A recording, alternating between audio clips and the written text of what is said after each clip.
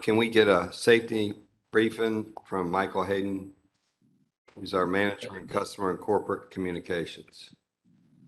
Good morning, and thank you, Chair Stein and members of the board.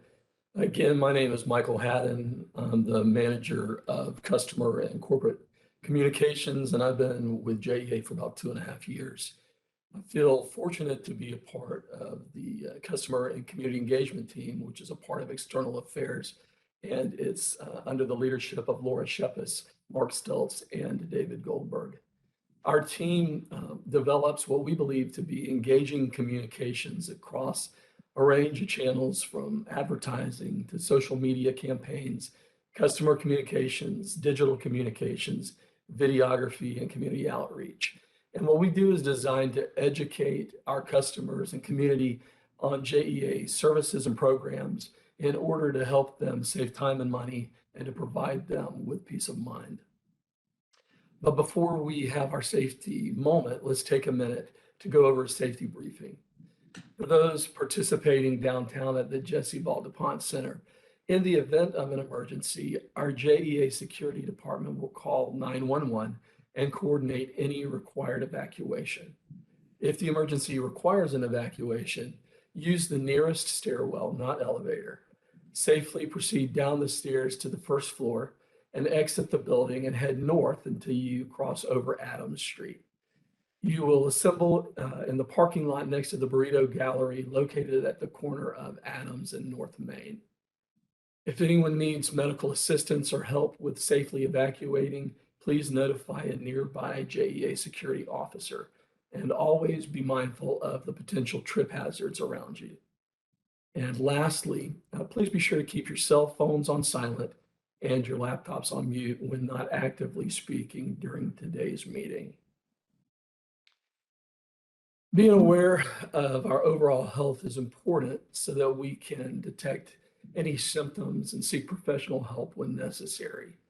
While everyone is probably familiar with the symptoms and treatment options for common illnesses that affect us and our loved ones, like the flu, migraines, and even more recently now, COVID-19, many people are unsure of how to look after their mental health. But raising mental health awareness can help us understand symptoms, find professional treatment, and perhaps most importantly, break the mental health stigma that leaves so many people suffering in silence. Some reports indicate that 1 in 10 people could be diagnosed with an emotional illness. And according to a recent study by the CDC, over 40% of adults in the US alone struggle with their mental health. The impact of the pandemic has increased the severity of the symptoms across the board, so it seems clear that this is a growing concern. So much so that the FCC has developed 988 as a 3-digit, easy to remember hotline for those in mental distress. Considering our own mental health and that of those that we care about should be a priority for each of us every day. The following video shares simple but important ways to do just that.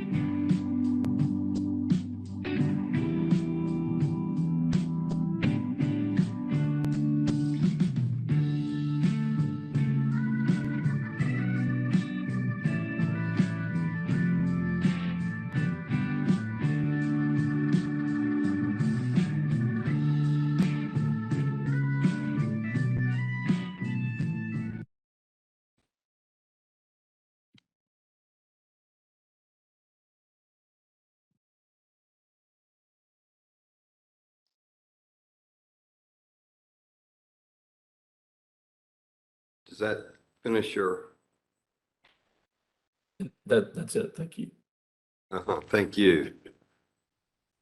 Michael Bolen, first of all, I appreciate you agreeing to continue working with us. And look forward to continuing the relationship, and it's been great. So we appreciate your help. Thank you, Mr. Chair. I appreciate the opportunity. Just a couple of thoughts, if I may. I'll keep it brief, I promise.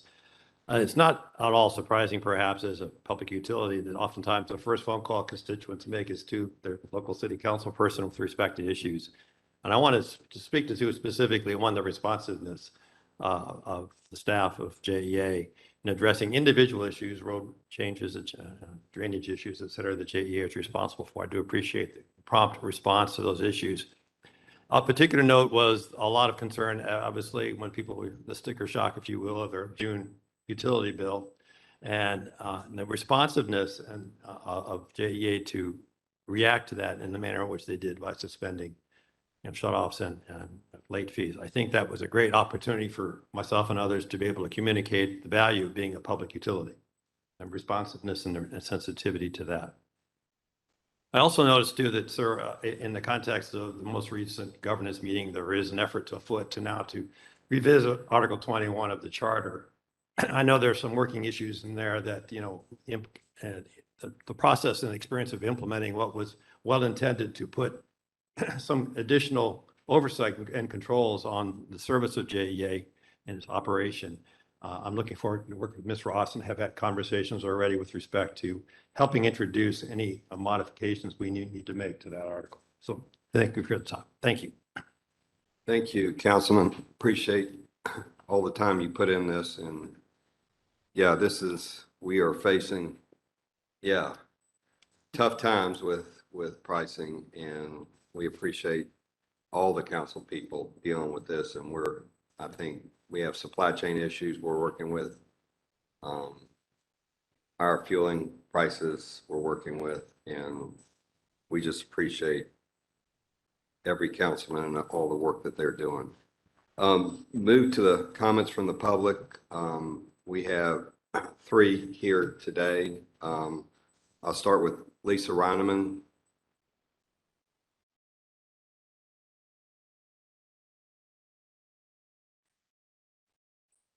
Good morning. Lisa, how are you? And just want to thanks for all you do for our community. Oh, well, thank you so much. And thank you all for this opportunity to speak. And on behalf of our members, I also want to thank you for the opportunity to serve on JEA's Integrated Resource Plan Stakeholder Committee. My name is Lisa Reinemann. I'm your St. Johns River Keeper, and we appreciate your service and your leadership in charting a more resilient course for our community. We also, as we enter into peak hurricane season, we're reminded of the need not to only prepare for the next potential storm, but to also address climatic changes that continue to intensify the threats facing our waterways and our community. Jacksonville must take responsible steps to reduce greenhouse gas emissions and adapt to the impacts of sea level rise and a warming planet. Unfortunately, we're already experiencing the impacts of sea level rise, and projections of future conditions are dire, especially if we do not act now to reduce emissions. In a warmer world, evaporation from the land and ocean adds more moisture to the air, and warmer temperatures allow the air to hold more water vapor. This increased moisture leads to more intense rainfall and hurricanes. As a result, frequent flooding will increase stormwater runoff, flushing more pollution and sewage into our waterways, threatening our health, our quality of life, and Jacksonville's economy. Rising sea levels will make storm surge even worse, causing more septic tanks to fail, undermining infrastructure, pushing saltwater further upstream, and threatening our aquifer with saltwater intrusion. Fortunately, JEA can act now to invest in strategies that will address the causes of climate change while making our community and our river more resilient. These strategies will also eliminate ongoing harm and risk to the St. Johns River, Jacksonville's greatest natural asset. On behalf of our members, we respectfully request your consideration of the following recommendations that we've made through the IRP Stakeholder Committee. Avoid the expansion of coal use. Expanding coal use would cause unnecessary harm to our river, to our community, and to our planet. We know too much now to take a step backwards. Decommission the Northside Generating Station by 2030. This reduces greenhouse gas emissions, eliminates surface water withdrawals used as once-through cooling water, resulting in a thermal discharge into the St. Johns River, and eliminates coal handling and coal ash disposal risk to our river and to our community. Please commit to 30% renewable energy sources by 2030 and to 5% residential rooftop solar by 2030. These are responsible, reasonable goals that we ask for your consideration. And implement aggressive residential energy efficiency weatherization programs that include meaningful subsidies for low-income customers to weatherize their homes, and reduce electric bills, as well as reduce energy waste. And then we finally ask a commitment to 100% renewable energy sources by 2050. Again, we look forward to this ongoing conversation with your team, with your board, and our community. And we appreciate your leadership as we work together for a better future together. Thank you so much for this time to speak. Thank you so much. Logan Cross.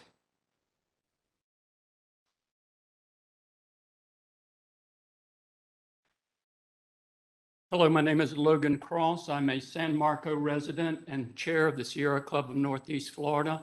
I'm also a proud member of the JEA IRP Stakeholder Advisory Committee, and we commend JEA for forming that committee and giving us an opportunity to provide input. We feel that a retreat is an excellent time to reflect somewhat on the past while also looking forward to JEA's future. And in light of that, we would like for you to consider a few things when you do that reflection and looking forward. One thing that we want to mention here is JEA, when it was conceived, had an original mandate of delivering affordable, reliable energy, and not much beyond that. It has done a very good job as a resident of this region for many years. I would say it has done that. It has delivered on that mandate.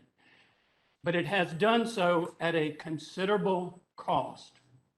It's not readily evident to a lot of people, but that cost has been through damage to the environment, the local environment, and probably by extension, impact on population well-being.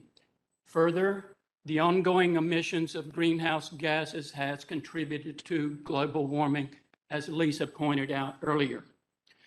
While there are a number of sources of those greenhouse gas emissions, prominent among those is the Northside Generating Station. The Northside Generating Station, according to EPA data, in 2020 accounted for 60% of JEA's greenhouse gas emissions in 2020, one plant alone. There's two coal-powered generating units at that Northside Generating Station. One was built in 1966 and the other one built in 1972. That makes them somewhat or bordering on antiquated. All right, this is, it seems like, an opportune time for JEA to change its vision and expand its vision and maybe consider changing its mandate beyond just delivering affordable and reliable energy to include doing things that will improve population well-being and environmental well-being.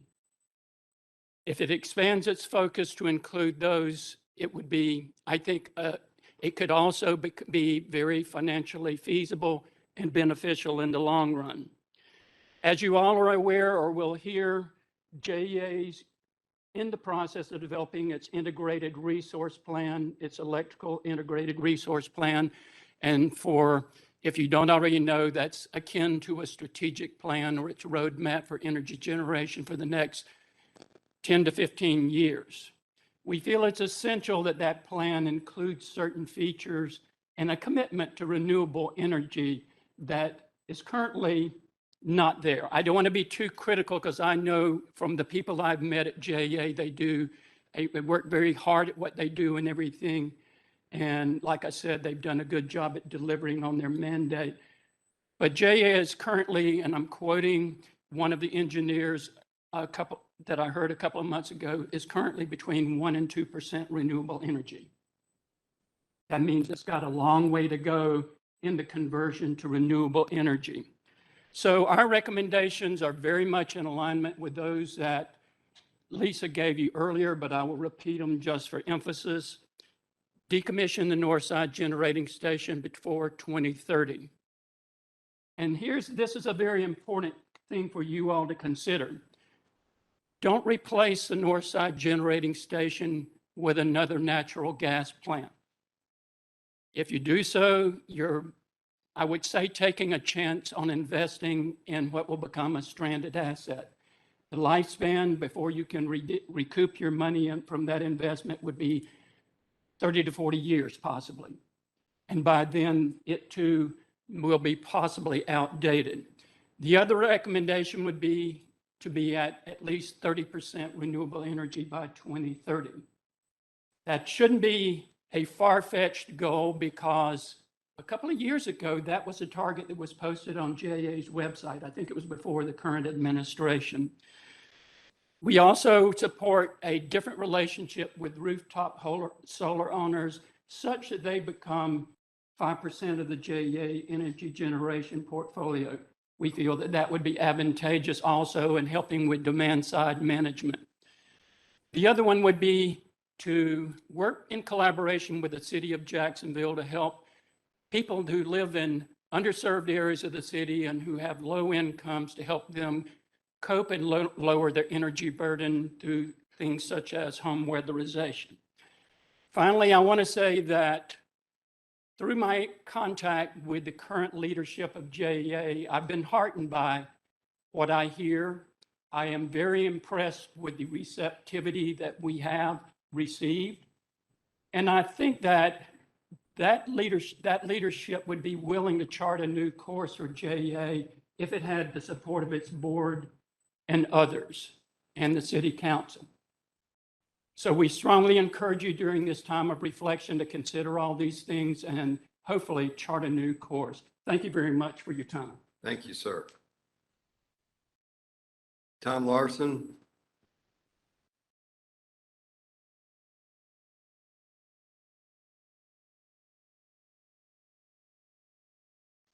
Good morning.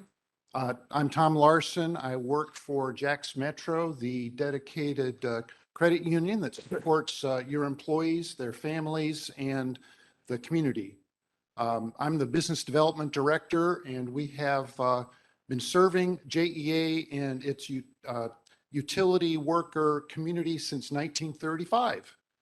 We have been present in the downtown tower building in the lobby for many years, and we are representing and serving customers around the community at 3 other branches. I'm delighted to be able to say that we've been renewing our support in different ways with the staff at JEA, and we continue to enjoy a lot of engagement with our members, many of whom are JEA employees or family members, retirees, or prior employees. We are a institution that focuses on bringing fair and affordable financial services, often to folks who aren't well served in other financial institutions. We are interested in accompanying JEA as it moves to its new headquarters. That hasn't been resolved yet, but we look forward to soon finding how that path will play out, because we would like to be there if at all possible on opening day.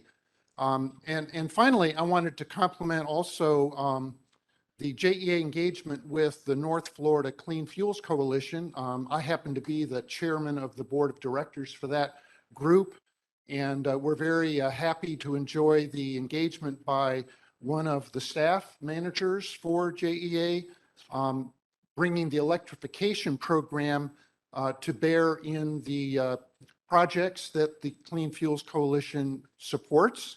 And we are housed with the transportation planning organization here in Jacksonville and enjoy a lot of great support from the staff there. And I'm pleased to announce that just yesterday, the Department of Energy recertified or redesignated our Clean Fuels Coalition as part of the national network of Clean Cities coalitions around the country. So we look forward to continuing to serve the community and to be a collaborator with JEA in the electrification of particularly the equipment and transportation market around the community. In closing, again, representing Jax Metro, we are very delighted to be able to continue to support the employees, and we are meeting every couple weeks with new employees just to introduce them to who we are, and we look forward to further support for your programs. Thank you very much. Thank you, sir. Now, do we have virtual comments? This is Landon. I'll briefly go over the instructions for public comments virtually. Once again, my name is Landon, and for those that are new to the WebEx technology, I'm going to give a brief overview of the controls for public comments. Now, if you are joining us via the desktop interface or a smart device, such as a smartphone or tablet, you can move around your screen and see a series of buttons at the bottom. Now, located on the right side of WebEx, you'll see an icon labeled Participants. And this option will allow you to see a long list of individuals who have joined today's meeting. Now, at the top of this list, your name will be visible, and to the right, you'll notice a gray icon that looks like a hand. Now, if you click it, it will turn blue, letting me know that you like to be recognized to speak. Now, also, we have enabled the chat capability. If you touch your screen or scroll next to the participant icon, you'll notice an icon that looks like a caption bubble. If you click on that, it will bring up the chat window. You may also direct any public comments to that as well. With that, we will go ahead and see if we have any public comments.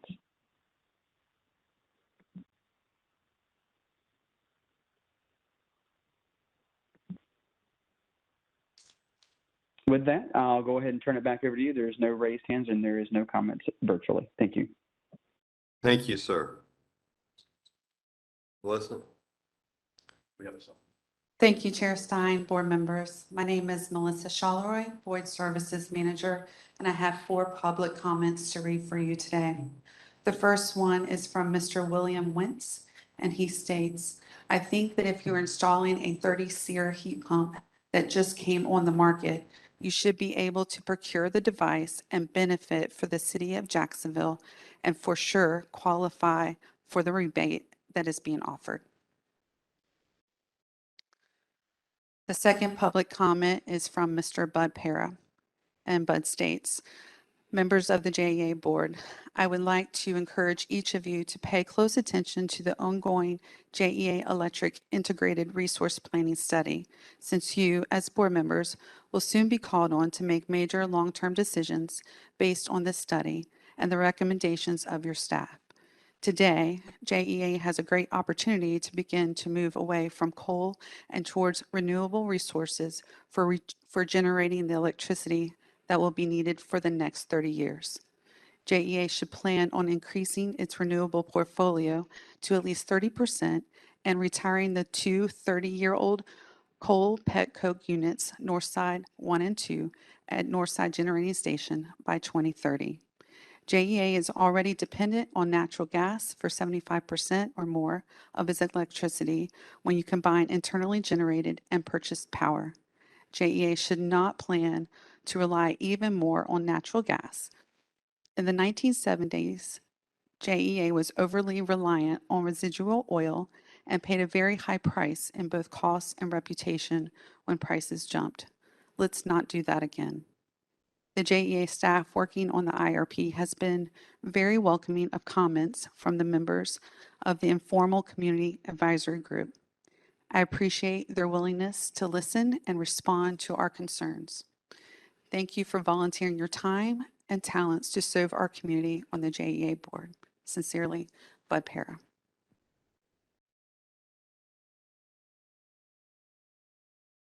The next public comment comes from Ms. Lucinda Sonnenberg to the JEA Board of Directors. I am an environmental scientist and retired research professor who is a member of the JEA Electric IRP stakeholder community. My comment to you is about prioritizing significant issues in the electric planning process. I have come to appreciate the number and complexity of important issues and concerns that the utility must consider as it provides power, water, and wastewater services to our community. However, greenhouse gas emissions are proven to be a global issue of such high consequence that I believe that all major emitters, including JEA, are ethically obligated to actively pursue strategies to significantly reduce them. It is responsible stewardship of resources, public health, and the future. Today, as you discuss the mission, core values, and strategic focus areas of JEA, I ask you to consider its significant role in the regional greenhouse emissions and to develop targets and strategies to reduce them. I would like to close by saying that I appreciate being a part of the IRP process and the friendly receptiveness of the team to comments and questions.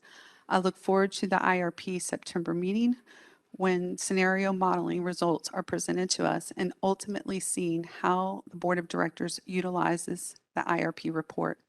Respectfully and with thanks for your services to our community. The last public comment comes from Ms. Dolly Penland, Board Chair, and Mary Tapuni, Policy Chair of the North Florida U.S. Chamber of Commerce. On behalf of the North Florida Green Chamber of Commerce's Board of Directors, we thank you for the opportunity to represent our membership as a stakeholder of JEA's Electric Integrated Resource Planning process. The North Florida Green Chamber of Commerce's mission is to promote the region's economy by helping businesses thrive with a focus on people, planet, and prosperity for generations to come. As such, we strongly encourage JEA to take bold action and embrace innovation to diversify its energy portfolio to reduce emissions, assist our businesses in lowering operating costs, and maintain reliability while providing affordable, clean energy for our entire community. Our vision is a thriving North Florida where businesses and local leaders enrich the lives of the community by being socially and environmentally responsible. We appreciate that our comments during the recent IRP meetings have been taken into consideration for inclusion in the modeling, and we look forward to providing our formal recommendations in the near future. Thank you for your efforts and partnership in this endeavor. Thank you. Thank you. Jay, I'll hand it over to you for your report. Thank you very much. I appreciate that. And welcome to the August JEA Board of Directors meeting and retreat, longer meeting than normal. It's been a couple of months since we've all been together. I appreciate the opportunity to be back with you. As you know, I was not at the last meeting because my father had been sick and passed away, and I want to take time to thank the board for their support and all of you, all of the team that's here. He was a utility person through and through, and I appreciate the opportunity to be able to do this every day. So it's also important time to note that with the safety message today, we're a utility that generally, when we think about safety, we think about physical safety, but one of our core values is the emotional well-being of our employees and the community as a whole, really. And so I appreciate that we take the time out to think about that, to remember that everyone is going through stuff, and we don't ever really know what other people are seeing. In the length of time we've been between meetings, there's also been celebrations, but even birthdays. We had a birthday for Marty Lanahan, which is now a month late, but last weekend John Baker had a birthday, so we celebrate those things. We've had births and other celebrations, graduations and other things. So I think it's important for us to recognize that as we go through. Today's meeting is a little bit different than a typical board meeting. We're breaking it down into three segments. This is the first segment, and will be more traditional in our agenda. I appreciate the opportunity for the public to speak, and Particularly appreciate that each of the groups that spoke about the IRP noted that they have had significant input along the way in our IRP working group process. This part of the meeting will be more traditional, and then we'll move into, after a break, to hear from Bill Johnson, who's the former CEO at PG&E and at the Tennessee Valley Authority, but mostly he's a friend. Later today, John Baker will do an introduction of Bill as John worked with Bill when Bill was the CEO at Progress Energy. And thank you, Bill, for taking time to talk to us a little bit about your thoughts on, I hope this is what you're talking about, your thoughts on public utilities, on JEA and the world in general. So it's an honor that you were willing to come be with us. Then after lunch, we'll spend the remainder of the afternoon discussing those strategic focus areas, the mission, and that this one is different because we don't really have a formal agenda. We have and no formal presentations. We want to be able to have a discussion because, as we've talked before, the strategic direction is not going to be a book. It is going to be the action and the execution of the things that we need to do to be able to address the community. We will continue to focus on, and I think we are, one of the most important environmental entities within the region as we are treating the wastewater and putting out clean water and electricity for us to be able to do everything we do while we protect the public health, public safety, and the economic development of Northeast Florida. So I appreciate the comments from the public. I appreciate that the board is willing to be here and to serve. Thank you for being willing to be put on and be part of city council and elected officials to support the community. As we discuss things that are complicated, like the IRP, I also want to recognize that there's 250 employees that report to every day the Northside Generation Plant, and we need to be able to consider all of the implications with all of our decisions to take care of all the people, both the customers we serve, the employees that we serve and support. And with that, I think I might have actually done an almost brief CEO report. Almost. That was brief. Yes. Yeah, Laura Whitmer, Director of Budgets, will give us a JEA performance update. Good morning, Chair Stein and members of the board. My name is Lori Whitmer. I've been at JEA for 11 years, and I'm in week 3 of a new role of Director of Budgets. For today's summary, this update includes data through June 30th. With 3 months left in the data for the fiscal year. Laura, can you speak a little bit in the, yeah, thank you. You're welcome. There, thanks.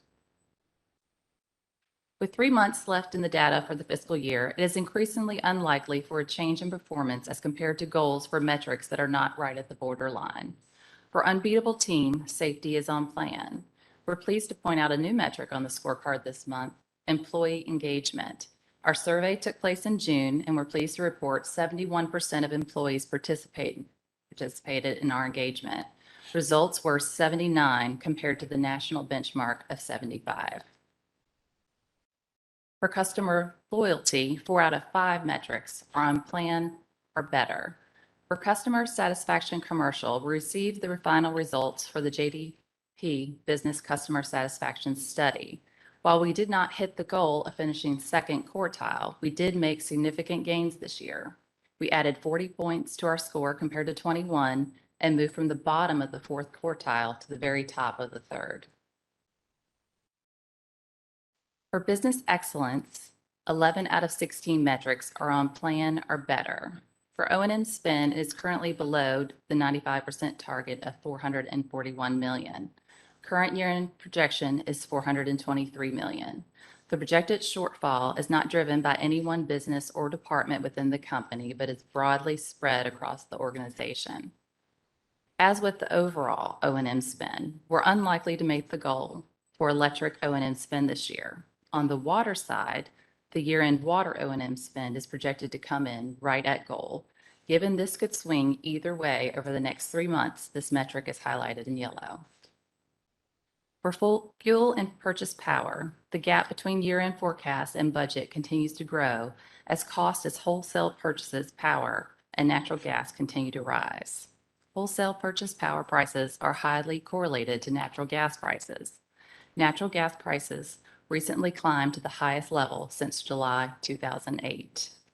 Additionally, regional natural gas prices in the Southeast have skyrocketed during the month of July.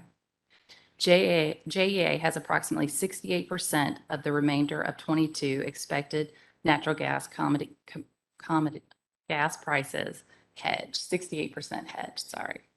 However, the natural gas hedges do not fully mitigate JEA's exposure to the historically unprecedented increases to natural gas basis price.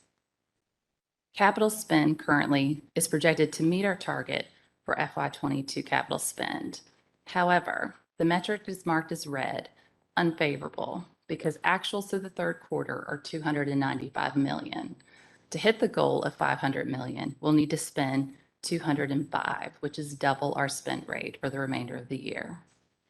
Pay for performance is currently projected at 2.33 of base salaries. This concludes the monthly performance update. Any questions? I just want to say what I always say when we see this scorecard, that it's okay that there's red there. It's okay that there's yellow there. It means that we set aggressive goals. And if it was all green, I'd be saying, all right, why didn't we push ourselves a little bit harder? And I just want to make sure that the rank and file understand that every organization has scorecards with red, green, and yellow on them. So I just want to thank you for everything that you're doing. A lot of this is out of our control, but the stuff that you can control, we're doing very well. So I just wanted to say thank you. Thank you, Marty. Anybody else have, Joe? Thanks, Chair Stein. On the O&M side, I suspect the supply chain effects are making us problematic. Is that sort of one of the, I mean, what's good is it's good to see that no one is just doing mad-minute spending just to meet a goal. And so we're being prudent, but I have to believe supply chain's got to be making this difficult. Is that accurate? For O&M? I think supply chain is impacting both O&M and capital to a degree. Yeah, it's both sides of the business.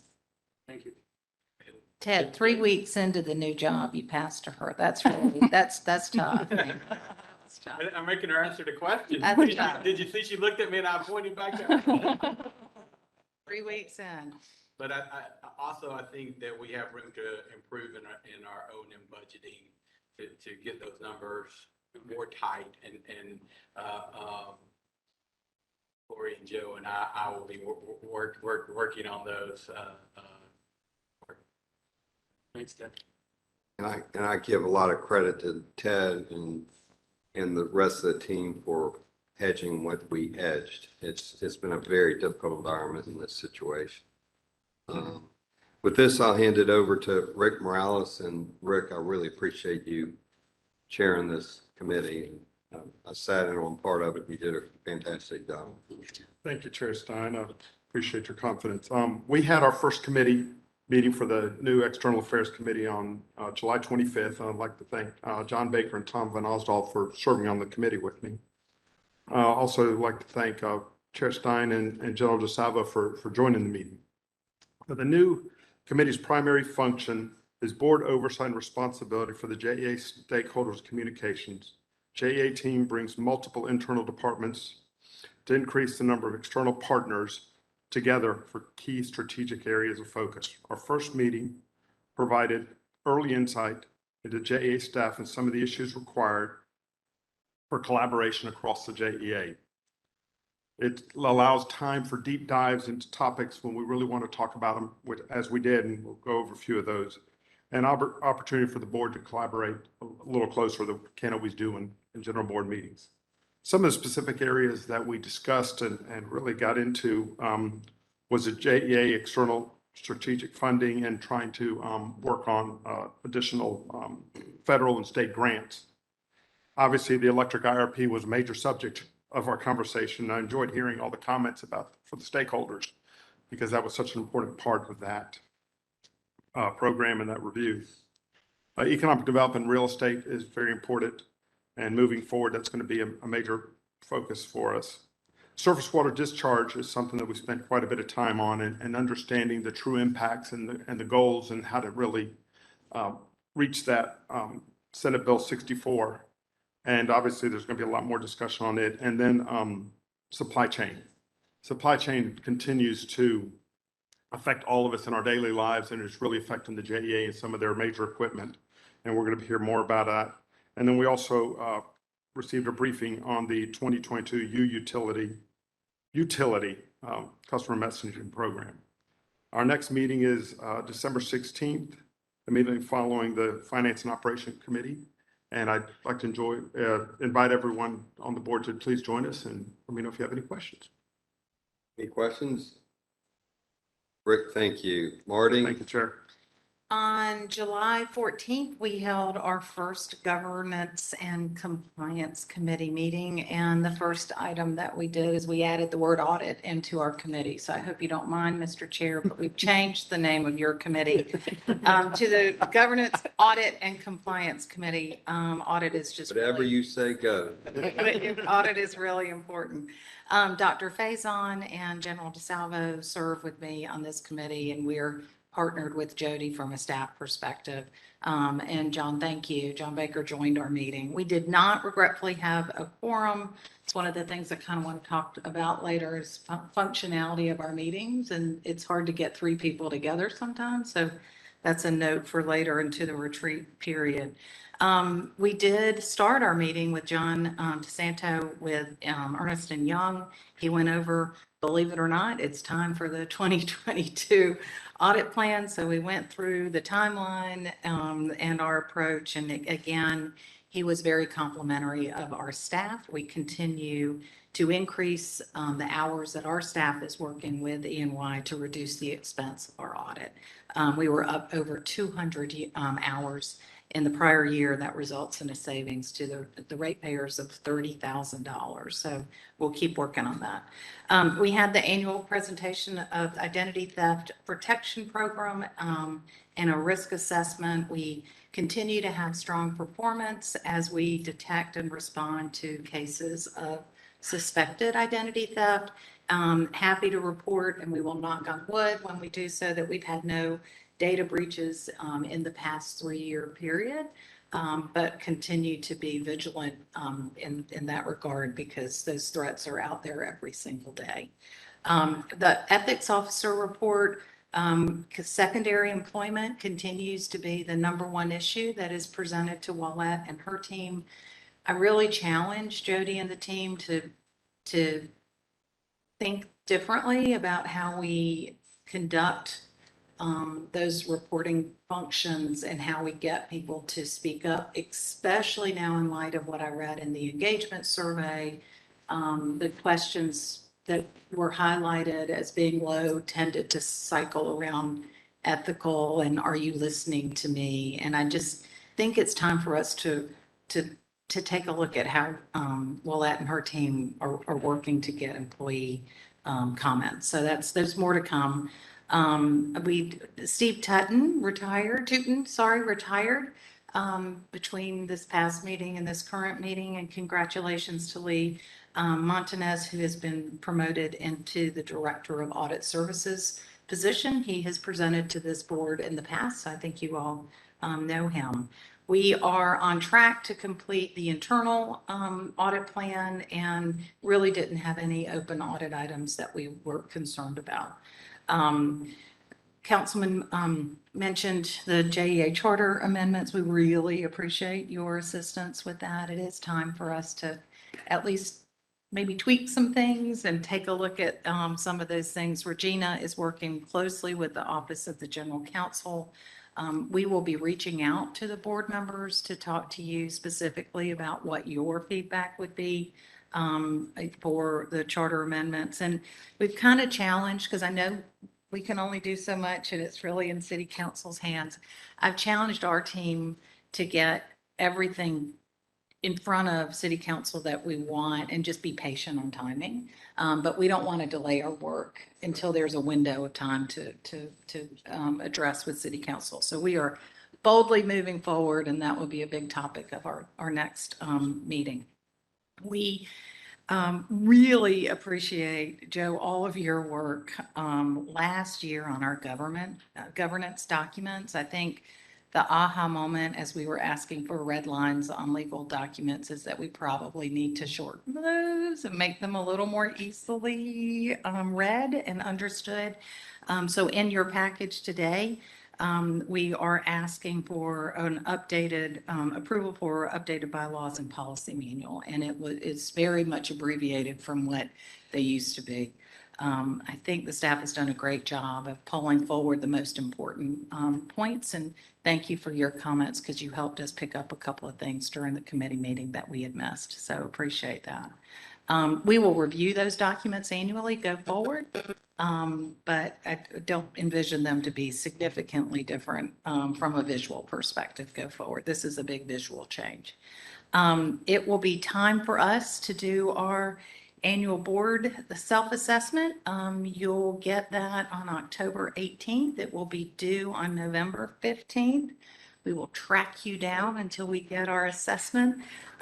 We have put in your package today the results of the 2021 self-assessment, so you can kind of benchmark from prior year as to, what we need to focus on as a board in the coming year. And obviously, again, the retreat aspect of this meeting will help us even have those conversations, which is nice. So the timeline is outlined. At the same time, we will be working on Jay's evaluation.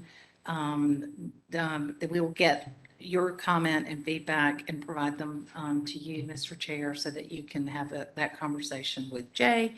And it will follow the same report out. We'll be reporting out in the January meeting for Jay's evaluation.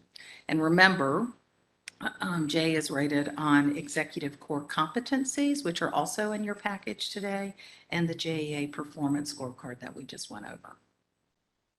We regretfully did not have a quorum, so the open items will carry through to the vote that's being held on the consent agenda. So any questions? I have one question, cyber. Where are we on making sure we're in total cyber compliance?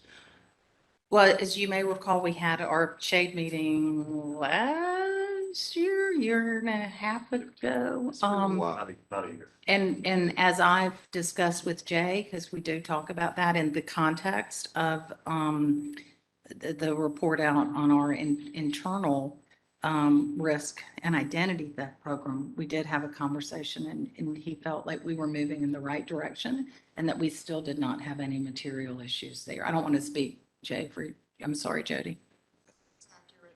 Have a full staff that's studying and looking after our cyber security on a 24/7 basis, led by Bill Kearson and supervised by Brad Kroll, who's in the audience back there. And again, thank you. So we do have we're diligently reviewing that on a daily, hourly basis. And so we're in good shape and there's more to come, Bobby, on the cybersecurity. Should we have another shade meeting?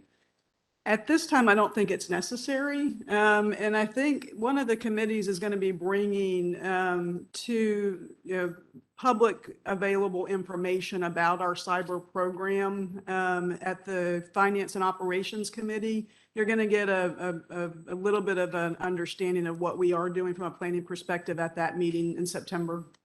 Is it September? Yeah, September the 9th will be on the agenda is a update on cybersecurity and some things that we've been working on and some things that we will be working on. But it will be at a high level because it will be held in a public forum. So, don't want to give anything away to the bad guys. But when it's appropriate, we will schedule. Okay. Yeah, it did not, Mr. Chair, seem to be time for us to have another one. I understand that from a utility standpoint, it's high alert right now. So I just make sure Yes. that we understand that we have bad actors out there, and we just got to be smarter than we ever have been.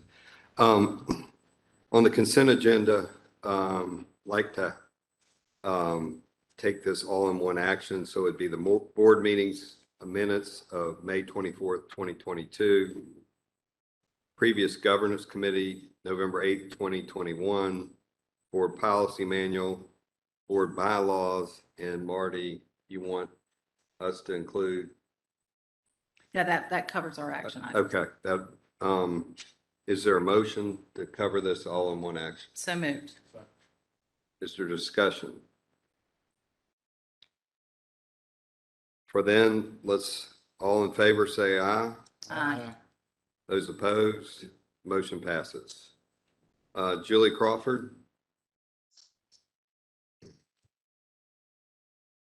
Talk about the district energy system call for rate hearings. Good morning, Chair Stein and board members. Before we move on to our chilled water rates, I want to mention an update to my position. I'm currently transitioning to be Laura Dutton's senior advisor. So over the next few months, our new director of financial planning and rates, Victor Blackshear, will be taking over and leading the charge on rate recommendations. And you already heard from Lori Whitmer, who is our new budget director. As a quick reminder, we are recommending 3 main changes to the way we charge for our chilled water. First, we are establishing connection fees for new customers, and those will be specific to each situation. We are also updating our demand rates and restructuring the way we collect variable costs with a commodity charge and a consumption charge. And then we're also reinstituting a delta T penalty, which is a measure of temperature that impacts the efficiency of our plants. And all of these changes are reflected in the red line tariff included in your board package. We have approximately 10 customers on our chilled water system. All 10 have been contacted and updated on this change, and so they are aware of the change. And today, what we are requesting for the board call for a rate hearing to be held at our September board meeting. And with that, I'm happy to answer any questions. Any Mr. questions? Chairman. Yep. Julie, Yes. what are the rate increases? What percent? That is a great question. I don't have the percent off the top of my head. It is not small. We are reevaluating our whole capital plan. We're going to be investing in the capital at our plant so that we can grow the system. Currently, for example, we charge about $20 per ton, and those will be around 35, depending on what plant each customer is hooked up to. And what are the users? Mainly the city and the arena, things that are downtown, and then also the hospital shams. They're aware, and it's been 20 years since Correct. there's been any adjustment, and the system has been maintained well, but managed as secondary, and we need to bring it up. So they're aware.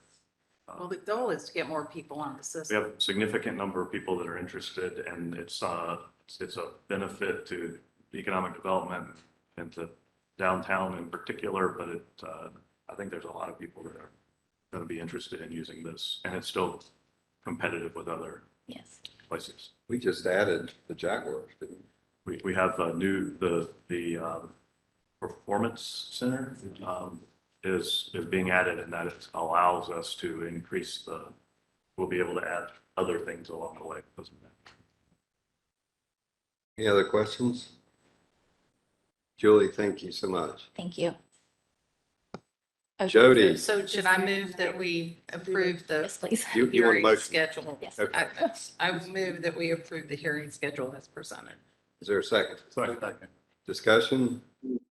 All those in favor? Aye. Those against, motion passes. Next is Jody. Talk about the Delegation of Authority and Responsibility Policy and Energy Market Risk Management Policy. Great. Thank you, Mr. Chair and the board members. We brought you an updated Delegation of Authority policy last year that established signature authority for the CEO, managing director at $50 million. And we revised our energy market risk management policy that reduced the signature authority from 100 million to 50 million in alignment with the delegation of authority. As we've already heard today, the volatility in the market and in the fuels and market that we need to readjust it back upwards, unfortunately. As that the 100 million to the 100 million level, so that we have the ability to make timely transactions in the market in this changing and volatile electric energy and fuels arena. In conducting the annual reviews of these policies that we do, the energy market risk management policy is being further revised for some operational changes. The staff's going to be recommending some other changes that will be brought back before the Finance and Operations Committee and the board in September for your consideration. But we felt that it's critical to bring the financial adjustment now so that we can take advantage of the deals being made in the market. One additional change in the delegation of authority that we're asking about is to adjust the ability to settle litigation matters from the 150,000 to 1 million. Staff requests that the board approve the requested change to these two policies. There is a resolution in the package materials and red line versions of the request being made of these two policies. And with that, if there's, I could take questions. Any questions? Mr. Chairman? Yep. These are big numbers, obviously. I'm just wondering if it would be practical and not too overreaching for the board if we had a number, 50 million or whatever it is, anything that exceeded that we had a chance to ratify it or at least review it as part of the consent agenda. It's just, those are big numbers, and as a board member, you feel like you need to know about them. How often, how often have we found that we haven't been able to do something because we were at 50 million? We've not been able to not do anything. We're still accomplishing what we need to do. Sorry. And the recommendation last year at 50 million, I checked with the fuels folks, and we had not bumped up against that 50 million. And so everyone was comfortable with the 50 million. But since that time, in the last few months, there may be some opportunities in the hedging markets and others that's pumped up to like the 56, 60 million. And we just don't have from a timing perspective to pull the trigger on those deals. But it's bumping up against and exceeding that $50 million.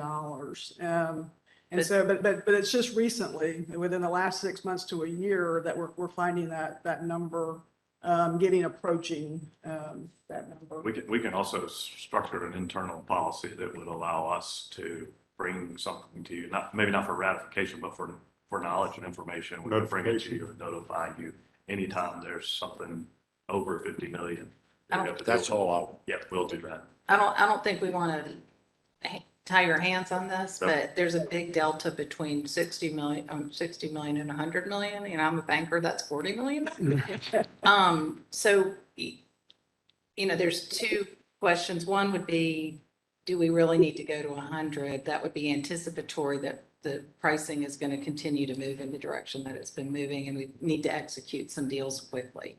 So that would be one question. I believe it had been 100 million for a really long time, like when I was on the board previously. It had been,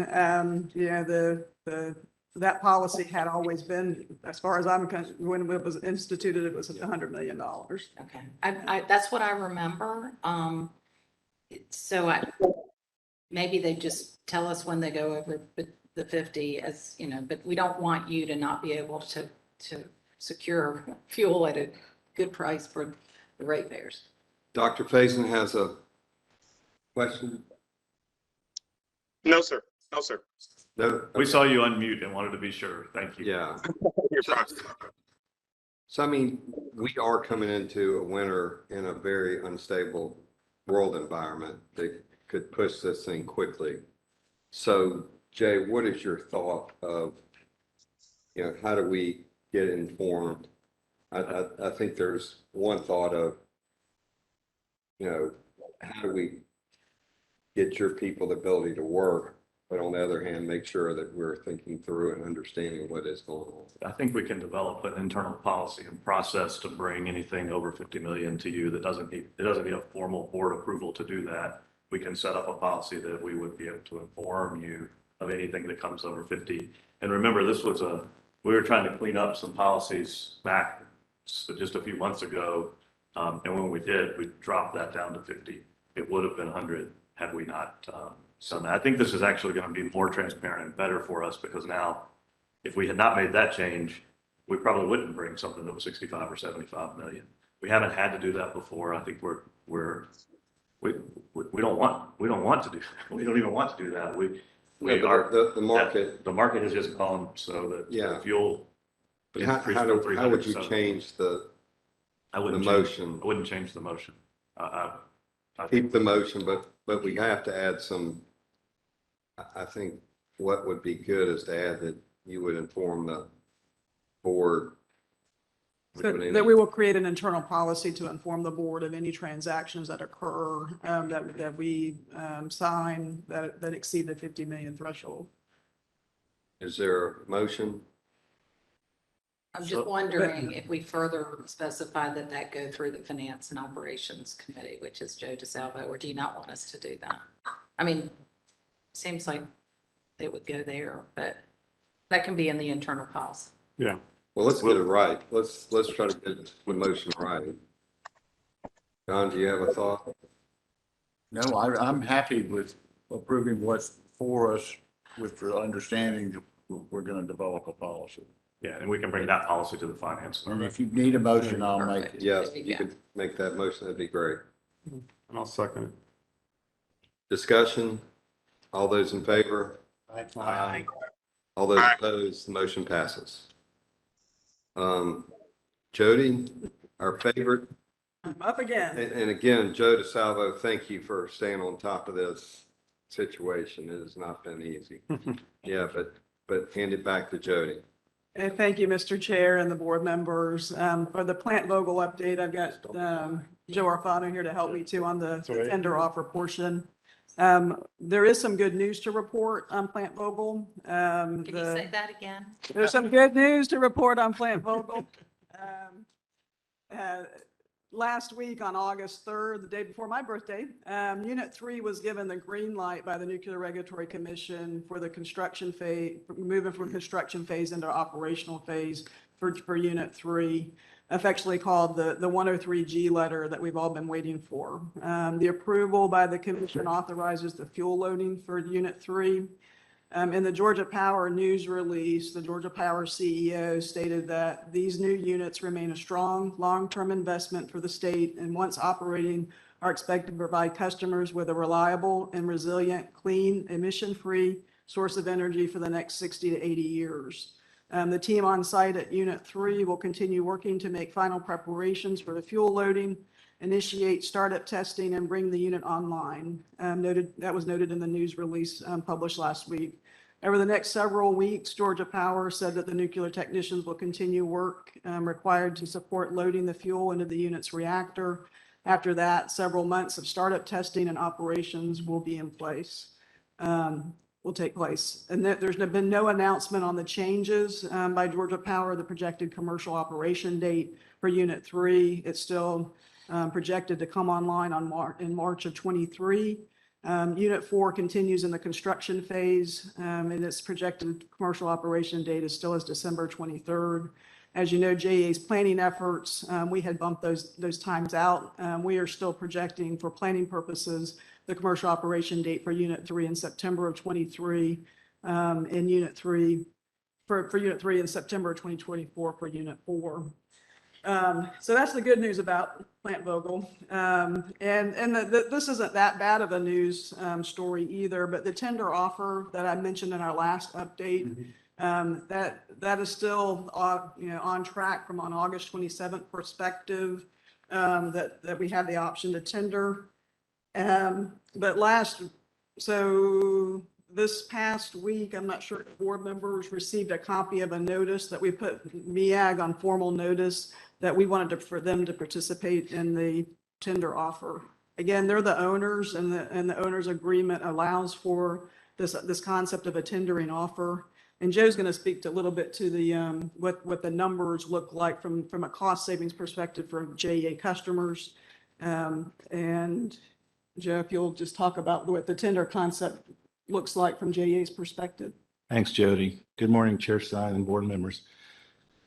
We have a slide in the deck on the analytics that we ran. Assuming a replacement power cost of $72 per megawatt hour, the exercise of the tender option provides annual savings to JEA of $10 to $15 million. And these are talking points that Jay provided to the MEAG member cities, the 39 of the 49 MEAG member cities that participate in our particular project, Jay. The chart also depicts break-even replacement power costs for the 3 periods of $135, $144, and $106 per megawatt hour, respectively, with the drop in years 41 to 60 attributable to the payoff of most of the outstanding Project J debt. Only a modest amount of ongoing debt remains outstanding to fund maintenance capital. Further, the analysis reflects the following assumptions. As Jody mentioned, in-service dates of September 2023 and September 2024 for units 3 and 4 respectively, and a $2.8 billion reduction in the co-owner capital cost. That excludes financing costs, namely capitalized interest. That's a drop to $18.9 billion for all of the co-owners. Our particular share of that reduction is $315 million. And this tender offer, in our view, provides protection against continued escalating capital costs. So with that, I'll entertain any questions. Any questions? A statement, Mr. Chairman, as I understand it, we have to have unanimous consent. And that's a lot of people to get unanimous consent of anything. I mean, in my understanding, Jay, I think I'd hand it back to you. Is it worth moving forward and trying to get unanimous consent? Is that correct, Jay? Well, let Jody answer part of that, and then I'm may add to it. Yeah, there is some sensitivity around the tender offer because there's ongoing litigation. Oglethorpe and MEAG have both sued over the timing and the construction cost of when it really started to kick in. Georgia Power. And the extension date currently, MEAG has to tender by August 27th. But they're in the process of trying to get that date modified to be able to try to seek the consent of all of the off takers. So yes, we have to have unanimous for us and the 39 other in Georgia. For our purposes, if we tender and we can replace that energy for less than $135 per megawatt hour, it is the right call for us. It saves us money. I went to MEAG's annual meeting and spoke to their board about this, and we're going to continue to work with MEAG to try to figure out if there's ways to tender, and they are working to try to get that extension. So it's positive for us, and we're going to keep on doing everything we can because that's what we're supposed to do to support our customers. So that's what we'll do. So one question is, with this new climate bill, nuclear is included. Is there some opportunities for us to get any reduction through this climate bill? That's for Laura. So we'll let Laura Shepard talk about it. She either said no or she said, don't call on me, actually. Mr. Chair, I wish I had better news out of that bill. While it's got some positive benefits that could flow to us on renewable tax credits and direct pay on bonds, and we could see the cost curve bend on some renewable projects to be more comparable with the coupon that investor-owned utilities have long received. The Congress and the Treasury Department have taken the view that the nuclear production tax credit that was enacted in 2018 and that Treasury is steadily working on the rules to accompany that. That was the big benefit for nuclear. Now, the House has taken up the bill on Friday. We could see some activity, but I don't see a lot of big momentum for additional nuclear benefits there. But when that bill passes on Friday and they go into a conference committee, we'll keep a close eye on that type of provision. Chair Stein, I would add that there's about approximately 14 million of production tax credit in these numbers that's our share of the PTCs that runs for about 8 years. So that is one of the reasons why in the early years, the total costs look to be lower than the mid-year. I think they run for 8 years. And Jody, do you need a motion? No, so this was just an update of Okay. the Bogle matter. Next is Alan McElroy, our Alabama guy. With all the supply chain issues that we're dealing with, we need a saving like man up there. I know. Yeah, but I appreciate, I mean, I know everybody knows the supply chain issues that utilities are dealing with, and Alan and your team, I appreciate everything you guys are doing. Thank you. Well, good morning, Chair Stein and board members. The supply chain issues are continuing to impact the country and JEA in particular. Every utility is seeking the same material that we need, and the supply is getting lower due to the after effects of the pandemic, and is not so complicated by such factors as geopolitical issues and inflation. Lead times are being adjusted on a weekly basis for all sorts of items: transformers, poles, cable, pole line hardware, meters, conduit, and the list just goes on. To address these challenges, we are examining alternative solutions. We have modified our transformer designs to shorten manufacturing times and to utilize less or fewer scarce materials. We are continually reviewing our additional suppliers for capabilities for all types. That's pole top, pad mounts, and three-phase. We are currently have an effort underway on getting 5 international transformer manufacturers. We have asked all international suppliers if they can have the capability to include more types of transformers in their offers. Again, the 3 specific types. We are reviewing alternatives within our inventory for short-term so we continue to source the needed items. For example, we're working with manufacturers for JEA to supply any missing parts that are needed from our local inventory to complete a transformer build. We're using larger size transformers in place of our hard to source 50 kVA transformers.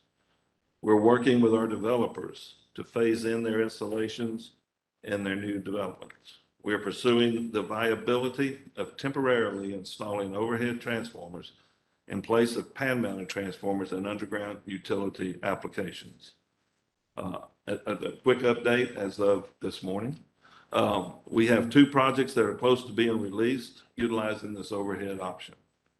The schedule could change, but after we go through the inventory updates today. These installations are closing information received from the developers. Another area that we're closely monitoring is cable. The majority of our open orders with our current contract are not at risk and will be fulfilled beginning now through February. Our planning and inventory, our procurement and inventory planning team is looking at our 1-year and 2-year needs for cable and placing orders through 2024. Through these efforts, we should be able to mitigate all needs with backup suppliers. We are continuing to reach out to other large public power utilities for sharing capabilities for any insufficient materials that we may have through LPPC. However, supply chain disruptions are not just impacting our electric system. Our water and wastewater systems areas are impacted as well. Again, lead times are impacting our projects. Our water team has developed ways to ensure that we get critical systems online on time. The Rivertown Water Treatment Plant will be starting up with generators until the equipment arrives. We have revised our acceptance policy to allow for startup and operation of lift stations with generators. The mitigation efforts are very similar to the electric side. You have to have strengthen those existing supplier relationships, release material orders earlier, and adjust our standards to allow for alternative suppliers and product. Better forecast our needs and timeliness for development projects. We have created and implemented a dynamic inventory model based on the most recent data from our warehouse and our suppliers. This allows us to be proactive when ordering inventory and communicating the status of project start dates with stakeholders. Transformers are critical, but we also have to keep an eye on all the related hardware associated relations. This is where the model really becomes beneficial. Currently, we have 58 projects in the model. The business provides summary updates to the members of the extended leadership team weekly with the latest inventory information for project scheduling. Some of our ongoing efforts that are underway include procurement and operations working together to review suppliers' open orders and our vital materials list for adjustments and delivery dates and shipment updates. We issue regular spot buys to the market to source items faster and procure alternative items. We're increasing our inventory levels by ordering more frequently and earlier. We are refurbishing transformers both in-house with our investment recovery team and with our external vendor, Emerald Transformers, to supplement our used formers faster. We are developing forecasting models on critical items with longer than usual lead times to augment our enterprise resource plan systems planning capacity to allow for 2 or more years of planning. When we do experience lead time changes, we immediately reach out to our vendors and question why. What is causing the change? And this is where our strong relationship with our vendors really pays off. We will, we will determine the steps that are needed to mitigate the issues, such as modifying specifications if needed to expedite or supply on-hand material that we may have in stock, all while at the same time maintaining our high standards for safety and reliability. We call other suppliers to see if they have capacity to bring in backup items. And we work with standards to see if there are alternative items in stock that we could use. As we work through these supply chain disruptions, we will continue to focus on these guidelines. Maintain customers in service with emergency restoration and storm materials, storm response. We will maintain quantities of priority supplies to serve our customers. Support economic development, which encompasses underground, residential, multifamily, and commercial projects. And we will pause our overhead to underground projects. As we continue to navigate these changes, our team is committed to working towards solutions that provide safe and reliable services to our customers. Are there any questions? Questions? Yeah, just, I know y'all been talking a lot of the international vendors and so forth for supplying some of the transfers. Have we made it? Have we placed any orders with them or any in production? Yes, yes. We actually have the very first one that we began working with in Mexico. That's what I thought. Mexico, I thought was the first. We've already placed an order for that. We've issued the PO and they're coming. And we've also, again, everything is updates because this is an ever-changing event. Is just this morning, I read about another vendor, manufacturer that we're looking into. And what we do is we thoroughly vet it. Our engineering team goes and vets everything with the specifications and their quality and all of that. So but yes, we are moving forward with those. Thank you. Any other questions? Mr. Chairman, I applaud the way management has been transparent with the community and the building community about this. And it's a worldwide problem, but the way you all have handled it, have made it palatable and very professional. Thank you. That's a great statement, John, and communications makes a difference. And this is a worldwide problem, and I appreciate just talking to the builders and give Kurt a lot of credit, you and your team a lot of credit, and Jay a lot of credit, so thank y'all. Well, and thanks to the community. I mean, there was a great article in the Wall Street Journal, I guess, about a week ago about this issue at the APPA statement, and our package is, I think, important. But I know how frustrating it is to community members who are hearing after maybe a year of trying to get their neighbors to agree to go underground that they have to pause. So I appreciate the community's understanding and patience, and look forward to be able to advance some of those projects. Because how many of those do we have that are now on pause in neighborhoods? All of It's them? one of my All of favorite them. things. How Do you know how many we have? do you how many?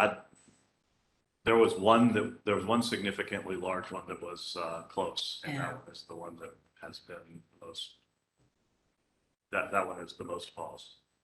Yeah, I know how hard that process is. Thank you to those people who are being patient. And thank you for your communication with the development community. They're, obviously they're out there trying to build houses and move people in, whether residential, commercial, and find out they might not have transformers, and the workarounds the JEA is doing is commended, but obviously it's essential to our entire economy, and appreciate what y'all are doing. And we just need to continue. Yeah. I just think we've got to be as transparent and communicative, and Alan, what you're doing is very, very commendable. I think that we would anticipate having this on several committees and board updates. It's a pretty significant issue that we're dealing with every day. So thank you. Old and other new business. I'd like to call on General DeSalvo to provide a report on APPA Policymakers Council. Sure, thanks, Bobby. So on 19 and 20 July, Kurt Wilson and I went up to Washington, D.C. for the APPA Policymaker Council legislative engagement. And so the first day, APPA had some very good briefings, and just a quick highlights. The Infrastructure Investment and Jobs Act that was passed in FY21, it goes on for 5 years. And there's big grant funding in there. I think everybody's aware of that, especially within Department of Energy and also the Department of Transportation. They could have some equities for JEA.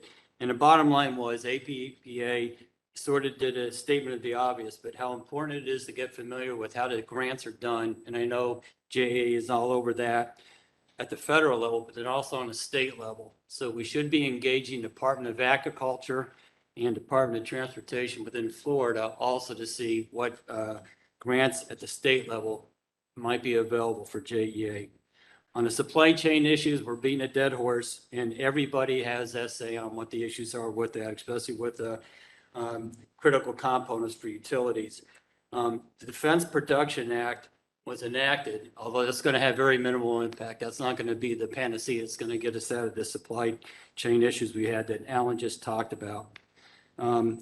Also, APPA has been working with Department of Energy to relax its standards for transformers, transformer standards, type of metal, et cetera. They're making headway, but even if that comes to fruition, that's only going to maybe impact 1% to 10%, helping the transformer distribution production increase. So anything's better than nothing, but again, it still keeps everybody in the hurt box for the most part. Their biggest recommendation, and it's an ongoing thing, and Jay, not to put pressure on you, but with they applauded the Electrical Subsector Coordination Council's Tiger team, which is getting with DOE, industry, and utilities to collaborate, everybody collaborate on what the way ahead is, instead of stovepiping efforts to figure it out. So it's a good move. They're optimistic on whatever's going to come out of that, but they applaud that effort. So Jay, good on you for heading that up. On the second day, we had three office calls with Representative Rutherford's, Senator Scott, and Senator Rubio's staffs.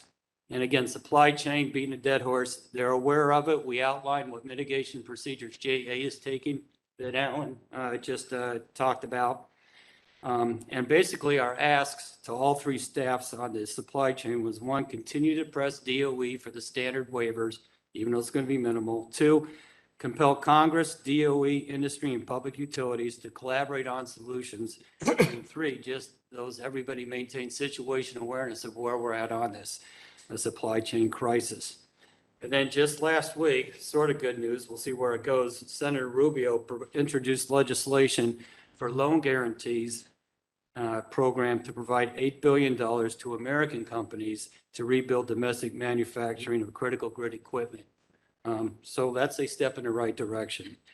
And then the second issue was build American bond credit payments, and not to go down a rat hole. And I'm the last one who's smart on this type rat hole, but anyway, in 2009, JEA bought municipal bonds to pay off debt based to pay off debt, based on a U.S. government program that the buying entities would receive an annual 35% credit payment on the interest paid. However, since 2013, the government has sequestered a certain percentage of these credit payments based on the Budget Control Act. And by the way, Budget Control Act goes out to 2031. To date, these sequestered payments translates to about $4.5 million reduction in credit payments for JEA. Kurt and I discussed with all 3 staffs the death by 1,000 cuts these sequestered payments are having on JEA, and eventually potentially to our ratepayers, especially if the impact will go to a full 35% sequestration of these credit payments in light of the Vogel debt that we're paying. The staffs, all 3 of them, really didn't have much situational awareness on this, and so we asked for 3 things from them. 1, in the near term, try and get OMB to waiver the BAB credit payments from sequestration. 2, get a long-term permanent sequestration waiver for these BAB payments. Because again, this is a promise the government had to entities like JEA when we bought these back in 2009 that they're sort of reneging on. And then 3, just maintain situational awareness of where this is at. And so that issue was sort of a surprise to all 3 staff. So they're sensitive to it. And they will do what they can on their end to try and get Office of Management budget to get these sequestered payments waived. And then real briefly, we talked grid security. And our bottom line was basically we do not have an issue with regulatory guidance. So nothing's broke, so we don't need any help fixing anything. On the JEA water purification program, we just briefed them on the recharge of the aquifer, how that's going. And they were impressed with that. And then on the JEA Electric IRP, they were impressed with the inclusive nature of the process, stakeholders, just like Lisa and the other gentleman we're talking about. And then lastly, just really appreciate Ted Phillips, Laura Shepis, Joe Orfano, Kurt Wilson, and all the others that prepped up for this session. And I think all the board members have a copy of this pamphlet. We gave this out to all 3 staff offices. This is a super product, by the way, and just a great effort. For sort of a short notice, hey, this would be nice to take up there. I think they did this in like 5 days. But just thanks to everybody. A good session. We have the ears of all 3 offices. We just got to maintain comms with them. I think we'll be doing good. Thank you. Thank you, Joe. My report. Can I just, real quick announcement? Thank you, Jay and staff. The JEA has joined another association. We've joined the Women in Energy Association, and I'll be joining some of the top JEA women at a conference in the next couple of months in Tampa Bay. So thank you for recognizing that there are women in the electric business. We all know women rule. So as my chair report, sometimes we always look forward and we don't look back of where we've been. Jay's been here 18, 19 months. We've been at this almost 2 years. And to reflect back, how we got here and how we got back on the right path. Bill Johnson's here because of Jay, and Jay's here because of, John Baker's leadership. And when we took this on, this was an unknown path, and integrity was important. Where we head, how we head, and John's relationship with Bill had a lot to do is how do we rebuild culture, how do we rebuild integrity, and how do we build the best municipal utility in the country. And I just want to thank John again with a round of applause of how we got here and where we are today.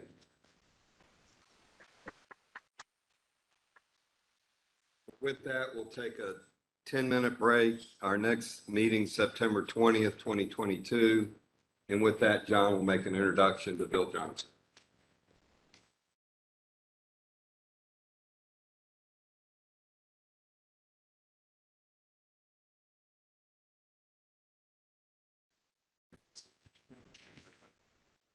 John, I'll hand it over to you, buddy. Thank you, Bobby. It is a real treat for me to introduce you all to Bill Johnson. I served on Bill's board at Progress Energy, and we went through some interesting times together. And this is going to be, you're going to enjoy today. He is super bright, and he's super principled. And if I had to say anything, one thing about him, I would say he exudes leadership. When I was being interviewed to be on that board, I learned not one of his other directors that Bill had been an All-American at Penn State under Joe Paterno. And this was before all the bad stuff came out about Joe Paterno, but I said, wow, that's got to have been one of the great learning experiences you could ever have, to be under a guy that's so revered and wonderful and so successful. And Bill, who didn't know me from Adam, said, Joe Paterno is the biggest SOB I ever met.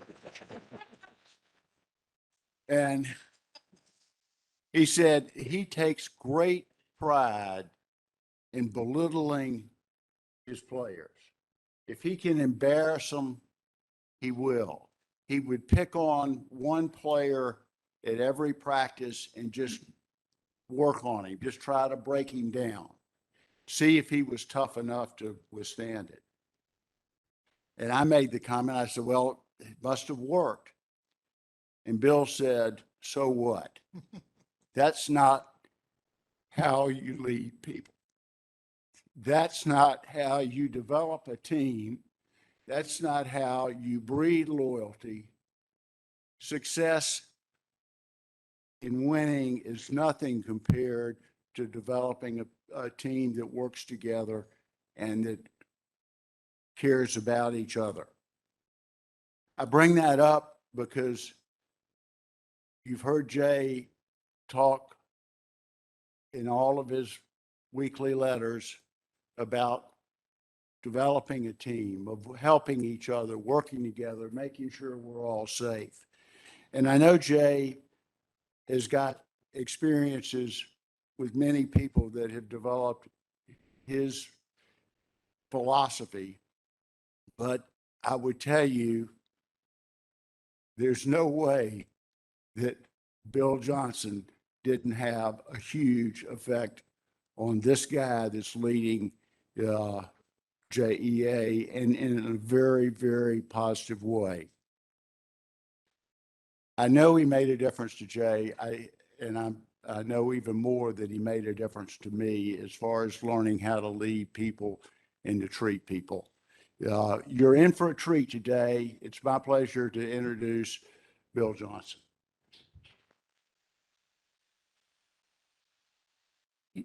And I might say, when I knew him, he knew how to shave.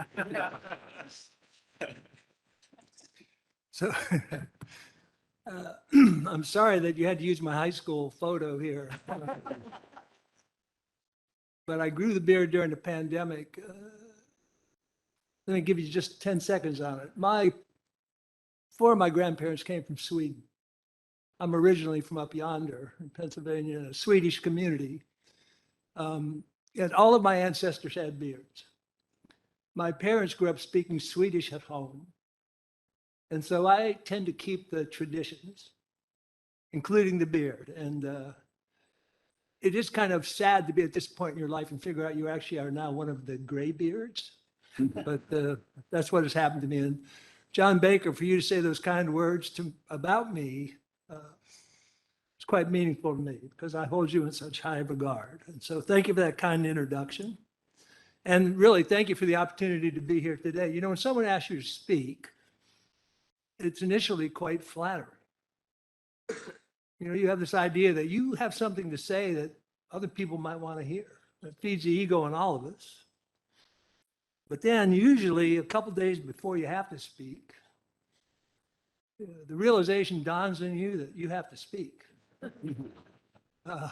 And now in my retired state, you know, I used to have people that would write speeches and I would deliver them well. Now I'm doing my own writing. So about Saturday, I started thinking about this. I was once in a meeting with George W., President Bush, after he was out of office, and someone said, "What's the biggest difference between being president and not?" And he said, "Well, when we left the airport today, we stopped at every red light on the way to this meeting." And that's sort of like doing your own work after you retire. So several days before you have to speak, you say, "Oh my goodness, I got to say something." And to speak, you have to have something to say, preferably something profound, at least interesting, and maybe substantive. And of course, this is where I find myself at a disadvantage. You know, I've labored in the vineyards of industry, law, government, politics, you name it, for more than 40 years, despite my youthful appearance. You know, I've had some pretty lofty positions with significant power and authority. I've seen a lot, I've heard a lot, and I've said a lot. Most of which was interesting. Some of which was substantive, but none of it was particularly profound. And the idea, this may shock you, but the idea that CEOs or captains of industry or great entrepreneurs have a store of wisdom which they can impart to you is largely a myth. It's true. Often promulgated by their communication people, their flacks to drive corporate brand or shareholder agreement, sometimes because of the cult of personality that the leader needs. Ponder on that one. It's always interesting. It's some instances, of course, Edison, Ford, maybe Steve Jobs, maybe not. He was kind of a creep. Just tell the truth, right? Warren Buffett. These are truly exceptions. Most of us mere mortals here are guided to our positions through a combination of a couple things. Luck, circumstances, a little bit of skill, a lot of perseverance, but mostly the work of other people. So Malcolm Gladwell, you know, the skinny guy with the curly looks, he said this, which I think is actually might be profound. The biggest misconception about success is that we do it solely on our own smarts, ambitions, hustle, and hard work. When the reality is that what we do as a community, as a society for each other, matters as much as what we do for ourselves. Now that's a profound statement. So having revealed this fact of my own limitations to you, I was casting about on Saturday for a topic and a context in which to speak. I did remind Jay that typically in these situations, you get what you pay for. And that's what you're fixing to get. How's that? So I thought, what can I tell these people? I read your bios, everybody, the board, the staff. I was hoping the board members were neophytes and wouldn't know anything about the business, but several of you are serving at least second terms. And so that wasn't going to work. I keep up to date on industry trends and regulatory, and I haven't read the new bill. It's too long. I hurt my back picking it up.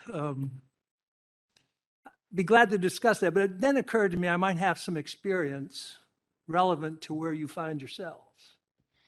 And that is in leading and rebuilding an injured organization. I think that's a fair assessment of where y'all are. I've been there. You know, I came to TVA less than a year after the largest ash spill in history. And that organization had lost focus, had turned entirely internal, despite its only reason for being was external service. lots of fear, distrust, concern, pilloried from pillar to post, not helped by the routine suggestion, the political soundbite that every Republican president since Eisenhower has made, that TVA be sold because the private sector can do it better. That may resonate a little bit in this room at the moment. I'll come back to this topic. So every Republican president has said that. But right after the Ash bill and I got there, a guy named President Obama, the first Democrat ever, said we need to sell TVA. And you can imagine the impact that has on the workforce. Well, you don't have to imagine it, you know it, right? So then I went to Pacific Gas and Electric, bankrupt for the third time, had caused innumerable tragedies. It killed more than 110 people in 3 years through tragedies on their electric and gas systems.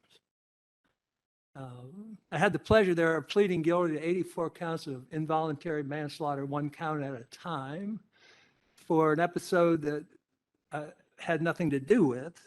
But you can again imagine this organization and what was happening there. And the governor, of course, every day decided that he needed to get on TV and say, we're going to take over this organization. So I've been where you find yourselves. And the question is, how do you lead an organization that's gone through what JEA? By the way, I may slip into saying Jacksonville Electric, because for those of us who have been in the business a long time, we still call you Jacksonville Electric. I know you've got a new name and a new logo, so pardon me for that. But how do you lead JEA back to a steady state of high performance? You've been together about 2 years, still a relatively new board, although some veterans. The management team, best I can tell, has turned over twice in the last 5 years. You probably hadn't had a chance to talk about things like strategy with the pandemic and other things, not enough time to focus or spend time together. So how do you do this? How do you get everyone aligned and focused on the enduring mission, the important part of this, the enduring mission of public power and water, the work you're doing for your fellow citizens? How do you even think about this? So I haven't been around the block for more than 40 years in this space, and under the same circumstances that you are in, at least parallel circumstances, thought I might tell you how I approached these things. Now, my job is to talk, and y'all's job is to listen. And if you decide you want to end your job before I end mine, let me know, and I'll stop talking, because I can talk. Like if it was me and Bill Clinton in a talking contest, I would win. So think about that. But I did think, what would I do if I was you? Now, I'm a little embarrassed because this is a pretty simple prescription, and there's some very prominent and successful people in the room. Perhaps too simple, but I will say I have followed Einstein's adage for a long time, which is, I always seek to be simple without being simplistic. And I think there's a lot of wisdom in that also. So I have 5 points, which I will tell you, and then I'll come back to each. The first one is, I would check on my own motivation, both to the board members and to the members of management. What am I doing here? What do I believe about JEA? What do I believe about public ownership? What do I want to achieve? What do I want JEA to achieve? What does success look like? Do I have the political and community support I need to do this? I think those are important questions. Next, I would work on 3 things, and I'll speak to these separately: alignment, engagement, and execution. Alignment.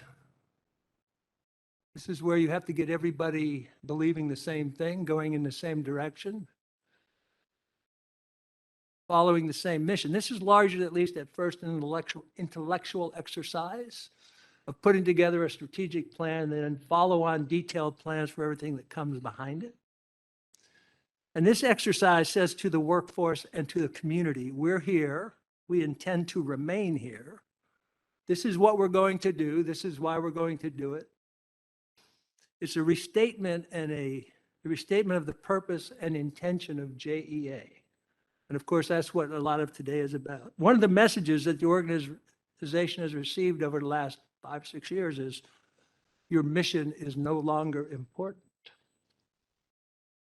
That's a hell of a message, right? So first thing you got to do is you have to have a plan to get going in the right direction and get everybody behind that plan. The next piece, the third piece, engagement. This is the emotional aspect of leadership. People, I think this is true. People will do things for one of two reasons, only two reasons, because they have to or because they want to. Is there a third reason? There's a great quote by Eisenhower that said, the art of leadership is getting people to want to do that which must be done. Which Eisenhower, by the way, is a underappreciated general and president. We can debate that point at another time, but I guess that's an opinion, but I think it's true. You know, you don't want people just to show up and do their jobs. That's not going to do it for you. What you need is the discretionary effort, the extra 10 or 15% you get out of people when you demonstrate good leadership and you get them engaged. I've seen the engagement survey top line results. They look pretty good. I will speak to that momentarily, but I want to go a little deeper in this topic into culture when we get to that point. Because another message this workforce has gotten is you can't do your job as well as those who get a paycheck from the private sector. And I don't believe that to be true. And I think we need to have some engagement around that issue. And I'll tell you what, I would be in high touch mode with the workforce at all times. I'd be laying on hands in the figurative sense. And I would be out there just telling people what you do is important. You're doing it well. This matters. So engagement. Number 4, all of this is aimed at and irrelevant if we can't execute our strategic plan and our daily plans. So I'd work to make certain we're performing at a high manner so that no one could ever say about us. You see, I've joined you already. They couldn't say about us, the private sector can do it better. We'll get back to that. And the 5th, I'd be evaluating leaders, leadership behaviors, leadership effectiveness. I'd be teaching, coaching, demanding appropriate leadership behaviors at all levels. No matter what the enterprise is, how technical or whatever, at the end of every task, everything that matters, there's a person. There's a human being. And that person has to be led, and you get more out of them. Particularly true in utilities, where 50% of the workforce is doing hard physical work in difficult conditions every day. And so the leadership you need to extract that extra performance is really important. So those are my 5, that's my simple prescription. Let's see if it holds water. And we'll talk about each of those just briefly. But let's start with this question. What are you doing here? One of the things that has intrigued me as I've gotten older and, done a lot of things, what is people's motivation? What's their purpose? What's their intention? What do you hope to achieve here? What's your definition of success for JEA? And what is your role in that? What does it look like? So I think I know why the board members are here. I think I understand this. It's pretty simple. Because you care about your community and your fellow citizens. There's a value proposition here, right? A simple description of motivation, the force that initiates, guides, and maintains goal-directed behaviors. So what is the force that's guiding your goal-directed behaviors? If you read Ayn Rand, she talks about your motive power. Another terrible writer, but that's a different seminar. Might like the idea, but the writing was turgid. That book is best used to prop open a door. I used to be an English teacher, so you have to forgive some of this. So your motive is, of course, the byproduct of your internal value system, which manifests itself in your behavior. That's the way the world works. That's the way people work. So why am I discussing this? I hope this isn't impolite, but the utility industry watched what happened here over the last 5 or 6 years. The utility industry is like the NBA coaching fraternity. It's really pretty small. Everybody knows everybody, and everybody knows everybody's business. JEA has had, and I think has now, but certainly historically had a great reputation in the industry, both in the investor-owned and the public power side. I mean, you were known as good operators, good people, reliable. And if you're in the business you're in, that's what you want to be known for, right? So always mentioned with a handful of others, Austin, Colorado Springs, Nashville, and really good company. So we're watching this and we can't figure out why the city or the board or whoever is behind this is wanting to sell. Now, I understand the math. I understand that you get some billions of dollars and you might do something with the debt, and we'll get back to that. Didn't ever make any sense to me. And I've studied this closely, actually, and I've read the investigative report. And here's what I think happened. I think people got confused about value and values. And there's a big difference between those. I believe that in our society today, we've gotten pretty comfortable with the idea that achieving success justifies the means of getting there. And so how you define success becomes really important. Success was described in the time of the Great Trouble here as getting value for the sale of JEA. And I hope you see success as the realization in action of the values of public power, municipal ownership, public controlling its own destiny. So that's what I'm hoping you see as success here. And what are those values? What are those enduring values? I found a slide I had created many years ago while working with Jay and Laura at TVA called Foundational and Unique Public Power Values. The mission of service, public ownership, unique business model, customer-focused, local control, not-for-profit, low-cost, natural resource stewardship, local economic development. A pretty good list of things. So the values of public power. Values, value. Einstein was a pretty smart guy. I guess you know that. And he said a lot of smart things other than E = MC squared. And one of the things he said was, try not to become a man of success, rather become a man of values. And there's a great book, Man's Search for Meaning, by a guy named Viktor Frankl, who, if you were like me, you read when you were 25 and forgot about, but I picked it up again in recent years, and it was a fabulous book, really. And here's what he said: don't aim at success. The more you aim at it and make it a target, the more you're going to miss it. For success, like happiness, cannot be pursued. It must ensue. And it only does so as the unintended side effect of one's personal dedication to a cause greater than oneself.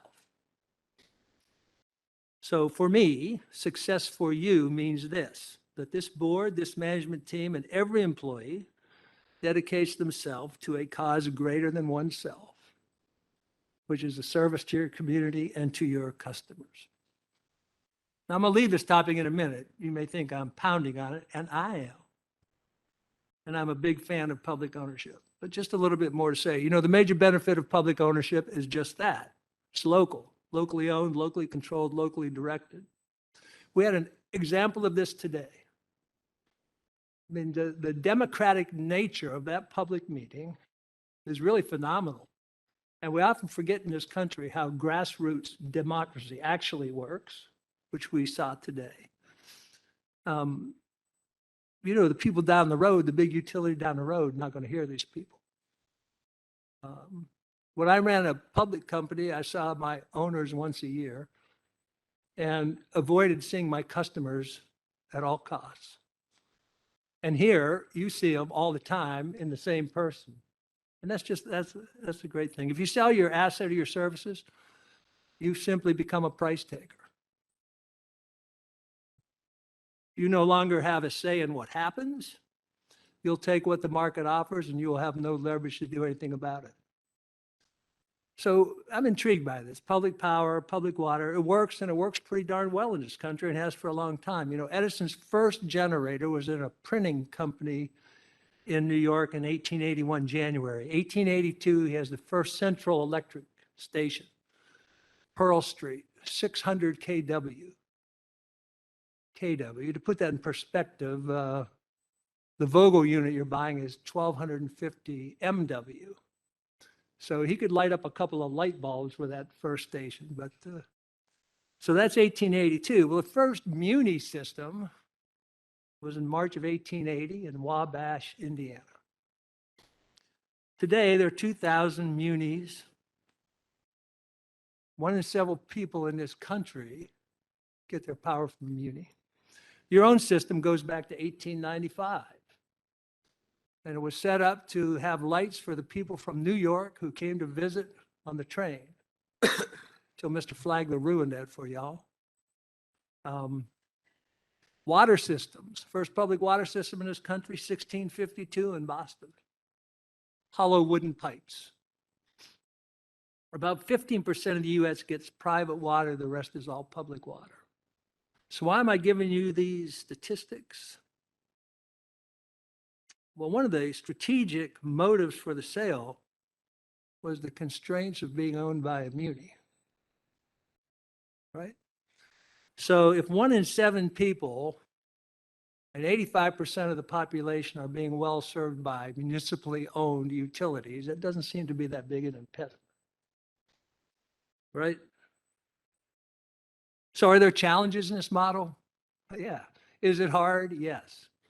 Every day, everywhere, everything. And the answer to that is what I told John Baker many years ago. So what? Everything is hard. This is why your management team, professional managers, get up in the morning.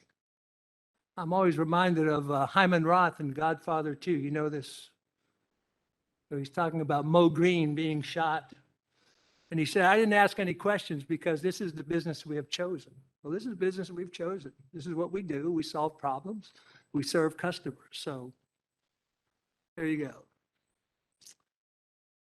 This whole episode, and this is my last point on the time of the troubles, reminds me of the story in Genesis of the fraternal twins Esau and Jacob. I'm sure you all remember this from your studies. The sons of Isaac and Rebekah in a miracle, because they were both, I think, north of 100 when this happened. Esau was the older and had the birthright to title, position, and power. But he was kind of a tough guy and a rounder. He was hunted and worked in the fields, and he came home one day tired and hungry, and his brother was eating a bowl of red lentils. At least that's what they think. Red pottage, I think, is what the word is. And he said, I would sure like some of that. And Jacob said, I will give it to you if you give me your birthright. And Esau gave him the birthright. How'd this end up? Jacob became the inheritor of Abraham, one of the patriarchs, and Esau not so much. So JEA is your birthright here.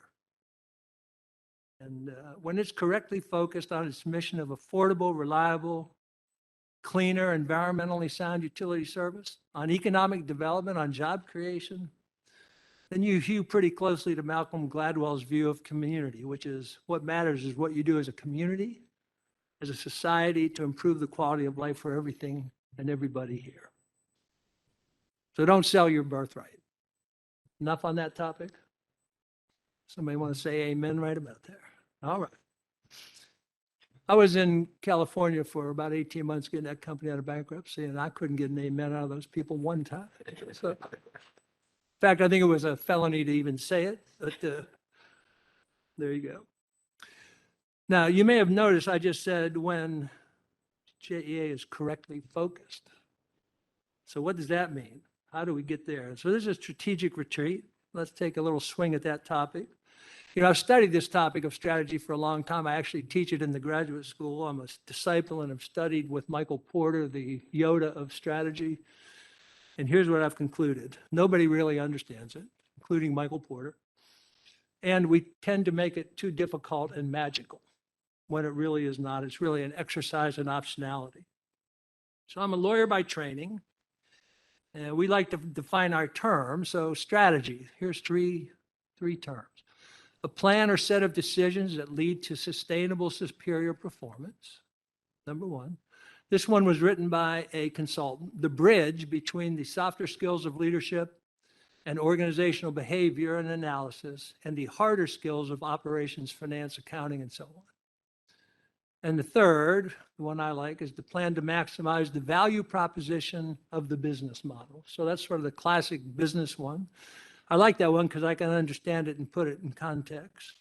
So if you think about how organizations do things, how things get done, you think about this. You start with an organization, a group of more than 2 people. Organizations exist because the people in it find value in it, right? That makes sense. So there's a value proposition. What's the value of the organization? You need a structure to deliver that, the business model. You need a plan. It's called your strategy. And then you need a organization, your organizational structure. There's your 30-second MBA right there, but that's sort of how it works. And the good news for you is that most of this is already done, right? You have an organization and in your enabling legislation, you have a well-described value proposition. Some of your collateral is really quite excellent. So this is what's usually in your press releases. JEA is a not-for-profit, community-owned utility located in Jacksonville, Florida, proudly serving an estimated 496,000 electric, 374 water, 295,000 sewer, and 20,000 reclaimed water customers. JEA is not owned by investors. It was created by the city of Jacksonville to serve those who live in Jacksonville and the surrounding communities. The sole purpose of JEA's business is to ensure the electric, water, and sewer demands of its customers are met, both today and for generations to come, with the goal to provide reliable services at the best value to our customers while ensuring our precious natural resources are protected. So I don't know who wrote that, but it is quite fabulous, and that is what a value proposition that is, right? That's it. So you have a lot of the work done. You don't have a strategy yet, but you have, maybe everybody has this in front of them, strategic focus areas. Again, these aren't strategies, these are statements of expressions of strategic intent. And what needs to happen is you need to deliver a plan for each of these sub-bullets. Mr. Stowe, you know this already, but I'll remind you. So you're well on your way to the strategy thing, and Jay's going to talk to you about this, and I'm not qualified to speak to it in your particular circumstances. What you're doing is you're discussing your options to produce the highest value to your customers at the lowest cost and least environmental impact. It's really, asset selection, asset retirement, environmental quality, head count, all these things.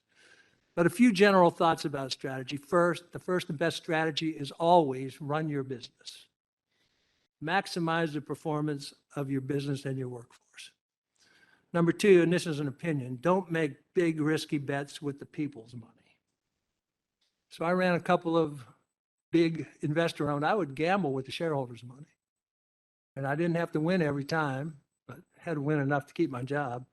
I think it's different when you're using the people's money. I had a much different take at this when I worked in public power. So don't do anything exciting, be conservative. And I almost didn't write this down, but I did, so I'll say it. Don't make political decisions in strategy. And I'll tell you what I mean by this. I worked for an organization that about the same time you had the Vogel idea, you need 10% nuclear.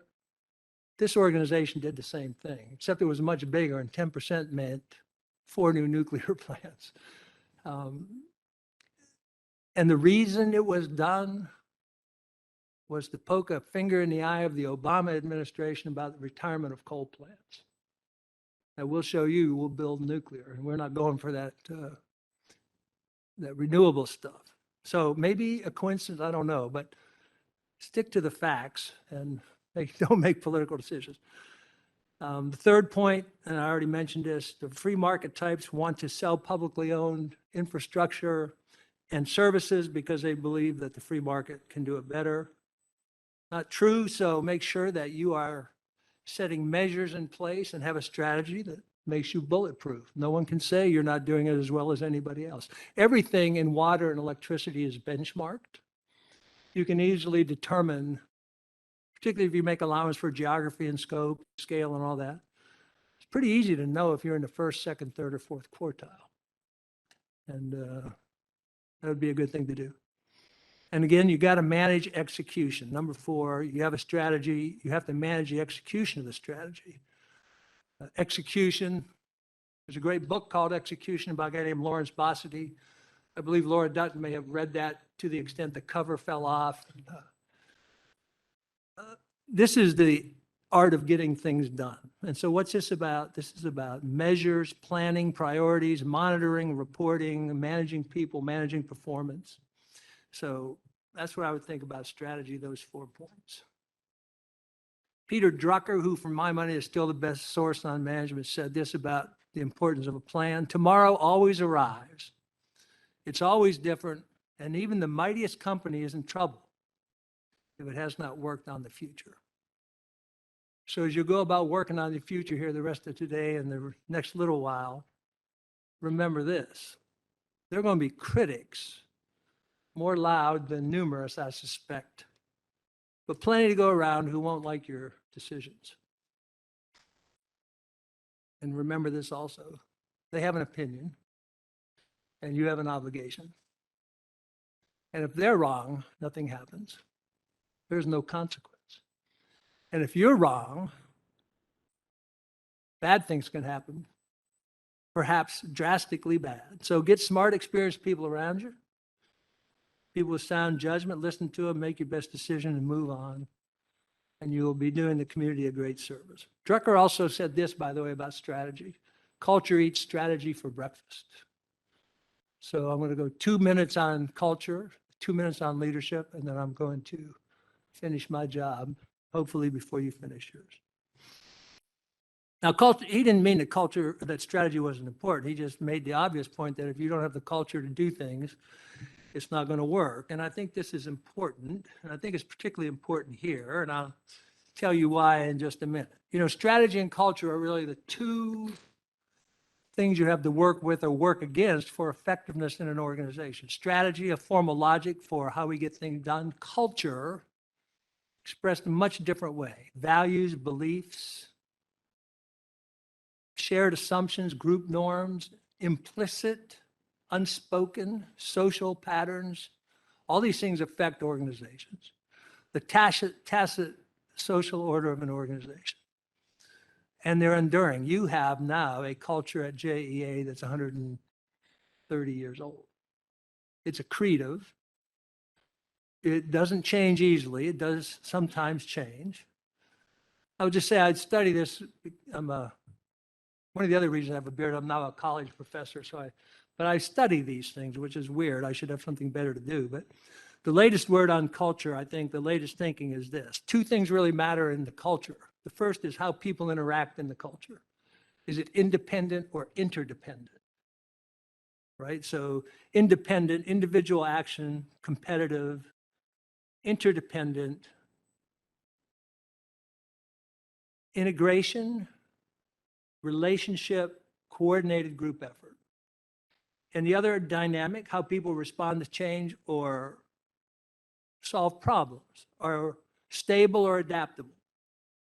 So if you're stable, you follow rules, you have control structures and hierarchy.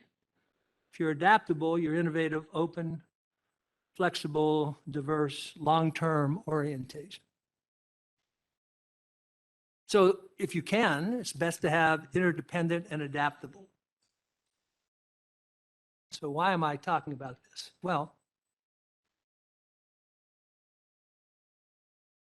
I happen to have, stealing Jay's thunder, the top line of the employee survey, and I think you've seen this. A very good score. That's the strengths, work-life balance, purpose, resources. Do you have this? Maybe not. Here are the work-life balance. I am able to successfully balance my work and personal life. Purpose. The work that I do at JEA is meaningful to me. resources. I have the resources I need to do my job. What is the common pronoun in all of those? I. Does I reflect interdependence? No. It reflects independence, and it does not reflect relationship or other things. Now, there's a reason, of course. I told you, culture is immutable, almost. There's a psychologist named Douglas McGregor who studied with Maslow. He was at MIT. If you follow these things, he was the father of theory X and theory Y, who said, when people are treated consistently in terms of certain basic assumptions, they eventually adopt those assumptions and behave accordingly. But it takes a really long time for that to happen. I'm not sure this is a cultural response or this is a environmental response, right?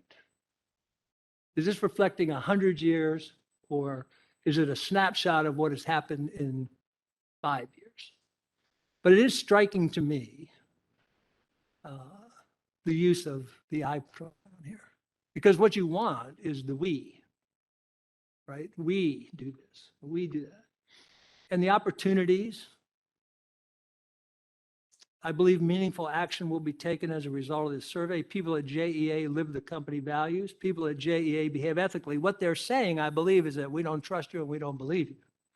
Again, quite unsurprising given the series of dynamics. But my simple point here is this. I would really be focusing on culture, and the way you affect culture is through leadership behavior, and I'll get there in a second. But I have one other exchange that really caught my eye, and I hope I'm okay to talk about this, Jay, but one of the episodes, it was both in it was a long article about the events and then the investigative report. It was an engineer who works for Baber, maybe, who sent an email to the CEO, basically saying, I don't like what you're doing. And then by coincidence, they end up in the elevator together. And the CEO says to the gentleman, I didn't like the way you handled that email. And the employee said, I could say the same about you. And he was disciplined for this. So now what has happened here? Because as soon as that happened, everybody in the organization knew it happened. You want to build fear and distrust and all those things. That's how you do it. Right? So I don't know how deep that is, but that really caught my eye. I know Jay well. I know that would never happen. If Jay got that email, he would search the person out and get to the bottom of it, and he would have a friend at the end of the exercise. But that behavior, if it's deep at all, you need to really put it into it. The I versus we part of that thing was a little troubling to me. Let me give you 2 minutes on leadership. Strategy and culture both deeply underpinned by your ability to be leaders, leadership behavior. Again, I'm a lawyer. I like to define terms. The definition of a leader is pretty easy. Look it up in the dictionary. It's a person that sets the direction or tone of an organization through authority or influence. Authority or influence, the authority piece is easy and the most dangerous, least effective of our leadership tools. Why? Because if you are authoritative, you eventually make people into order takers, and they will do what you tell them to do, and that's it. So effective leadership is about our ability to influence others to some purpose. Greater productivity, a political proposition, whatever. We're trying to influence somebody to a proposition. Well, how do we do this? Well, first, you have to know what you're doing. So competence is highly important in this. And second, you must be mindful about how you do it. You have to be mindful of your behavior at all times and do things consciously. Knowing what you're doing seems pretty obvious. One of the primary duties of the leader is to define the reality of the enterprise. Where are we and where are we going? Seems pretty straightforward. But the ability to influence really has to do with your ability to connect with other people. How do you do this? Foundation of trust. Be truthful, be accountable, be honest. Read about EQ, demonstrate it, be nice. Being nice is important. Be surprised at how much payback you get from being nice. So I recommend all of those things. How do we generate trust and confidence in people? You know, every survey in the last 50 years asked people about what do you look for in a leader? It's always the same answer: honesty, integrity, those things. So you want to build trust, be honest, have integrity, say what you're going to do and do it. And think about, if you've been around a little bit, what employees notice. Yeah. I'll tell you, you senior managers in the room, you may not know this, but you're setting the tone every day, and everybody is looking at you and saying, those people are successful. How did they get there? It must be their behavior. So I'm going to copy that behavior. Y'all think about that? That's the way it works. And they notice how often you give credit versus take credit. They know how you react to mistakes or when you're in a bad mood. They look at what you measure, at whose opinions you value, who you spend time with. They notice any contradiction between what you say and do. These are all signs of whether you're a leader they can trust. So our own behavior, our physical role modeling, really important. Be positive. Give employees a purpose and a reason to be positive. One of the best writers in this space, best thinkers, is a guy named Marcus Buckingham. He said, great leaders transform our fear of the unknown into confidence of the future. That's the essence of your strategic plan. That's the start of alignment. That's a pretty good leadership lesson. I leave you with two things, unless you have questions, which I'll be glad to answer. I always think at that point, how many lawyers are in the, that will, okay, so here's the question. How many lawyer jokes are there? 3. The rest are all true stories. So if you have any questions, I'll be glad to answer. So 2 things that I would like to share with you at the end. In Matthew and in Luke, I think both, the story of the talents, the parable of the talents, right? So the master has 3 servants, and they're in order of competence, I suppose. He gives the first one 5 talents. Talent, think of dollars. And he gives the second one 2 and the third one 1 talent. And he leaves and goes away. The servant with the 5 talents immediately goes to work, trades, does other thing, and produces 10. And the one that gets 2 does the same thing and produces 4. And the one who got 1 talent buried it in the garden and did nothing to improve it.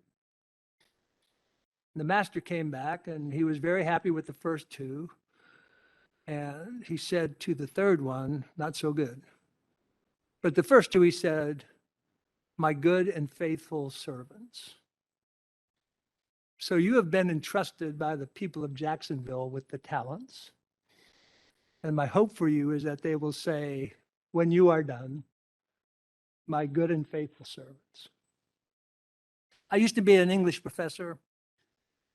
I don't know why, but I tend to read the entire Shakespeare canon every 5 or 6 years.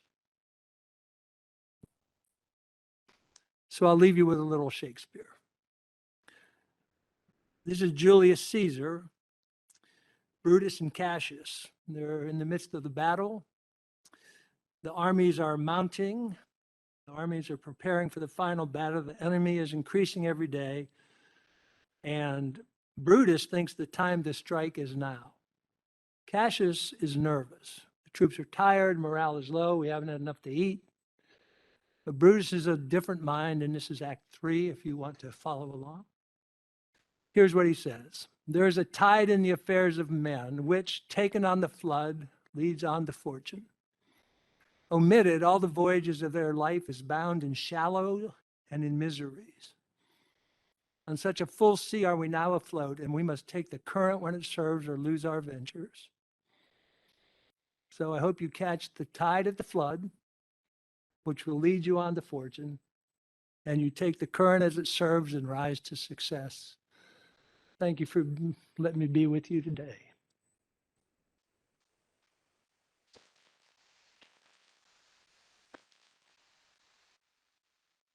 Bill, that was fantastic.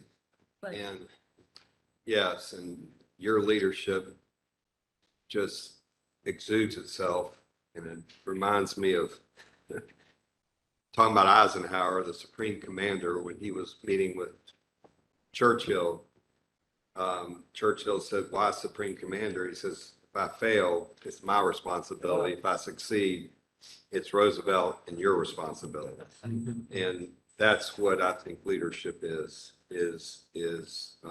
not the unknown and moving towards the unknown and conquering the unknown. And John, I appreciate your introduction, and Bill, appreciate yours. I would hope that you would sit with us through this process that we're going through next and interject in any way. But are there any questions? As we get to this next phase, Jay's going to lay out thoughts, but I want everybody, we're all this together. We're partners together. What we want is open discussion. What we don't want is people holding back any thoughts, because we're only successful as you guys are, and you're only successful as the people you serve are. So, this next phase, I want Bill, I'd love for you to sit and offer any thoughts that you might have. And for anybody involved in the next discussion, we want open dialogue. We do not want anything held back. And Jay, I look forward to the next part of our meeting. Any other thoughts around the table? Yeah, Bill, that was fantastic. Just one sort of thought. So as the folks around here, senior leadership team, with all the Bubbas below you, and Bubbettes and all that kind of stuff, you really can't have a bad day. Because somebody underneath you may be having a good day, and if they see their supervisor, whatever, having a bad day, then that's just gonna trickle down to them and make their day bad. So one part, and you talked about it, you've got to be thick-skinned, be able to accept criticism, translate that, and okay, how's the problem going to get fixed? And then the same vein too, not to put on a false aura of everything's great, but big organizations, somebody's having a great day, and you just got to watch yourself. I think when you're having a bad one as a leader, you can't let that one who's having a good day, ruin their day. So I know your history and the size of the organizations you led, and even at that size, what employee, soldier, what everybody's looking for is emotional consistency with the boss. We don't want to see ups and downs. We don't want to see anybody lose their temper. We want predictability, because as humans, that's safe, right? So positive. Now you're going to get irritated now and then, and that's fine. But emotional consistency, predictability.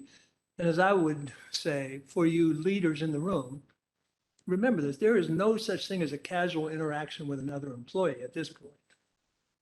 You're either building confidence or you're eroding. That's it.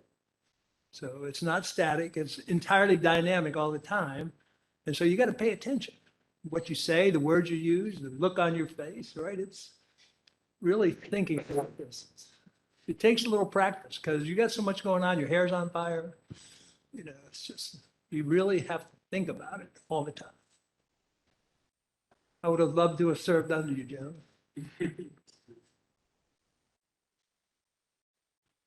Any other board members, questions, thoughts? Or confirming, are you still going to be available? I'm sorry, but I have a board meeting in a different country at 10 o'clock tomorrow morning. But I will tell you this, and I told the chair this, I will pay attention. I will talk to Jay.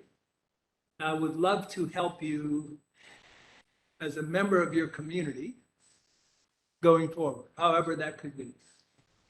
I know we've got lunch, but if we're going to lose Bill, I wanted to ask one question, and you picked up on it in the engagement survey results.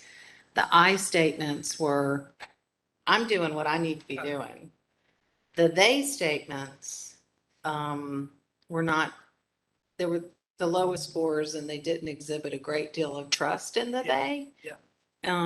And, as we move forward, the rank and file need to believe that everybody's operating ethically.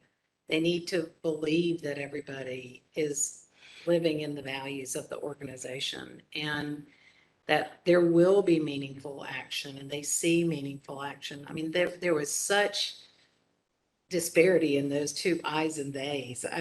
You touched on it, but what advice would you give us as we move forward? A great question. Thank you for that great question. Let me just say, and give me time to think about it a little bit. One of the things I always thought was amusing in those surveys is people would talk about low performance is tolerated, but they were never talking about themselves. Right. That was always them. So this thing with trust and confidence, particularly when it's been buffeted as it has, it's difficult, but the solution is pretty easy. You've got to show up and be honest and ethical. In addition to do a safety meeting message, let's do an ethics message or a diversity message, right? These are all good messages. You can do a 30-second, here's what the ethics policy. You can publicize ethical violations and the penalty. Now, you got to be careful. But I think it would be helpful to say every quarter into the organization, here's what happened, timekeeping, record, stealing copper, whatever. Okay?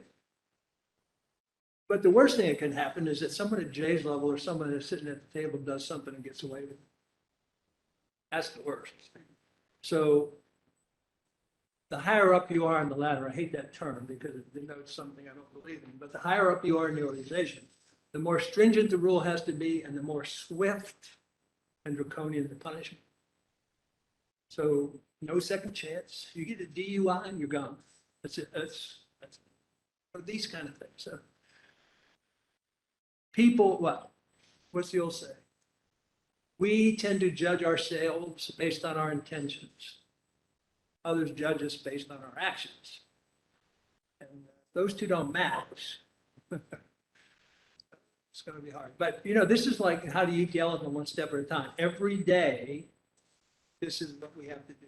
Focus on ethics, focus on safety. We need to talk about it. We need to publicize it. This matters. How do people in the organization know what matters?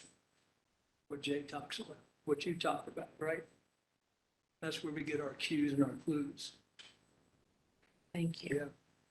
Jody, we're going to dig into that ethics report. I told you we were going to dig into it. Say one other thing about this. Don't pretend what happened didn't happen.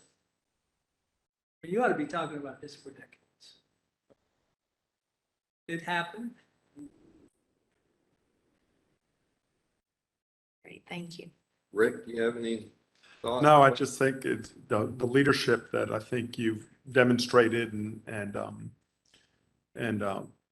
shown us the way is very important, and appreciate your time and effort to make it here. It sounds like retirement is keeping you very busy, and we really appreciate your time. Thank you for your kind words. I had a friend once who retired. I saw him about 6 months later. I said, how is it? He said, don't plan to get a haircut and mail a letter in the same day. In retirement, you won't have time. I gave up the haircut part. Dr. Faison, do you have any questions? Yeah, go ahead.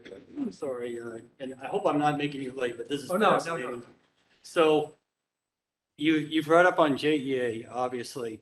How do you rate the why of why we exist to be the best utility in the country?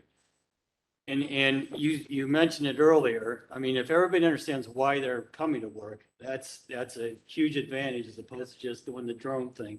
So how do you rate our why of our organization? What's the point in getting up in the morning if you're not going to be the best at what you do? That's my view of it. If you work here, if you work in management and get paid, you're a professional manager. I think that's the definition, right? So you should get up and say, today I'm going to kick ass and take down names. This is what I'm going to do. We have this great value proposition. It's fabulous, and I'm going to do it. It's hard. Somebody way back wrote about the big hairy goals and all that. Sure, you might as well say something like, we want to be the best community in the country. Why not? Who has a better chance of doing it than you do?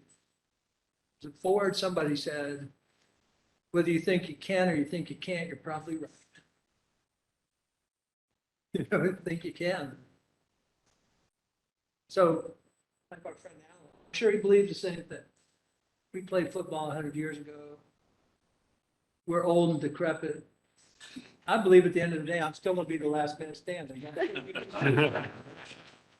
I'm not as old and decrepit as he is. Actually, I'm older and less decrepit, I think. For everybody's information, Alan played on the Alabama football team that won a national championship. It wasn't 79, was it? 250. He beat the team that I played on and won it in 73, just to set the record straight. John, do you have a? Yeah, thank you. My pleasure. Well, we appreciate you being willing to engage and through our thoughts of how to conquer this best utility in the country, not just municipal, but any utility. And thank you for leading us Yeah. to Jay too. I mean, that really, the leader in a turnaround situation is critical, and you had a great deal of influence over him. I think Jay wants a few Yeah, words. I first of all, I just want to say thank you. I mean, not just for today, just a bunch of stuff, but That he didn't say anything bad about you? mostly that. We do have a CEO evaluation coming. I know. I- Please call him. I got up this morning and I thought, what have I done?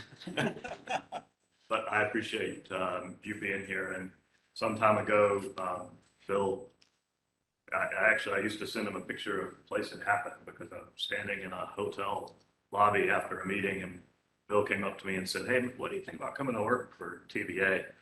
And I thought he was joking. And later he called me to do what I thought was an interview.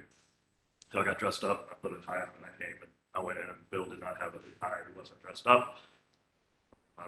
I don't know what I've done, but I prepared for all the questions that you're going to get in an interview. And Bill said, let's get the first one out of the way. Do you want to come to work here?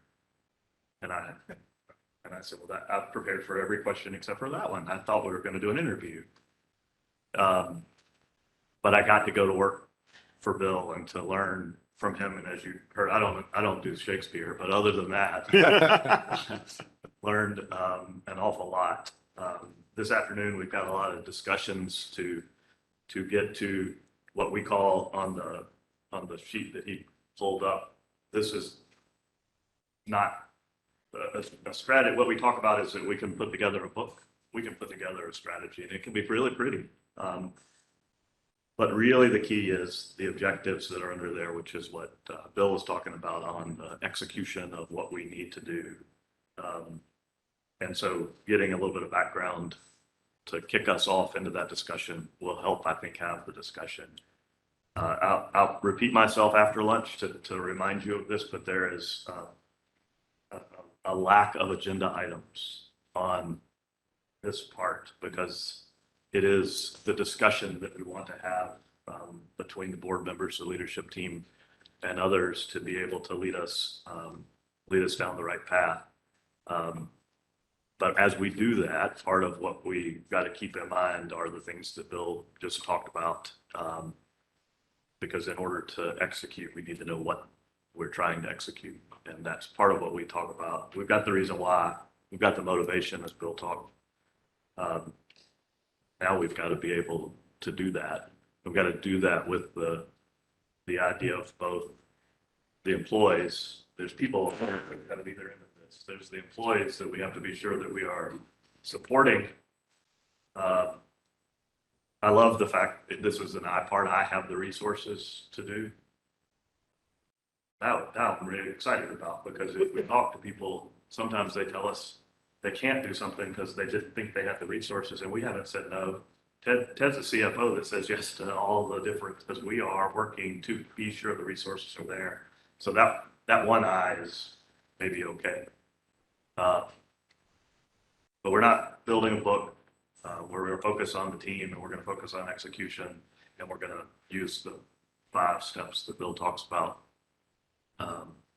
every time. So there's probably, as an English professor and back, you probably know the word that is more than thank you, but whatever that is, thank you. Those are 2 of the most powerful words that we know. Anything else? Thank you, guys. Thank you, Bill.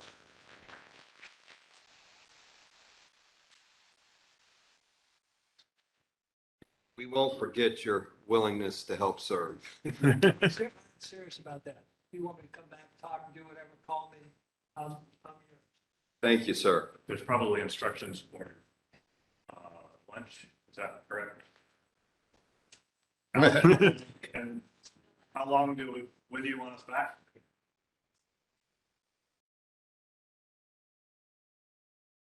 12:40. Okay, thank you very much.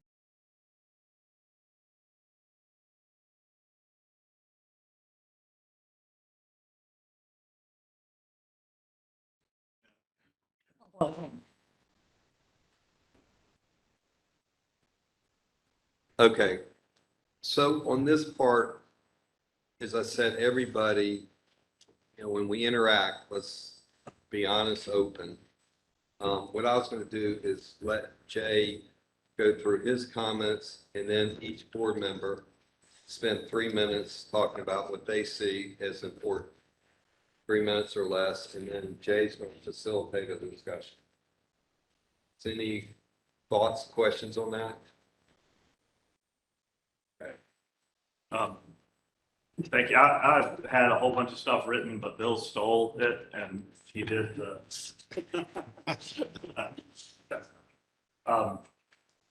As he was leaving, he said that he got caught up in a couple of things, and one of the things that he always does and somehow skipped in his notes today was to recognize and thank all the employees, the team that is out in the field.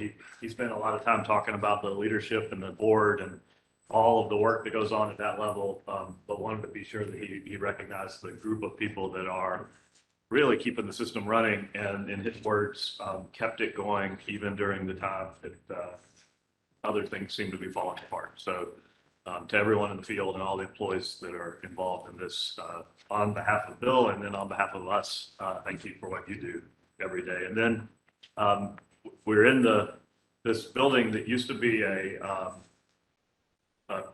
I guess a vibrant and helpful library, and then it became not that. I think is the way to summarize how that happened.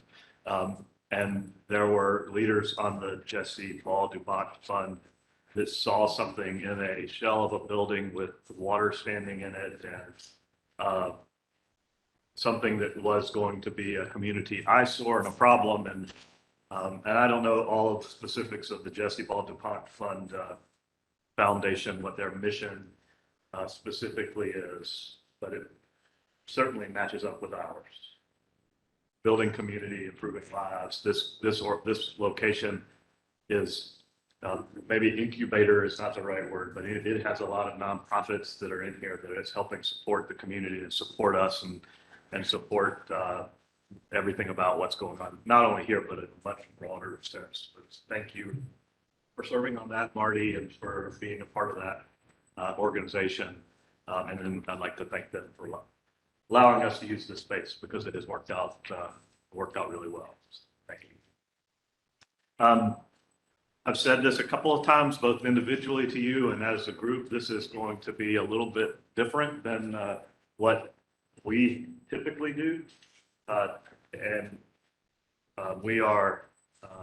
we think we're comfortable about how this is going to flow.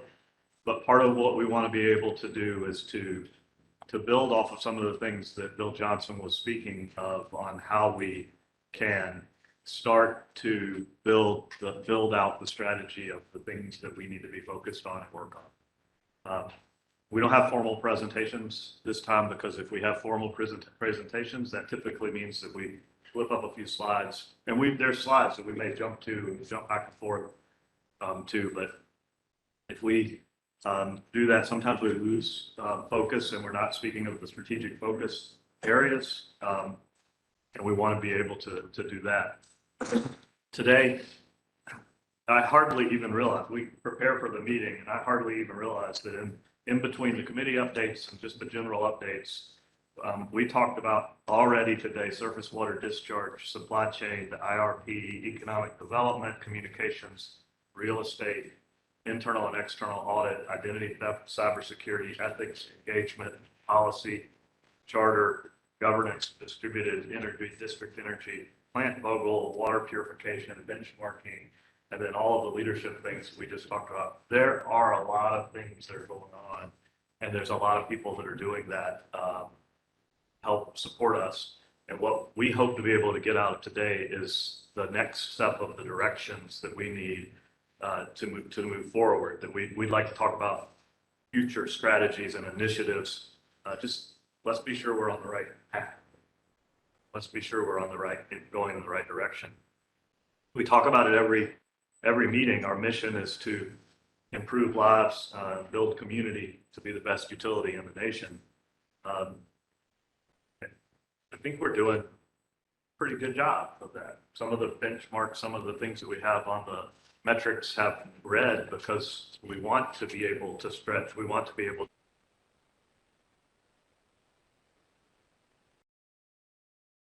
over the next couple of months, we're going to cross over a 1-year mark being together as a team. They're still working to build their teams, but we've got a lot of initiatives that are already on the plate.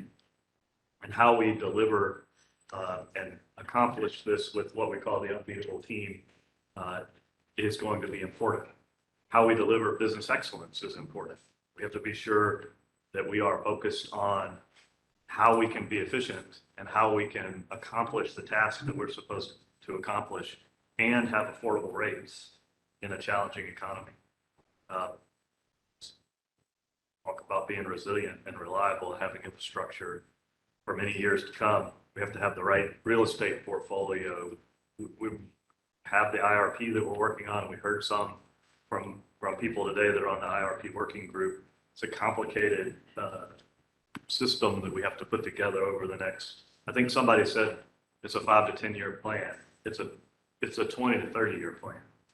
And some of the things that we're going to be deciding on and building will be 50-year plus assets. They're very big, important, meaningful, impactful decisions that we have to make. So today, what I hope we can do is share our thoughts without that specific agenda, but to jump and follow whatever discussion trend we have. We'll talk a little bit about workforce and engagement, and we will talk a little bit about a 10-year financial plan. You all have asked us for the last since I've been here, you've asked for plans that were more than just 1 year at a time. Let's look at longer term plans. And so we'll work on that and talk a little bit about that. The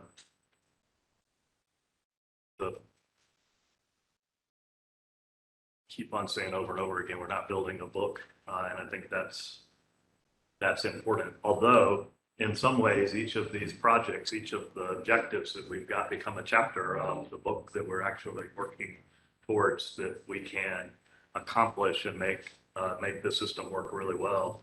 But the list of things that we have to do, the objectives that we have are not always equal in time, size, or scope. So we'll probably talk a little bit about a septic tank phase out program or the IRP, and these are very long-term, very expensive type activities that will go on for years. But we'll also talk about how we can update, we talked about today, updating and improving and revising our policies. Not as much expense, but foundational to make our team stronger, to be able to accomplish the work that we are trying to do to serve our customers. So as we discuss objectives, some of these things we'll need to pick up the pace on, be able to accomplish them. And some of these things, as Bill pointed out, that we can't take big risks. We have to be sure with what we're doing because it is not our money. Every dollar we get comes from customers. We serve everybody in the community. And many of our customers, the bill that they pay, the second or third largest bill that they pay every month. And we can't lose that. But we also are an economic development engine for the community, and we need to support that. So those are the types of things that we're gonna touch on and talk about. And when I talk about these things, I'm at this very high level whenever we're talking about it here. We'll take the discussion whichever direction we need to go and get into as many details. What I hope we get out of today through the discussion is the direction of the types of things that we need to talk about with you and work with you on in the next year. With the new structure of with the committee structure, the way that we're doing this, we'll be able to dive deeper into a topic to be able to then move forward to meet the longer term vision while we're improving lives, building community to be the best we can be, the best utility in the nation. So with that, I'm going to turn it back over to you and let you. I'll start with whoever's got the time clock, but I'll start with Rick. And, what are the things are top on your mind? Well, I think the employee engagement and the positives that I saw in that, and then also the challenges that I saw in that are something that I think we really need to really focus on, what the employees have been over the last few years and so forth. We need to keep building morale and bringing the employees, a lot less eyes, as we talked about earlier, I think is very important to the long-term health of the organization, which goes back to, improving lives, building community, and being the best in the nation. I think that's very important. And along with that, I think one of the things that I think we can do better on and really help our community is on the economic development side. I really think there are a lot of challenges there that I think we can improve on. I think there's certain things that we're doing very well, but your typical companies move very fast, and sometimes organizations such as the JEA or any other larger organization tend to move slowly. And being a little more nimble on the economic development side and a little bit more user-friendly and so forth, I think is something that I hope we're working on. So those are the kind of the two bullet points that I've been gnawing on and so forth. Long term, we've talked about a lot of the surface water discharge. It's huge look in our future and working on that to be something that's reasonable, that's economically feasible, not only for the JEA, but for our ratepayers, but keeping in mind the environment. The last thing we want to do is ever be bad stewards of our environment. I think that's one of our top goals is making sure we're not leaving things worse for our children and our grandchildren. So those are just a few subjects that I think we can continue to work on and some challenges for us. Yeah, I just want to add, Rick, you're a great addition to this board. I mean, you run a fantastic company, and the culture you built in your company. We're blessed to have you. So thank you for. I've enjoyed it. It hasn't quite been a year yet, but I've really enjoyed, You've already made an impact. So thank you, Bob. Marty? Bill and Jay have both talked about writing books, right? And I think that we are in the middle of a chapter. And I think what Bill did for me today was reframe how many chapters were ahead of ours in such a very short period of time. Like they say, in 5 years, we've had 2 turns at leadership. We've had, a lot going on. And I think to Rick's point around culture and engagement, I think the rank and file is telling us they still need to be heard. They want to talk about some of what they've gone through. I don't know. It's just my instinct that this group and this body is probably further along the change curve than some of our rank and file. And it might just be time for us to figure out a way how we give people the support to get them through that change curve, because we're looking to the future. Everybody in this room is looking to the future. So I'm very excited about culture conversations.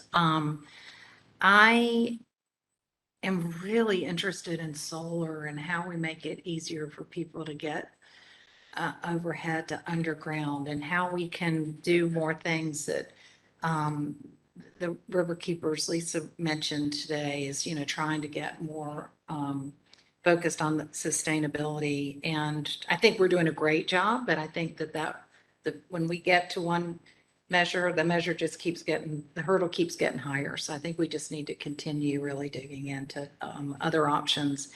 I do think that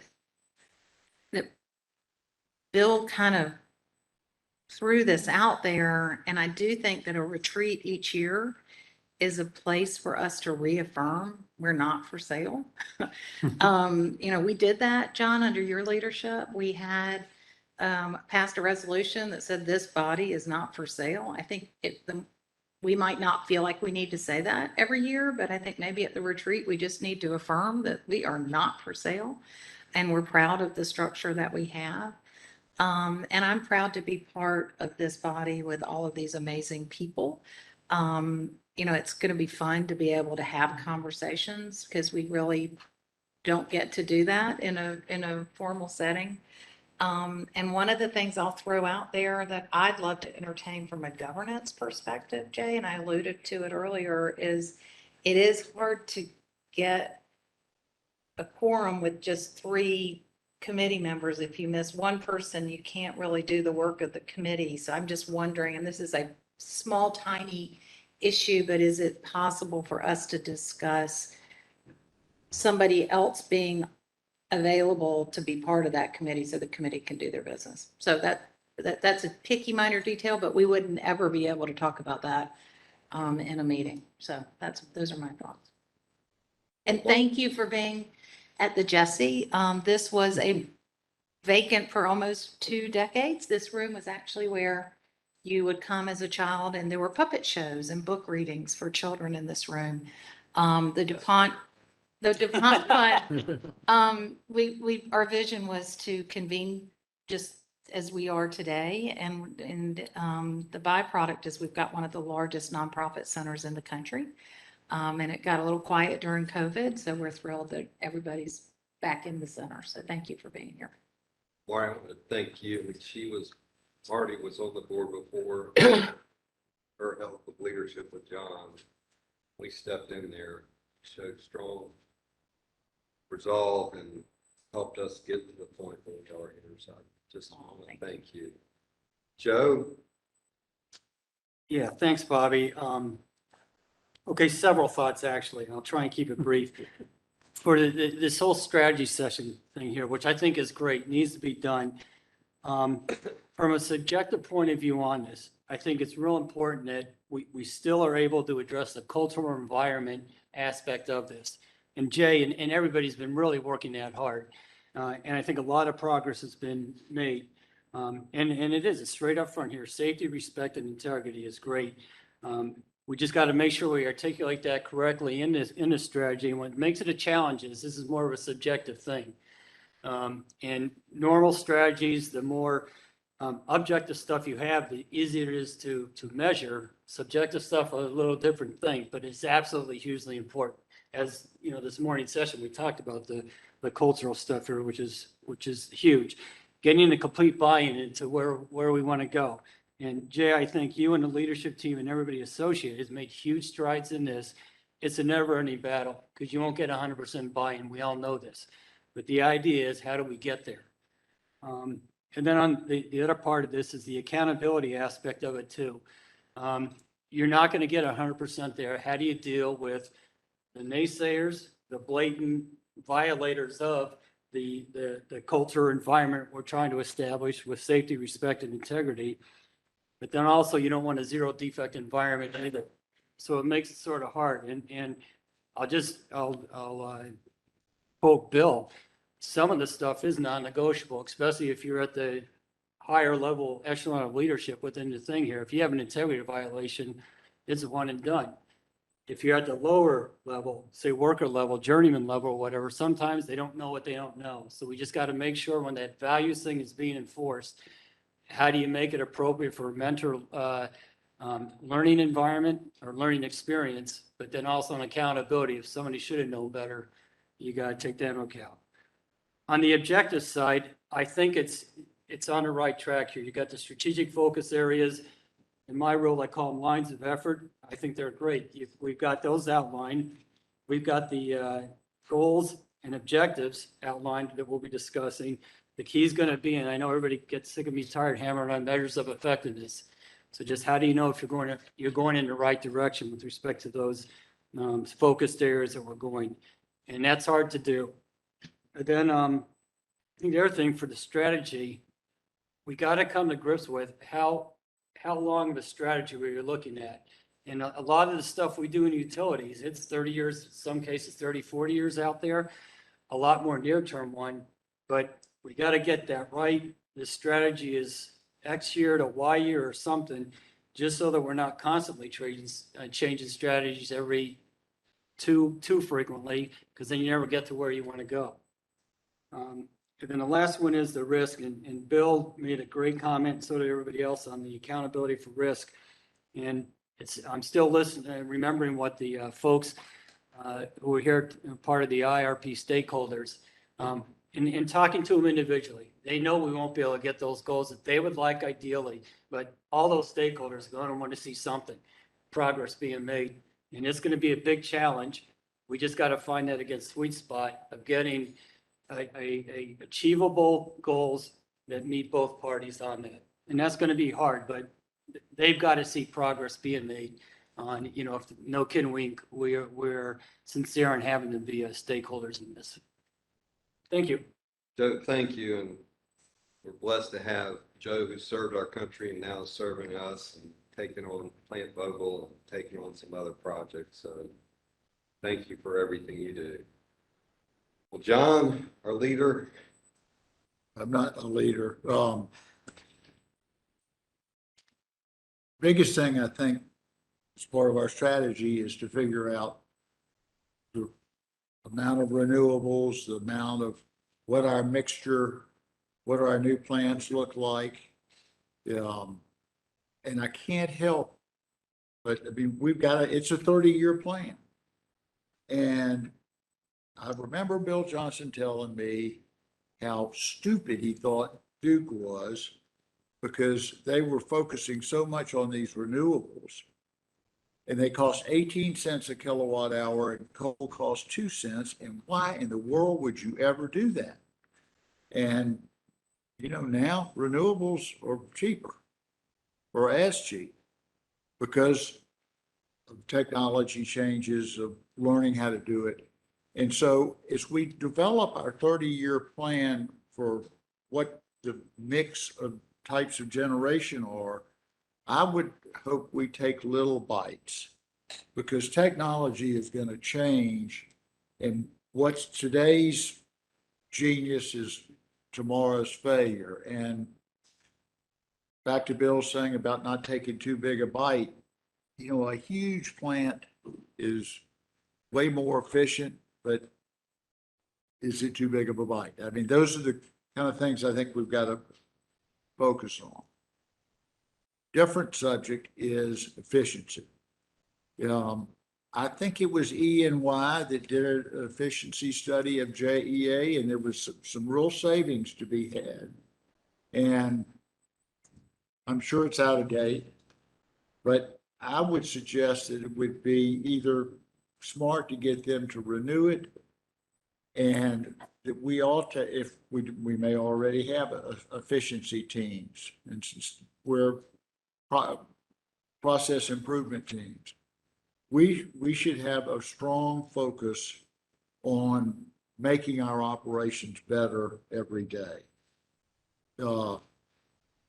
Rick talked about the wastewater discharge. I think that's something we're going to have to figure out, because the idea of spending $3 billion to inject water into an aquifer and hoping we don't screw something up is insanity. And, but it's the best thing we could come up with, and that's frightening to me. And so we need to get the facts. Is the water we're putting in the river really detrimental, or is it just kind of a carry the flag thing? We need to know, and we've got good politicians. Paul Renner is the Speaker of the House. We've got Jacksonville people that can help us if we present the proper facts to them about this. St. Johns River Power Park is a real opportunity of bringing something that's both good for JEA and good for the city and for economic development. And that's a really exciting thing. And I know Laura and them are working on it, but that's got to be a huge focus of what we do. The engagement survey, obviously, we need to have those every year and see how we're doing. Like Marty said, a small idea is we were going to have board meetings at the facilities. As Bill said, we need to be in front of our people. And you may determine, I never invited a board of directors to go to any of our plants ever, because God knows what they'd say. But if you think that we should go, I think this group would be, certainly we'd be happy to meet at the plants and walk around and learn about what we're managing. But talking to the people is an opportunity that, you know, we can do. And lastly, I would say, I think it's worth looking at whether there's synergies of merging water, especially with surrounding counties, to where we and they could benefit by having a bigger system. It may not work. It may not be smart. It may be politically impossible. It's worth looking at.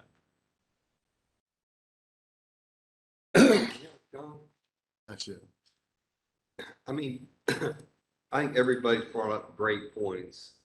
My big thoughts, Jay, are the production capacity. You know, what do we need? I know we're in the RFP process, but I think we got to get out of the RFP process and start moving towards thinking too. As John said, we need small steps. We also got to start making steps. And then on zero discharge, I know you're working with Rich on that, and I think we've got to come up with a plan that makes sense. And economic development, Marty mentioned and Rick mentioned, I think, you know, as Jacksonville grows, JEA grows. And I think we've got to have an overall plan how we develop an economic development plan that works. And the supply chain, I think we're going to have to keep working on that for a long time. We have not, knock on wood, seen a hurricane, but you know, that process is something that we've got to get better at, making sure we have adequate capacity under these things. But I do give you, Jay, a lot of credit for rebuilding the culture, rebuilding the executive team, and building a lot of trust. So I want to thank you for that. I'll hand it back to you, and I think we will work you facilitating discussion at the board. I'll give it a try. And I think we're supposed to call you Chair Stein in this official setting. But you just thanked everybody else for the time and effort that they're putting on this board and the work that's been done to get us here.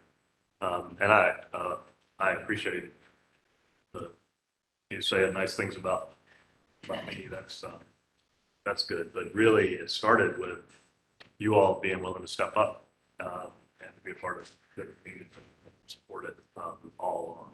And everything else has been able to happen because we've got a leadership team, an extended leadership team that's willing to listen and to consider how things are supposed to be done. So I'm okay. We're not going to be able to sneak it.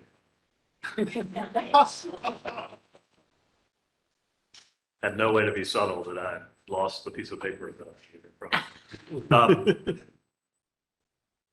The comments that you all just shared, you hit on all of the things that we are interested in being able to look at. We're talking about strategy, which gives us direction, the direction that gives us the objectives and the work that we need to do. We think it starts with the people, culture, the engagement. We think that the business excellence piece of this, when from the very beginning of my conversations with you all, we talked about focusing on the little things, which is the efficiency gains that you talked about. We can't overstate the complexity of the business that we're in, the complexity of just the day-to-day being safe to get the job done, but then the long-term planning that we're talking about that is, you call it production capacity. I think the people that spoke on the IRP are not here. I wish that I could have argued with them about the 1% to 2% number that they talked about on the solar. We were one of the first municipal utilities to be involved in solar. And now we're behind on how we're going to be able to serve that. But even renewables is complicated. To your point of let's be sure we have targets and that we're meeting things that you all beat the same drum in a way for us to know exactly what we're doing. And that's very helpful for us to have that consistency going. And we have to have measures. That's the update that we give you each month. And we're working on how that is something that needs to be updated in a way that is useful, not only for the board, but through the whole organization. What are the metrics that we need to measure on so we can tell whether we're being efficient? Some of the projects that we're talking about really are shorter term. Some of them are very long term. But I think all of them, and you all have brought this up a couple of times, really do focus on the engagement survey. That's kind of a starting point for us to measure where we are so that we can move to the next level. So to begin that part of the discussion, I'm gonna and we've talked a little bit about it today already, but I'd like Laura to talk a little bit about the engagement survey, what we're doing, and that may flow into David talking about some of the people side of things, because I think that's foundational to being able to get things done. This is where you feel free to interrupt and stop and raise your hand and ask questions about anything. We will, for the rest of the afternoon, just kind of talk through a few topics to help get the sense of direction of what we need to do. Laura. So I just got word that it isn't as easy for folks to hear unless we are really close to the microphone, so it feels a little bit awkward, but maybe each of us can do our best. It's the moment where I think each of us are like in our head saying, why in the world did we let Bill Johnson go first before we had to talk? So I feel like we could just back the recording up and let him tell us what some of the ideas were for the engagement to continue to improve. The things we were really proud about, the strengths that came through the results that we got in the June survey, I think are things that we should not ignore. It's easy for us to get so focused on the opportunities at hand that we forget about a lot of the positive stuff that came out. And work-life balance, I think, is something that just in broader global, everybody that's trying to figure out how to come out of the pandemic and what we do with our workforce, I think that's a thing we should continue to pay attention to. Work that the folks on David's team are doing regularly to make sure that when we talk about this work from wherever approach, that we're being really thoughtful about it so it doesn't become all of the norms that people don't speak, all of the just societal, cultural things that happen within a company aren't penalized or punished because of our approach to work from wherever. So that's something I think is important to call out. You know, until he said the I versus we, I hadn't really considered it in that way. I don't think any of us had. And we as a leadership team talk about it every single Monday in our meetings. We've come up so far with one idea of something to do on a more global scale to address some of the opportunities that came out.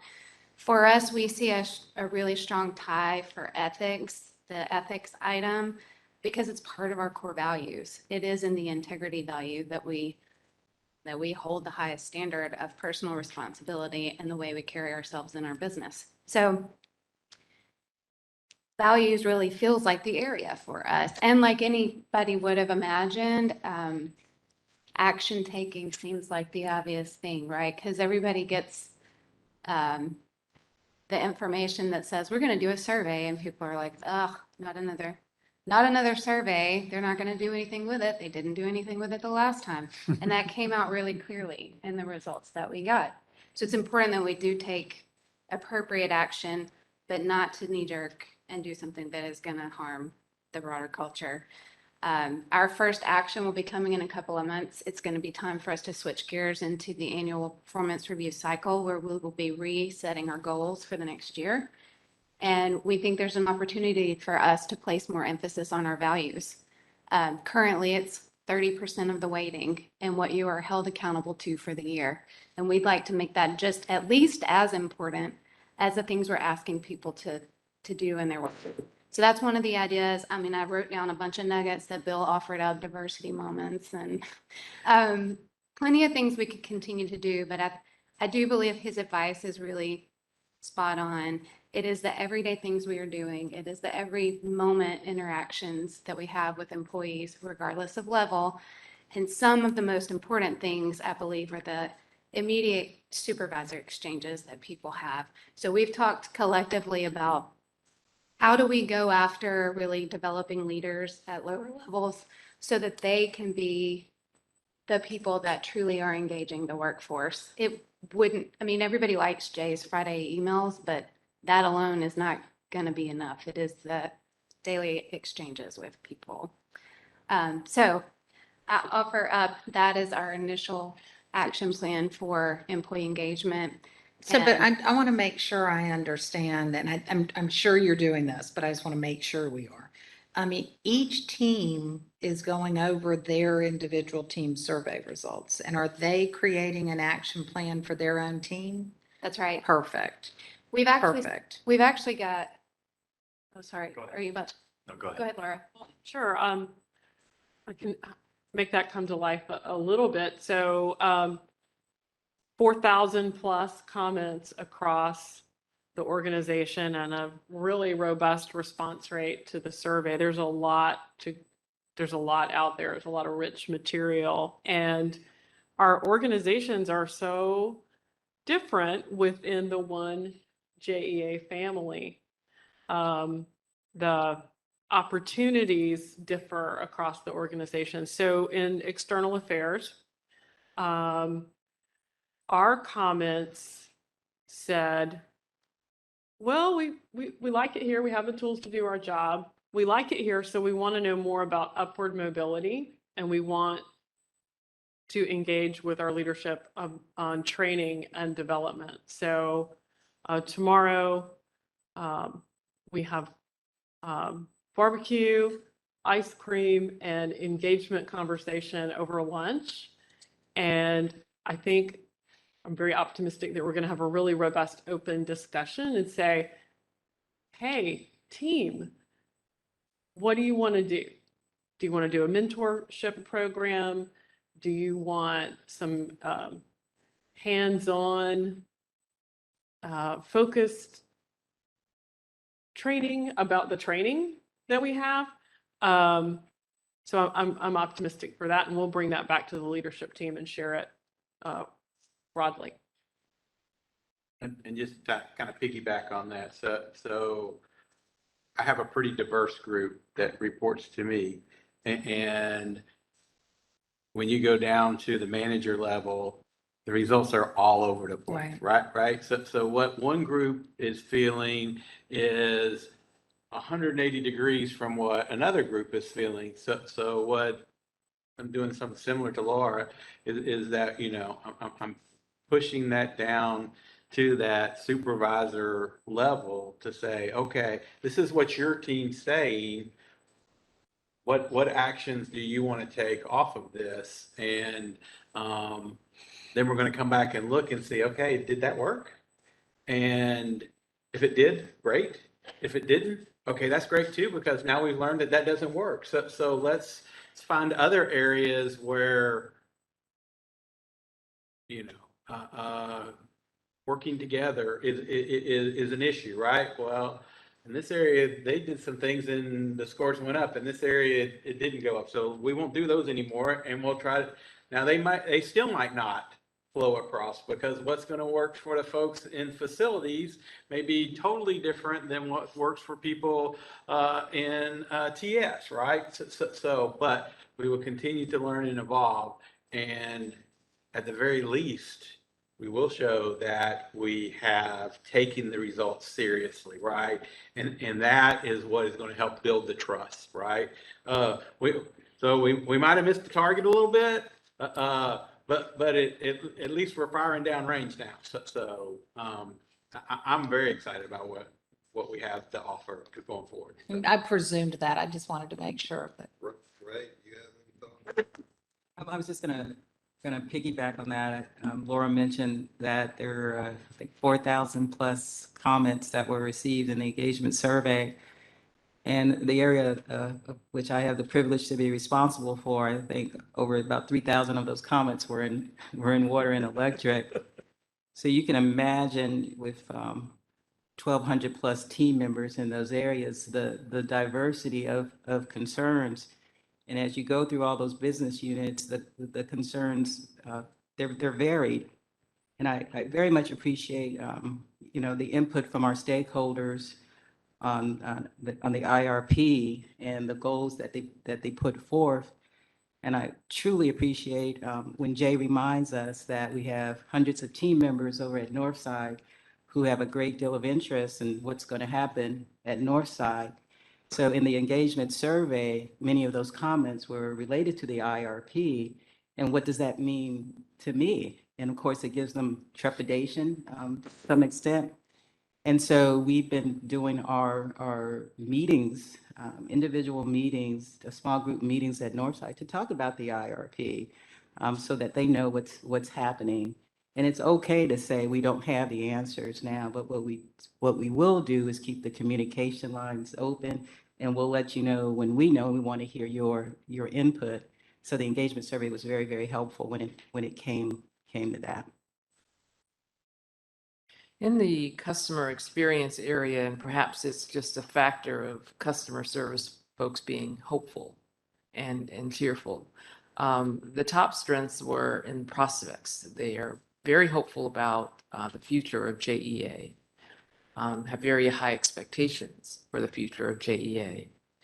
And they believe that action will be taken as a result of this survey. They believed us when we said it. And they are also very confident in the leadership team. In customer service, many of those employees have been around through all of the leadership changes, but remained hopeful, which is really exciting. And we don't want to disappoint them. The areas of opportunity, which was kind of a surprise, empowerment. And then when we looked at it a little bit further, we realized that the decisions are typically made at the leadership level and then delivered to everyone after the decision is made. There's not enough involvement in the decision-making process so that the employees feel that they helped to form the decision. So we know that empowerment is an opportunity there. And then these two concerns are universal: ethics and values. So we know that we have to focus on meaning what we say and doing what we say we're going to do, and holding everyone accountable for the ethics, values, and integrity that we espouse. Jody? For my group, and it is kind of weird to lean over from the microphone perspective. But for my group, I've got a relatively small group. And while we've been sitting here today, my executive assistant has been making calendar invites for all 30 members of my team for have one-on-one 30-minute discussions with each person about the engagement survey and to talk about their individual thoughts. And so I have audit, compliance, ethics, legal.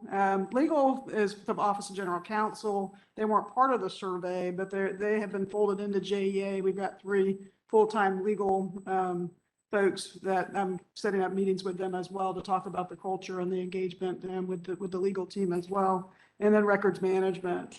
So I'm doing one-on-ones because again, the range of comments and was a disparity between with, you know, with all the various 30 people within my group.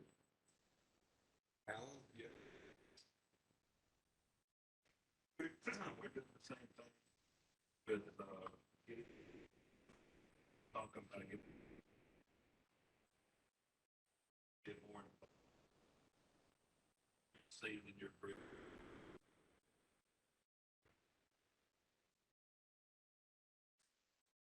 Can I ask a dumb question? I should know this. For the survey that was done, was that, was that internally done or externally facilitated? Okay, so was it? Yeah, Yeah. Glenn is a company that is initially born out of LinkedIn. It is it's, I think, associated with Microsoft now. They're best in class across the nation, so. Okay. And were there sensing sessions included in it or just the survey? The focus group, there was no focus groups. Okay.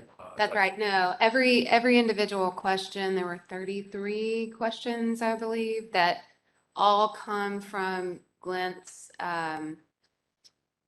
algorithms of what are the best asked questions to assess true engagement in a company. And each of the questions gave an employee the opportunity to make a comment on it specifically. So it is designed that way, not focus group driven, but comment based on the survey item. Okay, so then, and then the JEA is now giving feedback to the team on the results of the survey, but that's not externally resourced. That's internally done. Okay. We did have a debrief with the Glint experts. So as part of our arrangement with them, they offer a people science expert, I believe, or people science consultant maybe is the name. They did share some thoughts. Two of the most interesting points I think that came from their debrief with us was that they did a deep dive in the diverse demographics of our responses and did not see any really anything of differential magnitude. I can't remember how they described it to us, but they were pleased to see. They said it is not typical in a lot of the companies that they work with to see such close levels of engagement between different demographics. So I think that's a really strong point. The other thing they offered was the majority of in our opportunity areas, we've talked about the values and ethics pieces. They offered that they did a little bit of digging on that piece too. And the majority of the lowest scores came from folks that had a longer tenure, which very much lines up with our belief that in large part it's because of it takes a long time to undo the mistrust that existed. And they have given us tools. I've opened up the Glint dashboard here that you can, sorry, I'm sharing one-on-one, but you have it from an interesting perspective that give you the statistics, but they also give the ability to recognize team strengths and opportunities. There's some videos you can watch and some educational leadership type tools within the Glint program. So it wasn't just the survey itself, but there's also some guides for us.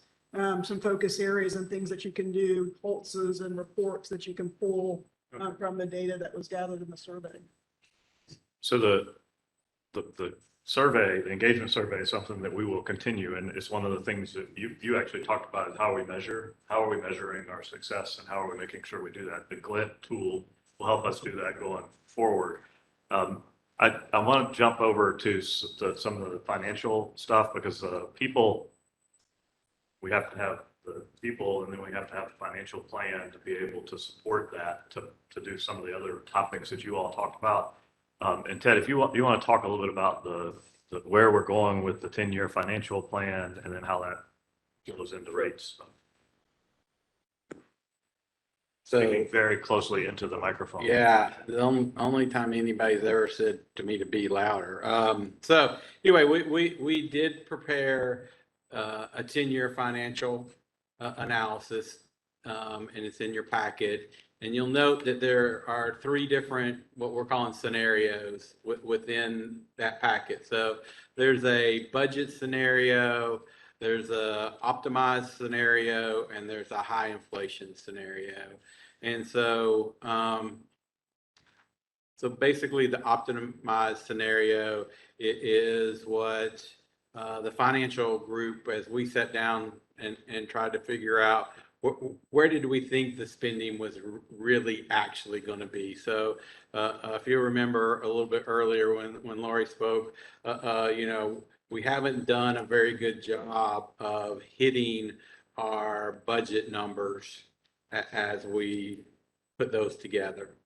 And so ideally, hopefully the next time we put together a 10-year financial analysis for you, I'll be able to say that the budget and the optimized are the same numbers, right? But we're not to that point yet. We're still working on that. But the optimized, like I said, it is where, based upon prior performance, where we think the spending will be. And then the budget scenario is just that's where we've taken our budget from this year, and then we've gone out with historic increases in areas to do that.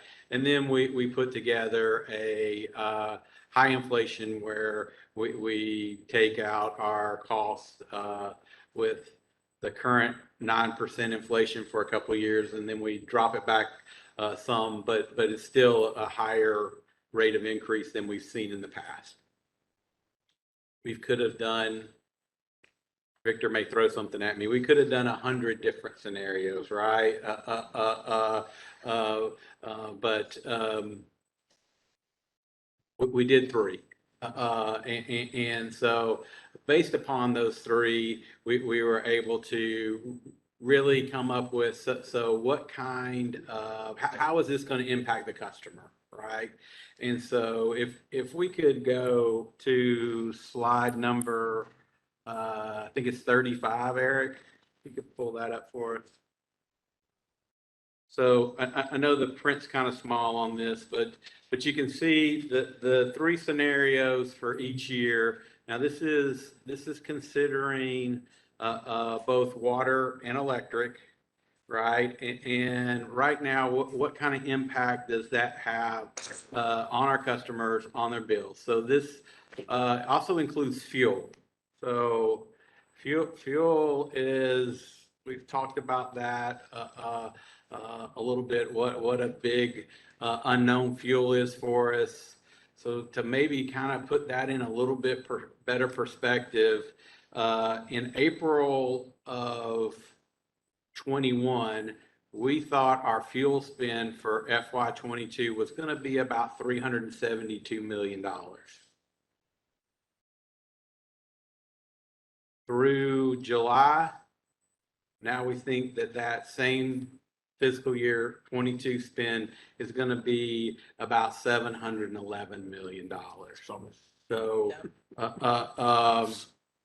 and we've done is a number of things to help mitigate that process. But so we have built this model based upon what future fuel costs are looking like, and where we've already hedged out on this.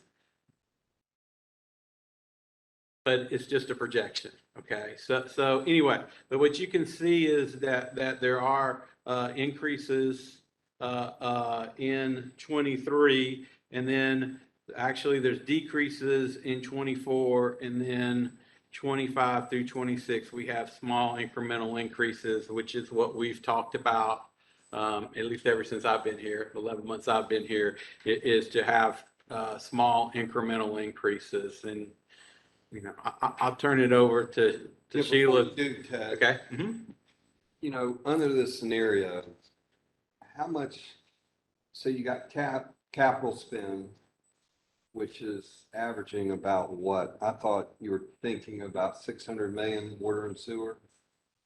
And with pricing going up, is that in your scenarios? The second piece is, what are your borrowing situations? Yeah, so can we go to 38, Eric? I want to talk about capital for just a second. So you can see we use the same 3 models, right? And to the right is a little bit of an explanation of the assumptions we made on those. And then you can see the first 5 years we kind of have a plan. And the second 5 years is we've we're just kind of putting placeholders out there, right? And so that's another area that we need to get better at. Now, this is just on the electric side, but there are borrowings with this on the electric side, and that is mainly due to, we have a placeholder for a natural gas plant. We're not saying we're going to build a natural gas plant. We're going to wait for Ray to come back with the IRP, and that will help us decide what we need and how we plug it into these models, and also whether it is, and I think it won't be an either or, it'll be an and. But what kind of production do we have, and then what kind of purchase power arrangements do we have? So the next 3 years, you don't see big capital. And that's changed quite a bit, hasn't it? So that's on the electric side. Let's go to the next one, Eric.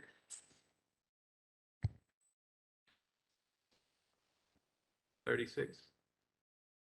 Oh, I'm sorry. There we go. So here's the 10-year spend for water and electric. So you can see the big numbers on the bigger numbers are on the water side, and that is around the Senate Bill 64. The good news on that is that the water system from a financial standpoint is very healthy. And so we're able to issue debt to help fund many of these projects, and it won't have we won't be having to pass along increases to our customers until later into the 10 years. On the electric side, the drivers really are right now, it's not capital as much as it is Plant Vogel and O&M, which are driving those smaller increases on electric. And then, of course, fuel, which is a pass-through. But water, what assumptions are you using for growth?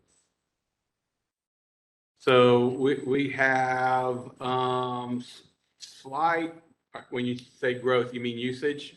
Yeah. We have slight usage growth in our water system, 0.5%, 2%. Okay, 2% growth on our water sales each year. On the electric, it's flat. We think that there will be growth on the electric side. We're just not sure when it's going to start happening as there's more and more electrification. Is that going to happen in year 6? Is it going to happen in year 4? Is it going to happen in year 8? I'm not sure yet. That's why we update these plans every year, right? And you can see in this capital plan what it looks like after 29, we're not doing hardly any capital. Well, I can guarantee you those bars are going to go up as we get that a little bit more in focus. Yeah, and let me add to that. This is, there are times that I would have said, let's just show through 27. That's a good 5-year number. Because we haven't always been as good as we need to be on longer term. You've asked for more multi-year looks, and so we're getting better. We've got a team of people that are ready to really go into that. Then on the other slide, one of the things that Ted mentioned, but kind of we kind of jumped over, there was a gray bar that was the budget bar. That's what the engineers, that's what the operations engineering folk think that we need. And then what we have done is looked at that optimized and said, we've never been able to execute that. So we talked about alignment and execution earlier. We've got to be able to execute on the projects that we need to do, which is what you've talked to me from the first day I was here. The question becomes, if we really need the project list that comes to 700 million, then we need to provide the resources to do that. That's why we had new additions of people in the budget for next year is really to execute on the water and wastewater primarily capital plan. Because you can look at that total capital spend as 800 million, 900 million, 800 million, 400, and then it goes to 550 million. There's nothing that it really indicates that in 6 years from now that would we really be that low. Water doesn't need rate increases in that period of time. Electric has rate increases driven in large part by Vogel, and the general spend, and the IRP will help define. So you asked, what do we really need? What do we really need to be able to plan for the production capacity that you call it?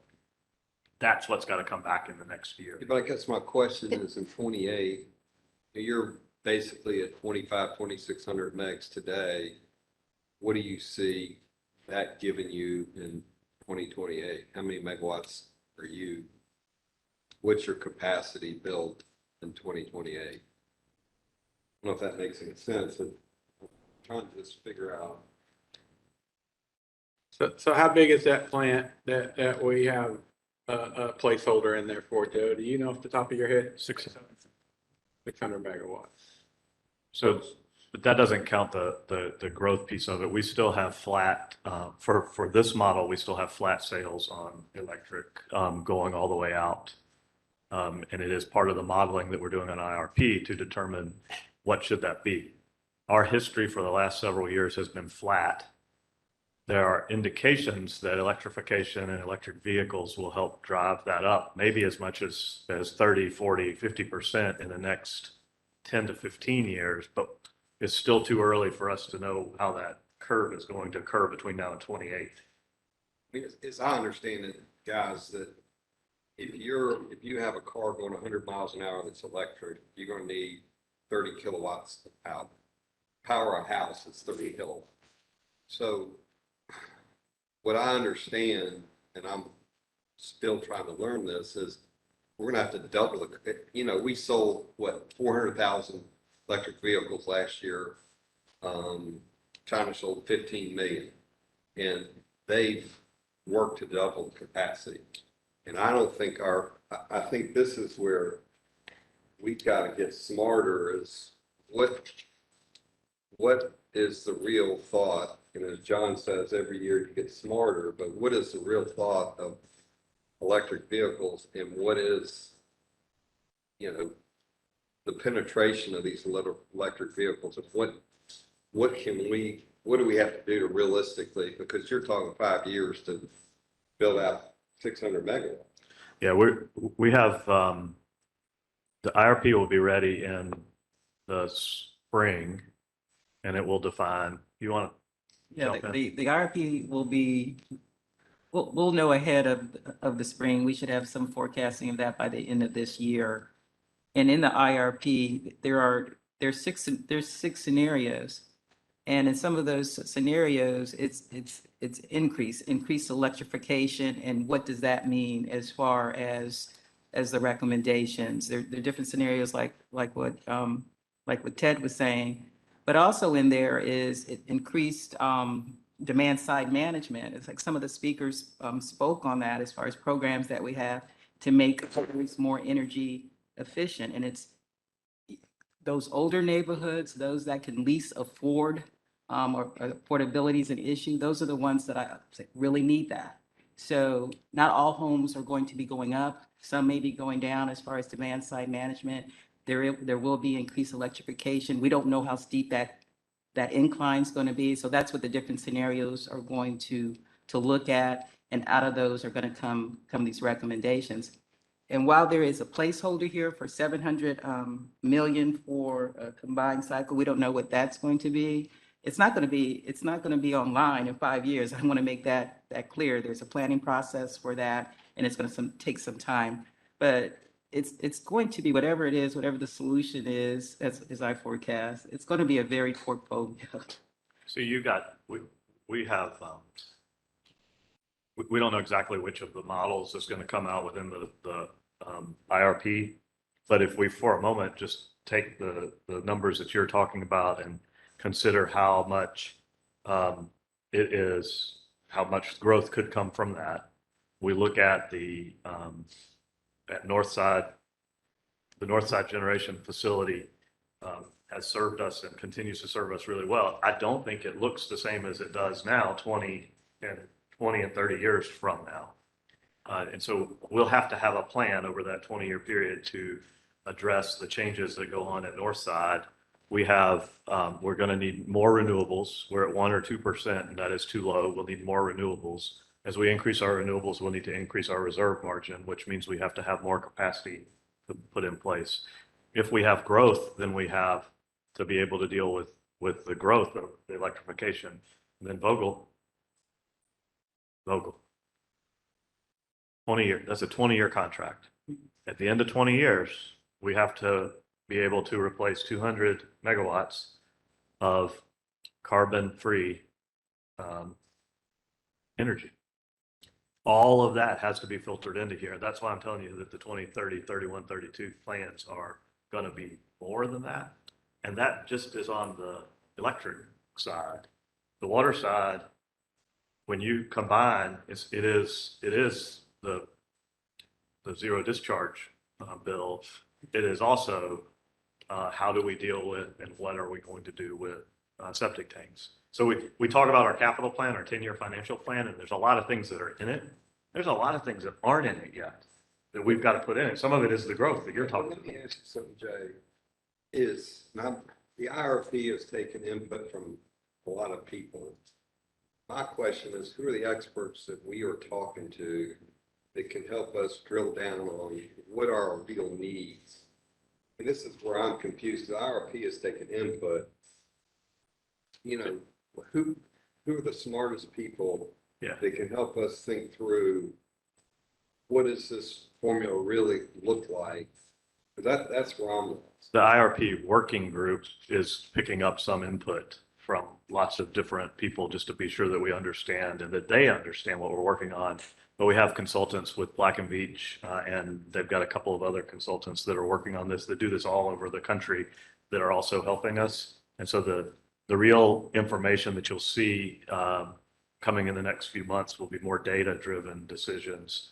The input from the working group helps us be sure that we are analyzing the right level of scenarios, so that we can be sure that we're looking at the largest swing. You've heard from 3 or 4 people today on the environmental side. We also have people from the manufacturing and people from business that are also helping, so that what we'll end up with is a large range of scenarios that we'll be able to pick from what the right outcome will be.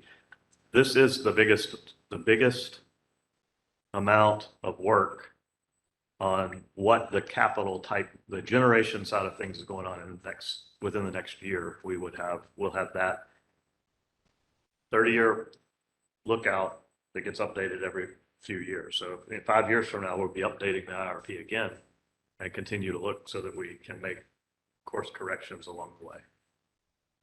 But Black and Veatch is our consultant. They do this all over the. I hate to drill down, but we bought all this property for solar, and I know you're looking at it for economic development. Why wouldn't we work with finding our European partner fell out? Why wouldn't we go ahead and? So can you update briefly on the European partners that fell out? And then we'll touch what our thoughts are on that. Yeah. But can we, before we, I'm sorry, does anybody in the industry really have a handle on electric cars' impact to the power grid in the country? We have estimates based on how the growth will go, and we have estimates based on where sales are going and how that would impact. What I've said before, was that not just in the generation side of things, but just getting the distribution system up to the right level. Because what the studies tend to show is that if you live in a place and your neighbor buys an electric vehicle, then somebody else buys an electric vehicle, and then everybody has same types of vehicles. And if you start putting electric vehicle loads on distribution transformers that are built to serve a house that was built in 1950, then you might have some stress on that too. And so we have, so I've said we think we might see an increase of 30 to 50% in the next 15 to 20 years. That is the estimate. And it is it's not comfortable whenever we like to have one single answer and one single line that we define. And it's a range, and we have to shoot for that range. Can I, Marty, I think there are some really good things that we can leverage that, in addition to like women in energy, some memberships we've reinstated. So the Electric Power Research Institute is, I think, a pretty great spot for us to seek out some of what is happening in the rest of the electric utility industry. We had an opportunity to visit their location in Charlotte several months ago, and they do form coalitions of a lot of the IOUs and a lot of the munis, and they actually do the research and study on what you would anticipate. I believe there are some coalitions that have come out of every partnerships, and so those are things that we're looking to learn from as we try to think about what it looks like for Jacksonville.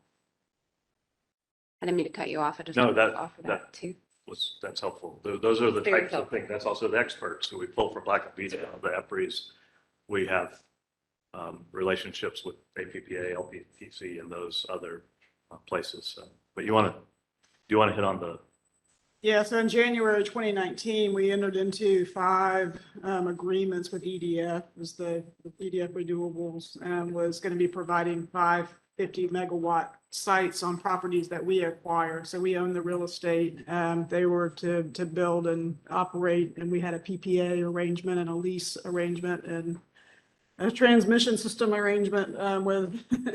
So there were 3 agreements for 5 sites. And so we got a notice last year from them that they weren't going to be able to perform based on changes in the law, force majeure, a bunch of reasons. We looked at that and said that, that it's going to be very difficult for them to get the solar operating on time. And so we agreed to terminate the arrangement with EDF. So as of April of last year, April this year was the effective date of terminating all 3 of the agreements for all 5 sites.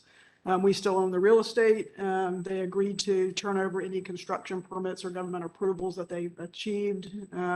So there is that opportunity. There was, they were in various phases of permitting the project sites. No active construction had begun on any of the 5 sites. But that's from the EDF arrangements. Those contracts have been terminated. So we do not have any solar opportunities currently ongoing for the 5 sites, but we do own the real estate. And the solar opportunities are still being studied through the IRP as to whether or not we're going to still consider those sites for solar or some other opportunities, if there's industrial opportunities or other type of real estate opportunities for those sites. They've been released. There's no obligations on those sites anymore from the leasing perspective. So we have the ability and flexibility on the real estate interest of those 5 sites.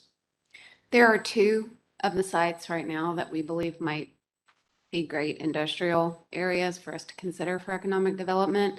The other 3, we think solar is the right thing. So it's a matter of, do we want to go ahead and make the decision to start moving forward with identifying a contractor or whoever can construct the solar for us? My understanding is there are still some issues with supply chain being even able to get the panels. So even if we start down that path of doing the construction, it still may take us a little bit of time.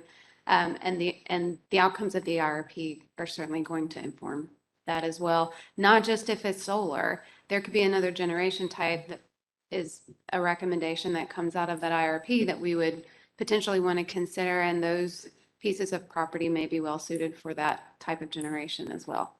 So when we talk about the 6 scenarios, and it goes all the way from status quo to net zero, I think is what it's called, which has the majority of renewables in that scenario.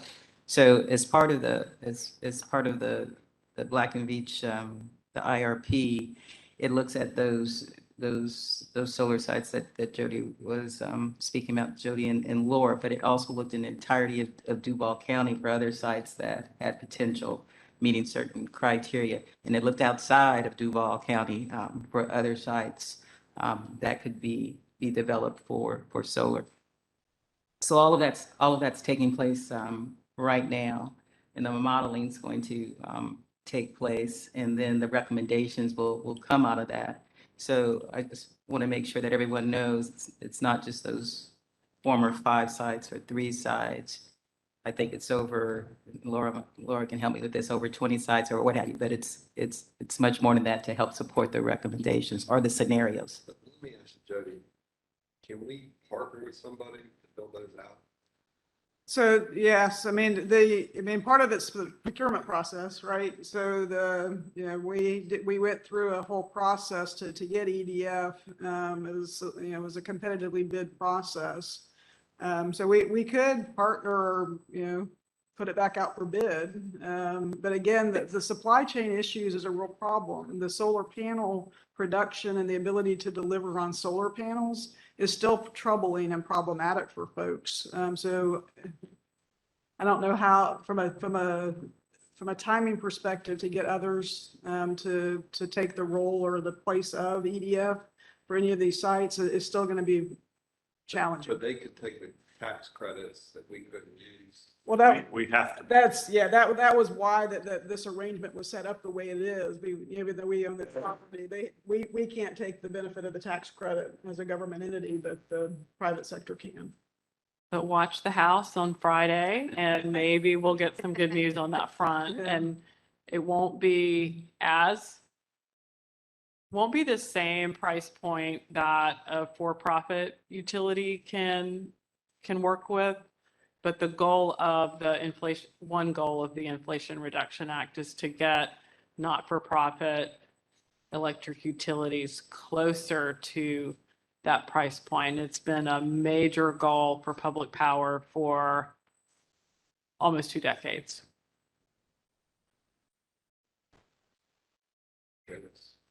Yeah, so the one of the things that we talked about a couple of topics ago was the discussion on the rates and where the rates are going. And what the slide that we looked at was the water, electric, all of these things. And I think that if Sheila can talk about some of the things that we are thinking about considering for our customers, because I don't want us to lose track of the impact. We have these very big decisions that are made, and we have to work on the efficiency of how we're running our business.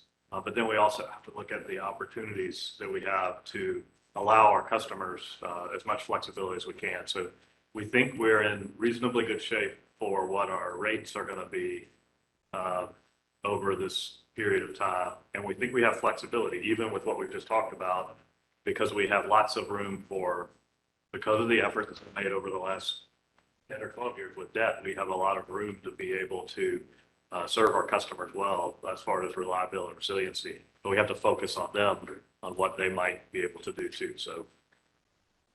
Yes, we have a number of initiatives in play that will be made available within the next calendar year.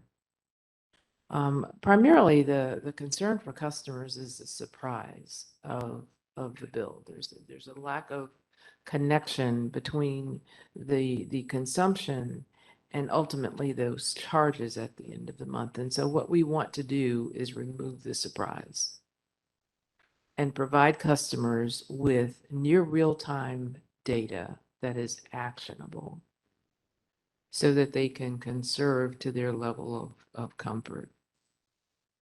And that will be through the means of alerts and notifications. We are absorbing credit card fees, a source of concern for many of our low-income customers that rely on debit cards and credit cards for payments. And that's happening starting in October. And then looking at weatherization and insulation for properties where the consumption per square foot is significantly higher than the norm. And then lastly, the rebates for adding energy efficiency appliances to the home through the aid of financing in partnerships that we've just started discussing with local credit unions and financial institutions. When we talk to our business customers or small business customers, they're interested in obtaining the rebates, but they don't have the capital to make the investment. So establishing partnerships with financial institutions that can help them with obtaining the capital to make those investments is really important, and that's something that we're focusing on. And then lastly, there is no such thing as an average customer, although we've treated them all the same. So through personalization, education, we will more succinctly provide services that are a benefit to the customers as individuals. Our one-size-fits-all approach has worked for us in every utility for the last couple hundred years, but it isn't the path forward for any of us. We need to know more about our customers, and we are investing in data and intelligence to know more about the customers, to provide products and services that are benefit to them uniquely.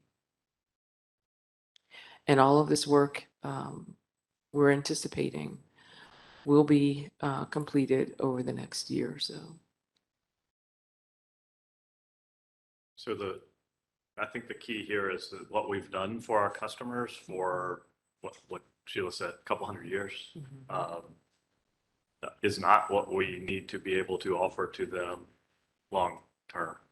And that is residential, it's small commercial, it's all the different pieces of our of how we reach out. That we touch them once a month, we send them a bill, and we need to be sure that we are taking into account what that is. Now, to do that, we've got to do all these other things really well. We have to be able to do our business well. I don't know if you want to talk a little bit about some of the policy kind of updates that are coming along, which while on the surface it might not look strategic and it's not huge. The important part of that is that I think that we have learned in the last little while that the gap that we talk about on the leadership team rotating a couple of times over has also meant that there's stuff that is not happening like it should just in the core business of what we do. And so one of the things we're working on is how do we help fix that? Yeah, that's another strategic effort that we're doing from my team, and really all the teams, is we've got so many different policies and procedures that have been on the books for many, many years. We've talked about the ones that the board approved today, the Delegation of Authority policy that was recently updated. Every one of our policies has some carryover things that probably isn't legal, isn't consistent with the new charter provisions. And so we're doing a full review of every one of our policies. And a lot of our policies and procedures, I'll give an example that we have to post signs in our building that we're a smoke-free zone. That was instituted way back when in the 1970s. We don't have the signs posted on our building. I mean, so there's some things that are on our books and that are in our policies that either we're not complying with because they've either been superseded by other laws or other changes. And a lot of our policies were developed because of one bad actor. So some of our policies were driven by behaviors of the past. And so we're in the process of revamping all of our policies to make them more user-friendly. Talk about doing business and being easier to do business, both internally and externally. Some of our policies are well, there's a couple of them that are 60 pages long. When you get a policy that long, it loses its effectiveness. And so easier to read and making sure that we're complying with things and that they're all up to date. But it is a big undertaking because we don't want to lose the structure and some of the policies that are required, and making sure that we are being consistent with the laws and some of the things that we have to conduct in conducting our business. I'd like to add to that the topic of policy. We've had credit policies that were draconian in nature for years. And with that, treated every customer the same. We have since made modifications. And one of those modifications is returning the deposit in a year sooner than we would have previously, because we realized that we needed to trust our customers more. We returned we've reduced the requirements for deposit. So fewer customers are paying deposit. And if they are, the deposit is returned sooner. And we're continuing to look at all of those policies that directly impact customers to make sure that they make sense, and that as a business, we're protected and our customers are as well. It fits. So you're, Jody, referring to customer-centric policies that are that are prohibiting us from helping, going back to Sheila's weatherization. I mean, tracking is a systems issue. That's going to resolve itself without a policy. Rebates. I'm just trying to figure out how your policy charge is helping with the things that Sheila presented. So every department, even though my team is leading the effort, every department has a series of policies. David's group from an HR perspective has, I don't know how many policies that from an HR perspective, there are quite a few on the HR side. It's every policy, every department. So customers is one of the big key ones, employee, HR matters. We just did, it actually happened before this discussion, but the cost participation policy that we just recently brought to you on made some changes. I think has had a pretty direct impact on a lot of our customers and the work they're doing to try to grow the community. So some of it feels more internal to us, like, so we can be easier to do business with each other. But then it does have the greater impact to the community and the customer. I've got personnel policies that have not been freshened up since the 90s. I've got at least 30 of them that are 2004 back to the 90s. That's, and I have people living to those policies. And so you want some flexibility, you're not getting it in 2004. Yeah, well, the beauty of y'all being onboarded recently is you realize how hard it is to onboard an organization because we have policies that are archaic. So I'm glad. I mean, you experienced it firsthand when we hired you. The people that have been here for a while, they laughed at that. The ones that just went through it, I was watching over here, none of them laughed at that. Yeah, no. So I get that, and that is important work, and that needs to happen. I guess I was going back to Sheila had some really good nuggets about interacting with our clients, and and our ratepayers, and I didn't want to lose that train of thought to get caught up on policies which felt a little more internal to us doing business with us. It's across all sides of this, and it's the internal. So I was just looking, we put ease of doing business underneath this customer loyalty as if it was a customer loyalty thing. It can be, you said it in whatever you're the opening, you said we need to be easier to do business with, because each of you will have an example of where we haven't been easy to do business with, and that is both internal and external. Agreed. Yeah, I mean, some of the stuff that Sheila was talking about the interactive alerts and so forth.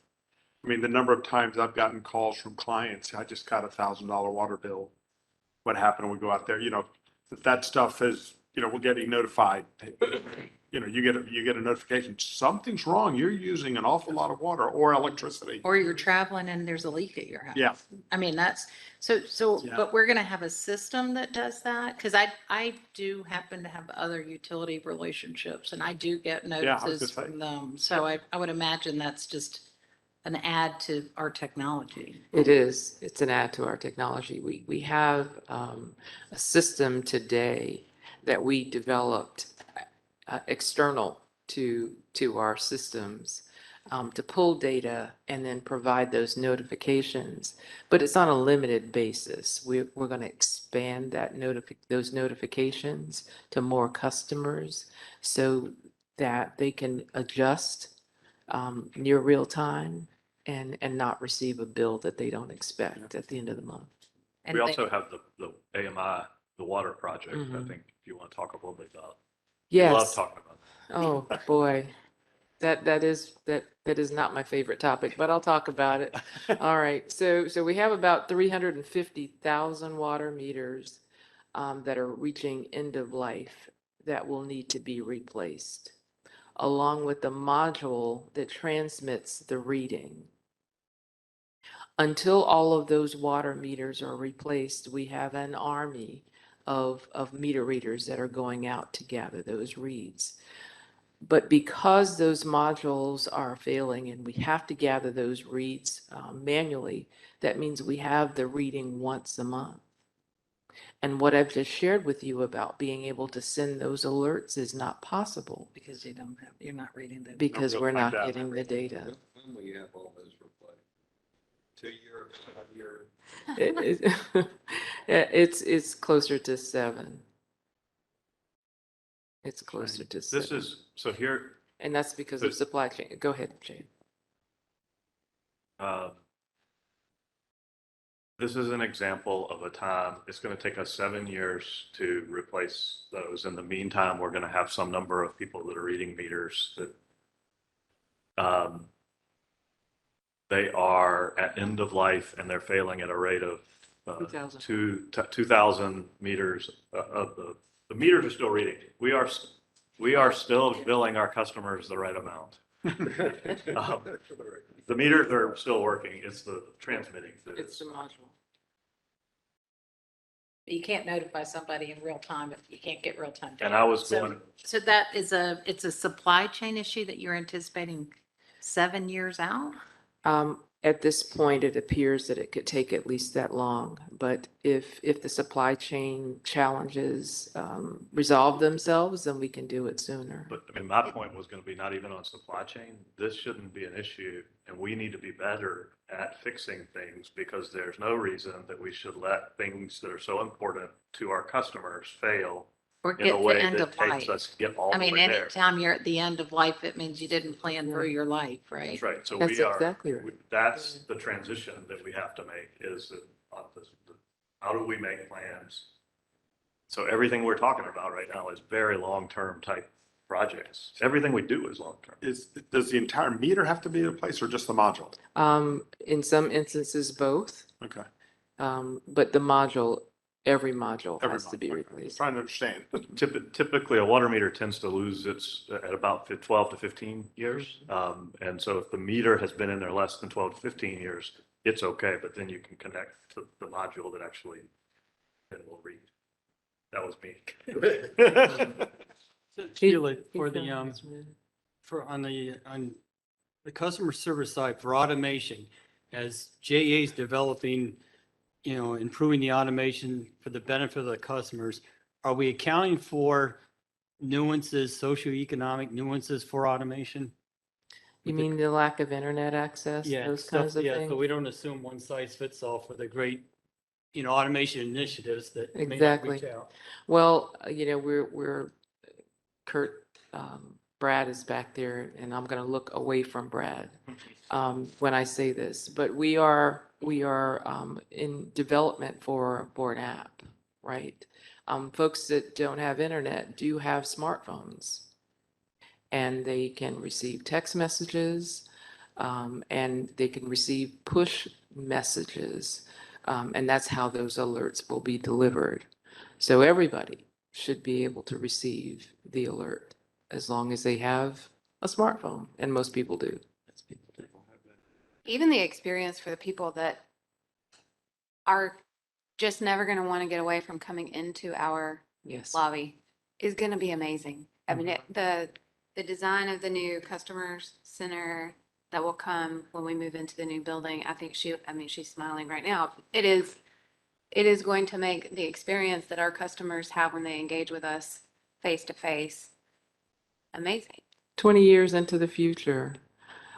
If you've walked into our customer center today that's in the existing building, there is a separation between the customer and the folks that are there to help them. That separation will go away when we move to the new building. Think of an Apple experience. Going into Verizon, you walk in and someone greets you, and they have access to your account information, and they're able to serve you without you standing in a line to be helped. And there's also going to be a payment kiosks there so that customers don't have to wait at all, and they can walk over and get make the payment if they choose to. We have about 6,000 loyal customers every month that visit our customer center and have done so for many, many years, and we expect that they'll probably continue to do that. So when you say we were developing an app, do Mhm. you mean we're really soup to nuts developing an app? Because there's apps that are out there that we could just probably buy, right? I mean, I just looked up 8 utilities that are our size. They all have an app. I mean, I'm on my app store right now. I mean, isn't there something we could do faster? Yeah, our intent is not to develop the ground up.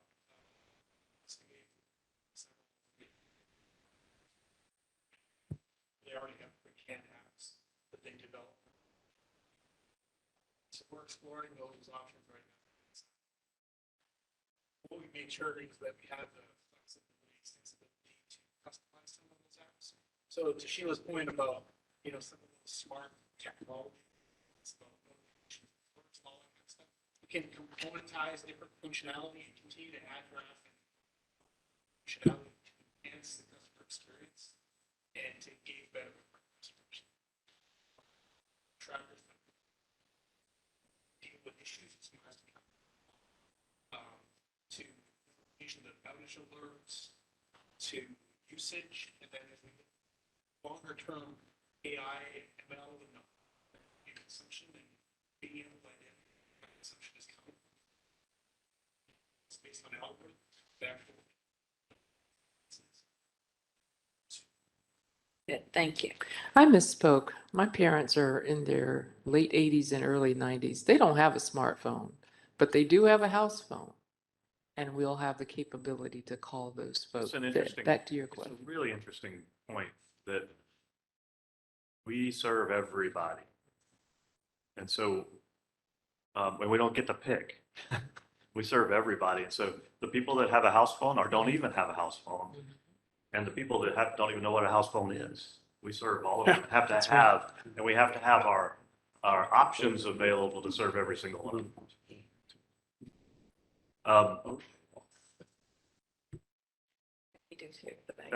So we hit on that. That's about ease of doing business. We started with that, with how are we going to do? Can we not get off of weatherization? Because if you talk about community impact, there's so much we could do for the people that need it the most if we just start there. So can you give us, I'm sorry, Jay, No, you're 2 good. minutes on how we help the people in our community that need it the most? We do have a conservation fund, and the money collected is used for attic insulation, but it's not nearly enough to meet the needs. So we've identified a population of customers whose electric consumption per square foot is significantly higher than the average. Using the money in the conservation fund, plus hopefully some federal funds through this new legislation, we'll be able to step up the insulation initiatives in those communities. Can you size size that for me. I mean, how many houses is that? How many people is that? I don't know if this isn't get to me after, because there's other ways for us to skin that cat. I mean, we're sitting in a building that has the legacy of a woman who would pay for that if you could accept money from the Jesse Ball DuPont Fund. I just think there's ways for us to partner in this community for people who would be very interested in assisting in that and getting it done faster. And is that one of our policies, Jody, that we can't partner with people in the nonprofit sector? I mean, help me, is that a policy somewhere?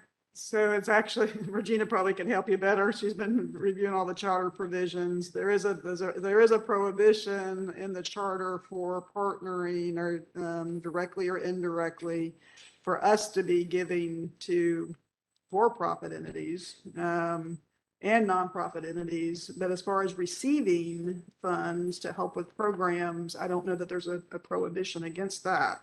So there is a customer. Let's kind of, somebody review this and get back on. Yeah, I was going to suggest we do this offline. This is, I mean, but I understand, but this is we could make a big impact. I think it's a great point, Marty, and I think we should get a focus on this and kind of think through this. On a 30,000 feet moving down, but I think we need to move on. So that, I don't want to say this is not important, but I think if somebody could kind of work and think through, sure there's federal, state, local, and nonprofits who we should focus on, but let's take the time. Really. Yeah, no, absolutely. And I think it also takes us back to some of this, we're waiting for Friday whenever the bill comes out. There's an awful lot of discussion about that there. There is and the IRP will not just be about how do we build new generation. It's how do we do demand side management and energy efficiency type programs to help support all parts of our community, which is another piece that we also want to keep in mind. I believe that we are really an economic development group that happens to be doing this through a utility. That's what we do, is we do utility stuff. But what we're actually doing is supporting the community in lots of different ways.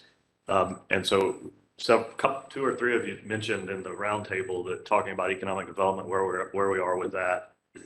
So Laura, if you want to kick off a little bit, then also ties back into the solar, that there's a couple of sites so that we kind of jumped in and out of on the edge of economic development for a few minutes, but I think it might be helpful to dive into that for a minute. Yep, I think one of the things that JEA has struggled with in past years, at least in the past little over a year that I've been here, a lot of conversation on what is truly our role in economic development in the Jacksonville area. And I've heard Bill Johnson say it more than a couple of times. It really just comes down to how much we care about our community and are willing to pour into our community. And so we've talked about it in three different ways. The real estate strategy, part of which we just talked about with the solar sites that are there now, goes even broader than that. We're wanting to look at all of our real estate to understand. And right now we see a few big key areas. SJRPP we've talked about, a couple of these solar sites that might be really good opportunities for us to look at industrial use of that land. And there are a few other parcels that Paul and Michael and the folks on that team are really trying to understand what the best use is. There's a lot of assessment happening on wetlands, particularly at SJRPP. So we're still trying to work through the due diligence to make sure we are not about to take on some big risk that you heard Bill talk about. There are a lot of opportunities I think we have around incentives. So right now we essentially offer a rate tariff that gives a roughly 30% discount for about 5 years. And that's just not enough to be competitive. What we're finding from a lot of our potential projects is that they want us to be able to say yes much faster and not say it's going to take us 7 years to get infrastructure ready. Mm-hmm. So one of the efforts we are really wanting to move forward on is site readiness. Cecil is one of the areas. There are a couple other industrial spots that we think we could go ahead and start getting the infrastructure ready. It's a matter of how much risk tolerance we are willing to take to carry the cost of that infrastructure investment before we actually have the recovery mechanism sitting on the ground. The other big project, which I'm really excited Julie Crawford's going to take on and spearhead for us, is around downtown revitalization. That is maybe the one that we have struggled the most on. What's our role in that? So where we're going to start is really a truly comprehensive plan of the downtown infrastructure, all of our systems together. Right now, and I think Ray would agree, right now when we go to the budgeting process and we go through the capital project process, it's too siloed. So our capital plans don't always align to the things that might be happening from other city stakeholders or partners that are also focused on downtown. So Julie's going to help pull together the comprehensive plan together. She and the rest of the leadership team will help make sure we are positioned well so that if the city's going to, if the public works is going to be digging to do some work in one area and we have it planned to dig in the very same area, but 4 years later, my God, why wouldn't we just go ahead and dig that earlier and get it synced up? So that's the effort for downtown readiness, and it's got to go beyond just electric water. It includes chilled water. It includes our plans for street lighting. Some of the things that we have heard would maybe make the most impact to the experience that people have in the downtown area, so we can make it the place they truly want to live. Some of the things we've seen in the places we've studied recently is people living there is what will make it truly revitalized. And so we think there's some things that we can do as the utility to help that. Did I miss something you want me to talk about? Laura, when the Downtown Investment Authority approves something, me building a hotel or a design center or whatever, is JEA part of that conversation, or do we find out afterward, or how proactive or how involved does JEA get in, those type of, those initiatives? I think that is a not one size fits all answer. I think it depends. Okay. What we have seen recently, this is some of the effort Julie's going to take on. We've had a couple instances, some of the new development down in the shipyards areas, some of that. There's utility conflicts that if the building was moved just a little bit, or if we were willing to move our infrastructure just a little bit, then all the things that just got approved worked really well. Our timing has been off. Our coordination has been off. So we think we can do a better job. Go ahead, Laura. I think it's more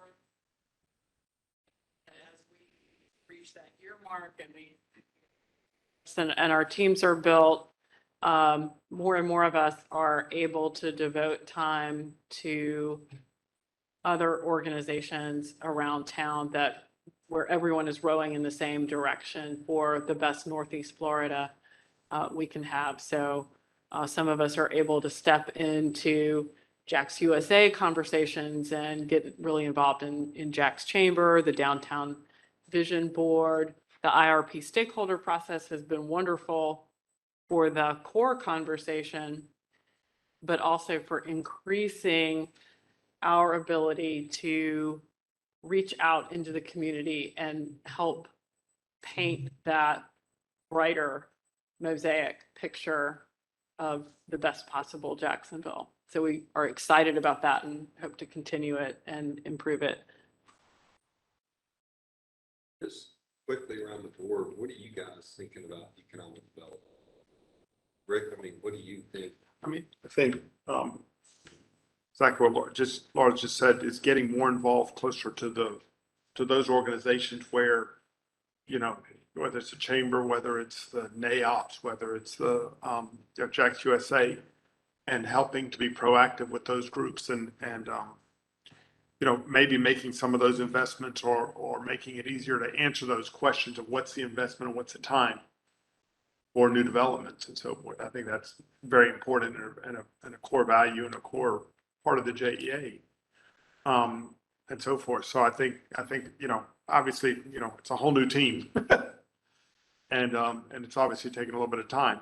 I'm still drinking from a fire hose, so I can understand what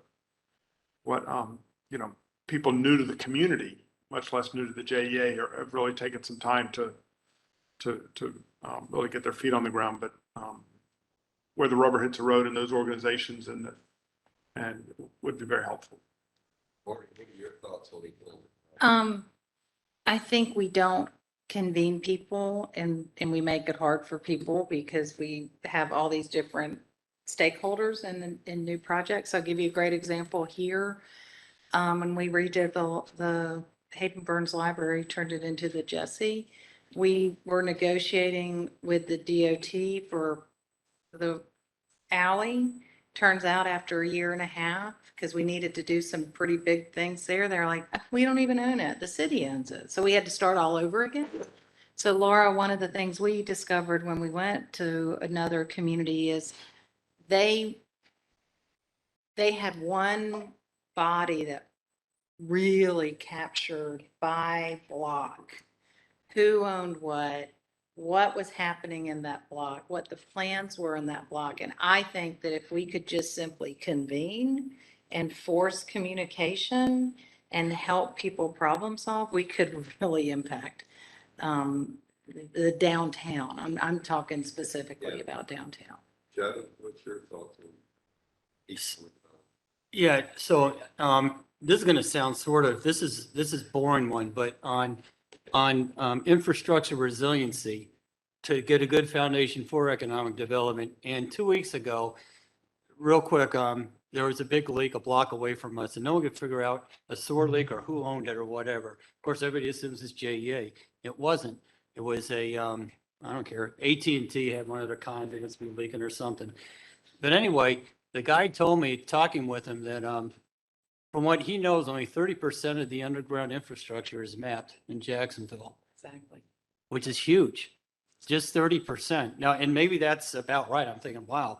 But anyway, just if there's some way of, again, not just going to silo thing, but all those bubbas out there who have something to do with the under the streets getting together and working on, getting a better mapping, underground mapping of that.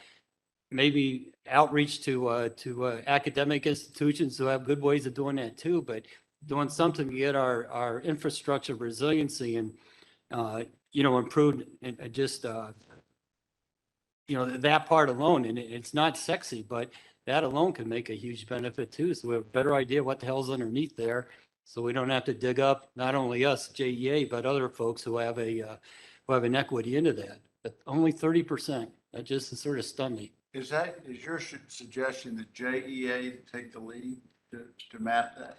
I would not take the lead, but get all stakeholders like an IRP thing, but anybody who does subterranean stuff, get them together and figure out how can we, if we're doing work and we come across an unmapped area, we share that information to other entities who maybe, have a interest in that.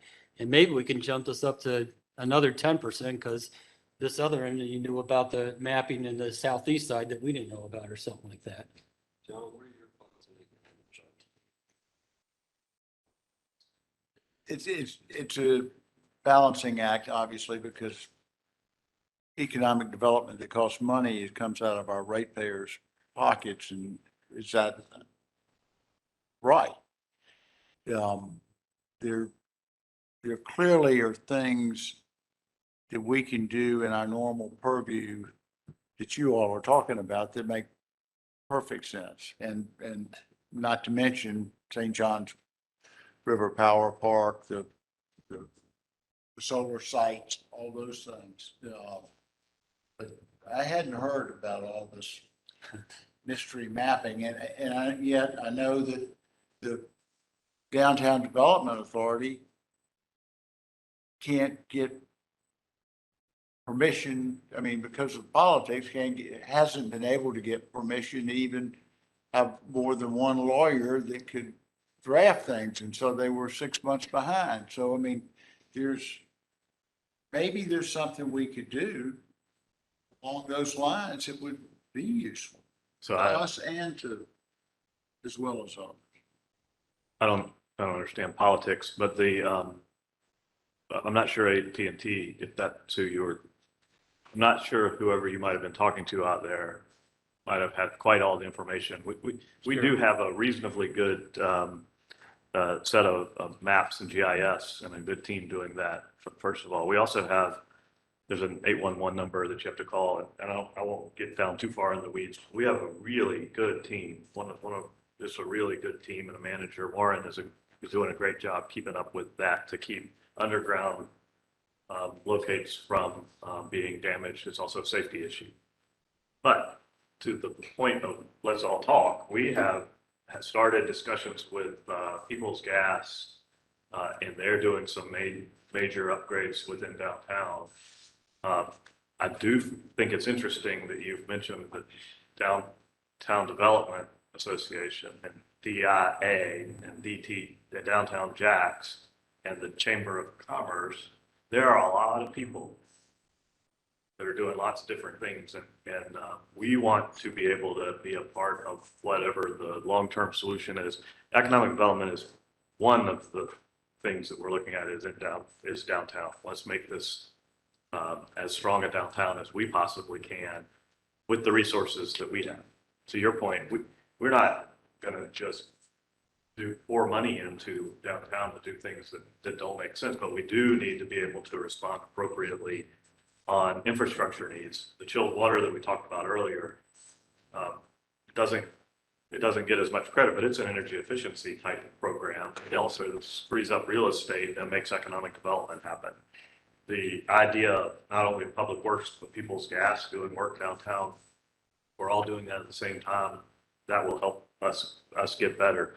More broadly, we're putting in a team of people. We've got a vice president of economic development. We've got the director of real estate that's been filled. The team is now getting in place to be able to do this because I'm not going to, it's one of the things we keep talking about. So I was glad to hear Rick say it earlier today is we've got to get faster at being able to respond to people. That's economic development, which if you remember when we're talking about the supply chain on transformers, and Alan put up the 3 guidelines and kind of the strategy of how we're dealing with that. The first one is keep people on. Emergencies, keep people on. But the second one was support economic development, because that's what we do. And we talk about it as if it is developers and home builders, but it is also commercial and industrial and everything that goes on. Every single place needs a transformer. They need to be able to get electricity. And so maintaining economic development is key, and it is more than just giving money to someone. It is how we do business every single day. I think, and that's why it goes back to the core of what we do. So I appreciate hearing all those things and the focus on economic development, on real estate activities, on the relationship with others, and on specifically in the downtown area to support our customers. That's what I heard. Yeah, but if Jacksonville's growing, we're growing, we can help support growth of Jacksonville. That's right. And the last piece is if our downtown is viable, that's the missing piece of being a great city. We've got to figure out how to spend smartly because you have the infrastructure in place. Yes. That everything you bolt on is just added value. And then we need to be able to communicate that well. We need to let people know the things that we're doing. The thing that we do whenever we support economic development really is it supports every single person. It makes the whole organization, the whole place better. It helps everybody. We do things that we don't tie back to economic development, like the transmission line. We're working with developers that helps with economic development. So I think we can keep on doing that. And I think that's a positive. So we've been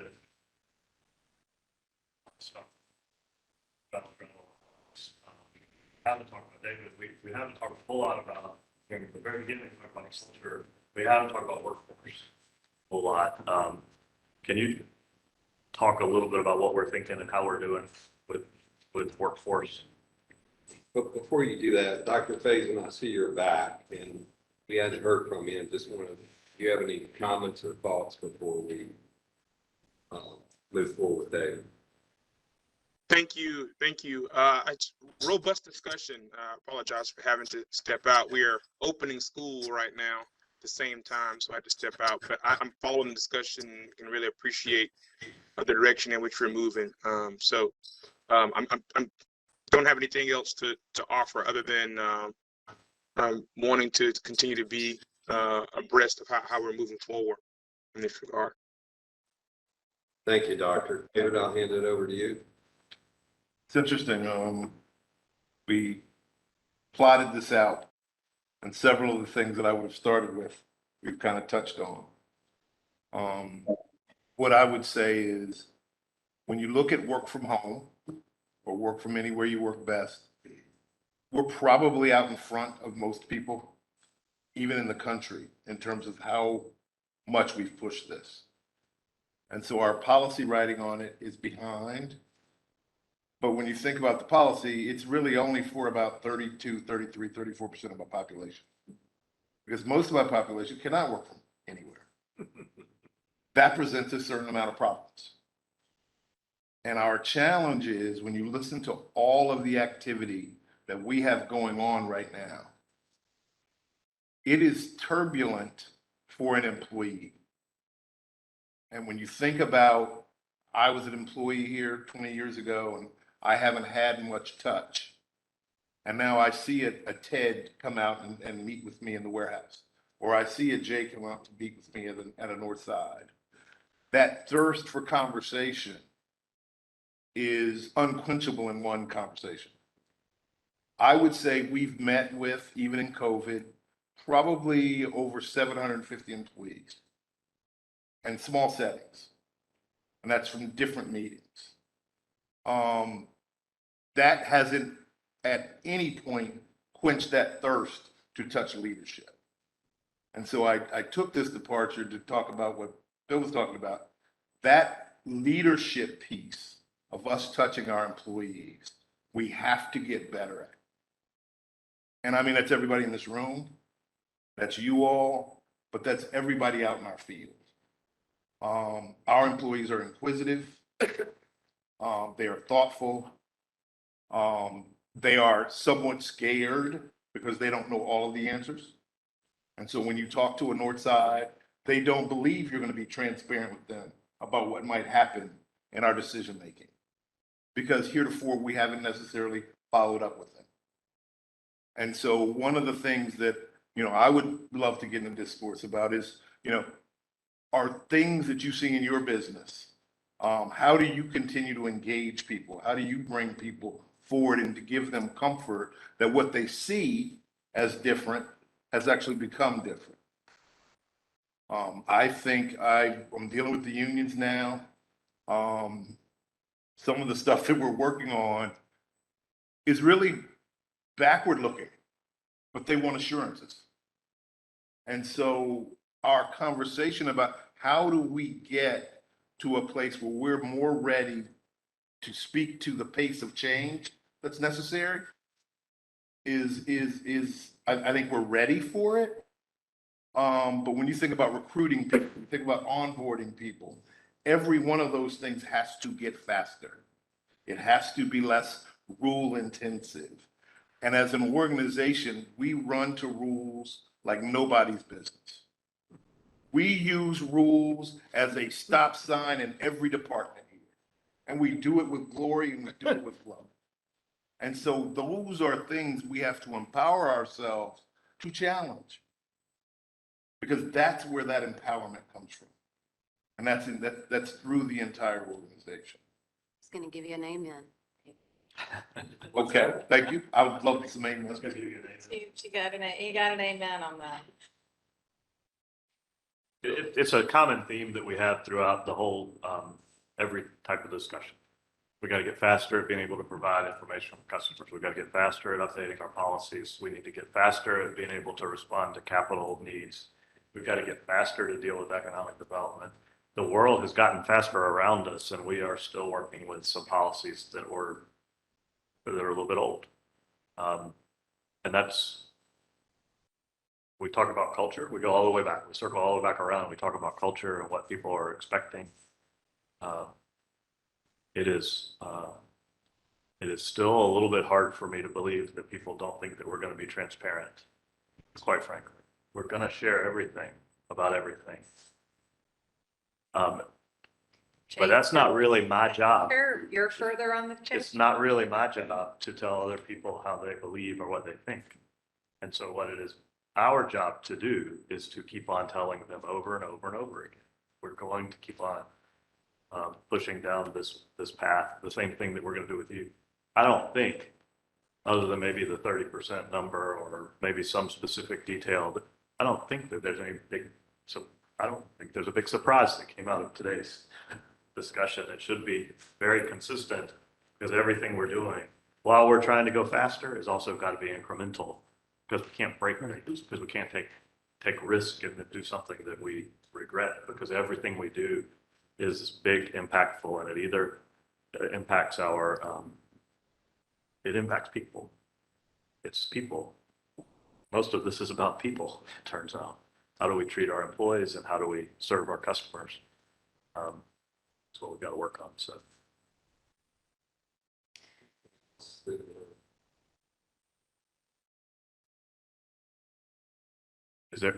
Does any of the leadership team have anything else they want? Well, David, did you get what you wanted? I mean, you kind of asked a question. I don't know that. Well, you know, I'll follow up with you.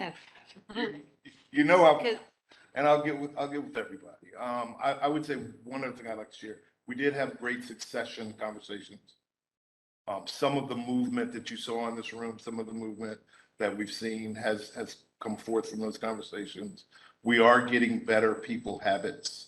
I think our performance management, Laura and I go back and forth on some of that. Do we want to continue to be traditional? I think there is some curiosity with our unions on, you know, how do we kind of bring them into the fold? So I think we're heading, you know, in the right place, but I'd love to hear what others are doing. I would say it is very tough to work in an environment where you have 5 unions and you have civil service wrapped around it. Had anybody told me what that was really like, and Angie tried, that would be the only thing what in the heck was that about? But the other thing we had to talk about is we got a big retirement. That's what I was just about to say. I think a lot of the distrust from the employees, particularly maybe on the Yes, sir. Earth side, is that Yes, sir. they don't see the plans that will need to be developed as soon as we have indications of an IRP outcome that relate to the workforce. And that doesn't always mean like trading out a person for a different skill set. Some of that can be reskilling and upskilling and transitioning what you may have done at this particular generating site that actually still has to be done at this other location. So a lot of the workforce planning aspects that we've never done that I'm aware of that is going to be just as important, and helping earn back some of that trust that we will continue to need to do. We have, what, 25 to 30% of our employees are eligible to retire either now or really very soon. Yes. Kind of ballpark. And we're hiring mid-career primarily. And a lot of people that are coming in at mid-career. So we have to be able to build a workforce bench that is far enough back. So I've talked to each one of you about specific succession planning around my position. I'm not going anywhere. I'm happy on the stage. But what we've done with the workforce planning is look at high potential employees and how do we make sure that we have opportunities for people to move and grow. It's what Laura mentioned when she talked about the engagement survey. Part of her team is asking, what can we do? What will we have to be able to grow? That's not just a question for them individually. That's a question for us corporately. How do we get the right people so that all the things we're talking about complicated things that need to be done in the next 5 and 10 years? How do we get the right people at the right place? We have gotten, we've been more successful at filling positions like in the call center because we are allowing more flexibility in the work. But that flexibility hasn't been put in place in the policies yet. We're still having to work through some of that. That confuses an organization that is used to running on rules. And so we're going to tackle all of this. Workforce, culture, building an unbeatable team, policies, structure, delivering best business excellence, the customers, economic development, customer loyalty. That's what we do. We've hit on almost without an agenda. We hit on almost all the things that are within our focus. So if that's the case, why don't we just go through the board and just takeaways to Jay to think about? Start over here, this time, Joe. Give you 6 seconds. Hey, we had 1,600, right? So I could go on for 55. I've said everything I need, but Bobby, if I can, I just ask one question. So for all the senior leadership, extended leadership, what do you need from us? I mean, we've all been pontificating what we need, all that kind of, but what do you all need from us, from the board writ large? I mean, we're all here, so let us know. We may think we're doing all the right things, and all that, but Give Jody 6 seconds, I think. what do y'all need from us? I think you give it to us. I mean, one of the issues is just being engaged and thoughtful in providing us the leadership that you've already espoused to us. I mean, I don't know that I need anything more than that, but the ability to pick up the phone and to call the chairman or to call Marty and have those conversations and just your time is what I need from the board. And you've already given that to me, but continue answering my calls and my text messages. And I truly appreciate your leadership on this board. This is the best board I've ever worked with. So thank you. Yeah, Sheila, do you have anything else? Well, Chair Stein, when I started in this position, you introduced me to people in the community that were champions of customers and customer service. Those connections were invaluable, and they formed the basis for many of the decisions that have been made since then.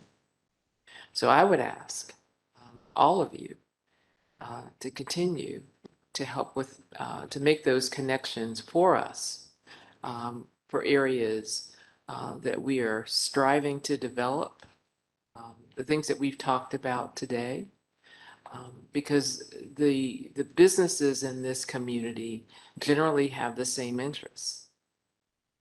And why not, why limit ourselves to our own thinking? Why not expand that to other businesses that have perhaps may be further along in their development than we are. So Ray and Ted, the question Joe asked, is what can we do to further help you guys be successful?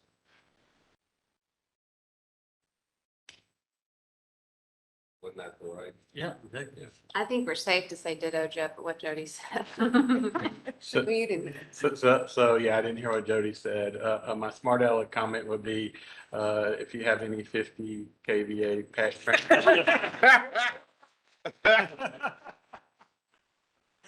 Oh, I've got 10 laying around. I'll pay you whatever you want for. That's what I'm paying everybody else, whatever they want for. So from my perspective, being here for almost a year now, this board has been the most supportive, best board I've ever worked for. He was outside when I said that. Okay, yeah, so I appreciate your engagement and your involvement. But not telling us how to check every box. So, I just need more of that. Ray, do you have anything to add? Gotta go last. That's when I get to step out the room. Not last. It's me. You're next to us. What I really appreciate is the confidence that you place in us. And I haven't had the pleasure of working with all of you, very much. I have with Board Member Morales, and I have with General DeSalvo, and it's very good. You know, you ask questions, you don't reach conclusions, and you get information no matter what you're hearing out there. And that is so refreshing, and it just goes to the level of confidence that you have. I'm going to say in our CEO, which we are an extension of, and so I really do appreciate, really do appreciate that. Dr. Faison? Yeah, I was just what Sheila mentioned,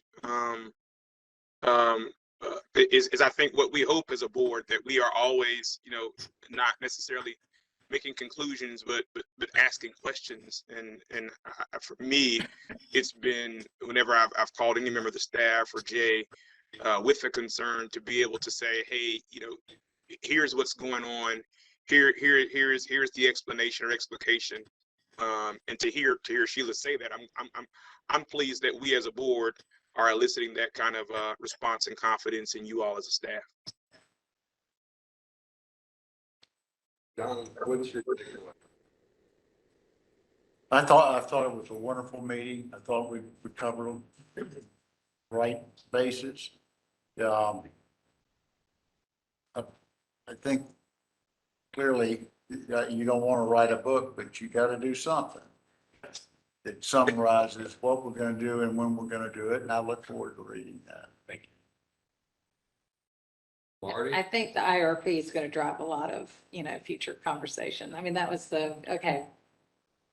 Can't do much before we get that. I do think that the dialogue has been important. The learning has been important. So it may be, Jay, because sometimes we finish our meetings 45 minutes early, that we would have briefings on some of the items that we discussed here in the future. Like, I'm still unclear about the industry's take on electric vehicles. Bobby and I sat through a presentation like the Council 100 on that. I sent it to you. It's in conflict with what another friend of mine who's on a different utility board in Tampa is saying. So I think it's worth taking the dialogue that we started today and not waiting for another year to continue some of these conversations. So I would like to add different topics into future board meetings. Solar is another one. I don't know that we were able to dig too deep into solar today. I still don't know why, forget supply chain for a second, just pretend it didn't happen. I still don't know why it's so expensive to put solar panels on residential properties in this community, but other communities are doing it a lot. So there's the kind of questions that I'm still wrestling with. And, you know, David, on the people side, I am done a lot of engagement work.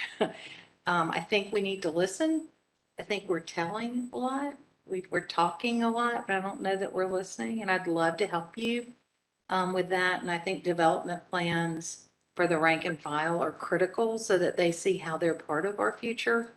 So I would love to help you with that. But I'm energized by this group. I think if you look at where we've been and where we were when we were interviewing CEO candidates in the library, which was really not that long ago, to look around the room at the talent, not just the talent on the table, but the people that are supporting. Y'all have done an amazing job hiring an amazing team. I think you're really hard on yourselves to deliver products very quickly, but you're a new team in many ways. So be patient with each other and be patient with the progress that you have. Having said that, we've got a lot of work to do. And we're here to support you in any way that you need. And if you all have already had this discussion, then I can talk offline to someone around our diversity and equity and inclusion efforts.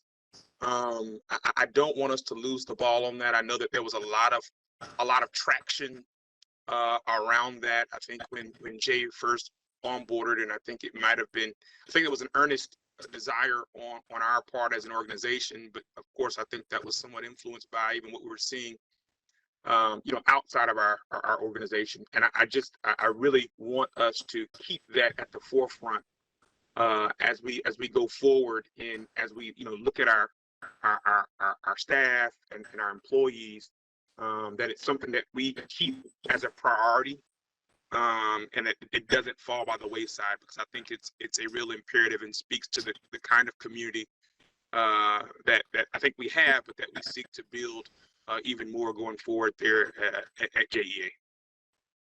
David, you want that? I think David was revving up to give an update on where. Whenever he's ready. Go ahead. Go ahead, David. Just a summary of where we are. I appreciate that. And Dr. Faison, I think it is important more broadly than the employee and the workforce, but also how we're doing with our suppliers, our vendors, and addressing it across the whole board. But I'll let David kind of update you on where we are and what we're doing, including recently we have the director in that role. So We appointed Paul McFadden in January. He built a council of 20 employees by end of March. That group is very, very active and very, very diverse. Our numbers are creeping up, not that we're going to do it solely by the numbers. But I would say look around this room and it is more diverse than it was. And so and so I think that is purposeful. I think Paul and his crew, I think we do not want them to go too far off the range, but they are pulling in a lot of information. They are meeting with a lot of employees, and we are having great conversations around what it means at JEA. And I think educationally, we are challenging and being challenged, but I think it has been very healthy and helpful that we have a full-time person in that position. And I think all of my peers have been very helpful to Paul. We had some meetings here yesterday where we got to speak on how diversity, and that should be coming out pretty soon. So more to come, Dr. Faison, but we are not going to take our eye off that ball, and we'd love to sit with you and engage some of your thinking around the subject also. We also absolutely, and let me also say too, and I've been following, and I think you're spot on. The room does look very differently, and I think we'd be remiss to not pause and say that starts at the top. So let me say forthrightly and publicly, Jay, we appreciate your leadership in that regard. I think that we have made demonstrable positive progress in that regard, and I'm looking forward to our continued progress towards that end. Is there anybody else wants to follow on this subject? real quick. Well, first of all, thank you, Dr. Faison. It does start at the top. So thank you to the board. But Ted's got something to add on the idea a little bit more broadly than just workforce. Yeah, so on trying to do more with vendor diversification as well. So, the JSET program has been around for a long time, and we participated in that, but we just brought live a few weeks ago some new software that's going to allow us to better track our vendor diversity. So you can't figure out where you're going until you know where you're at. And so with one of the things that this new software will allow us that we haven't had capability in the past is subcontractors.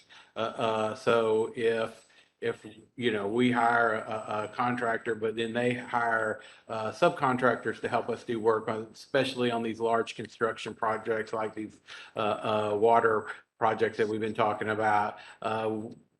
So we are working on that. We have a tool now to use to get there. So we're finding out where we are now so that we can start setting that target in the future of where we want to be. Does it make sense to set a target of something and you're already past that target, right? as we get more information and understand how to use that tool better. But we're also, it's really 4 prongs that we're using. You know, we're trying to educate our vendors of the opportunities and things like that. So I'm very excited about where we're going on the vendor side. When I first got here, we were trying to do some things, and we basically had to take a pause before we could get the tools in place. Now we have the tools in place and we're ready to march forward. Thank you. Great job. Rick? Thank you, Chair. I think, you know, we've talked about a lot today. We've covered so many different subjects as, you know, it's going to be the implementation and follow through on all of these topics. I realize that it's a little bit of everything that we've talked about today, but there are definitely some key takeaways that I think need to be, you know, pushed more to the top and so forth and going forward and keeping the board involved in that, I think is real important. And one other thing that I wanted to mention that I failed to mention earlier, and I forgot about it. Due to my day job, I probably have a little bit more involvement with the rank and file. With, you know, I meet our guys in the field. I see, you know, we work on development projects and we deal, and you know, for the absolute most part, your typical JEA rank and file member or staff member is just doing a great job. And they're great to deal with. There's some that are still stuck in their ways that don't want to, you know, we've always done it this way. And, you know, God, there's no line that gets me angrier than that one.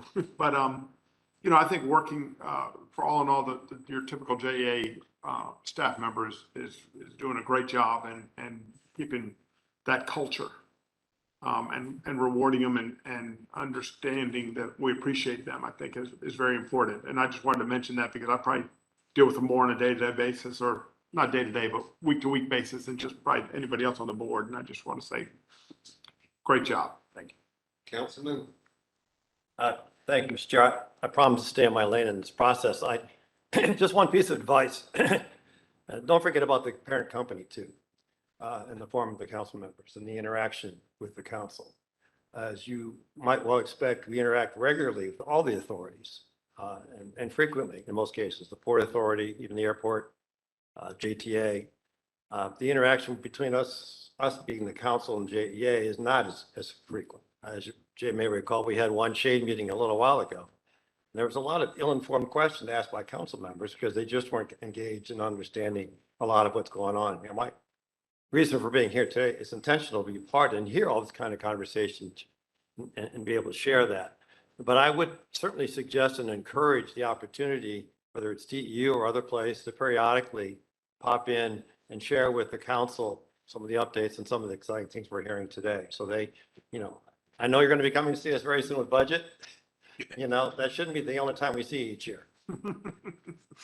Yeah, we Thank you. used to have a council member update where we come at least twice a year Right. to the city council. So I don't know if maybe we want to think about maybe reinstituting that.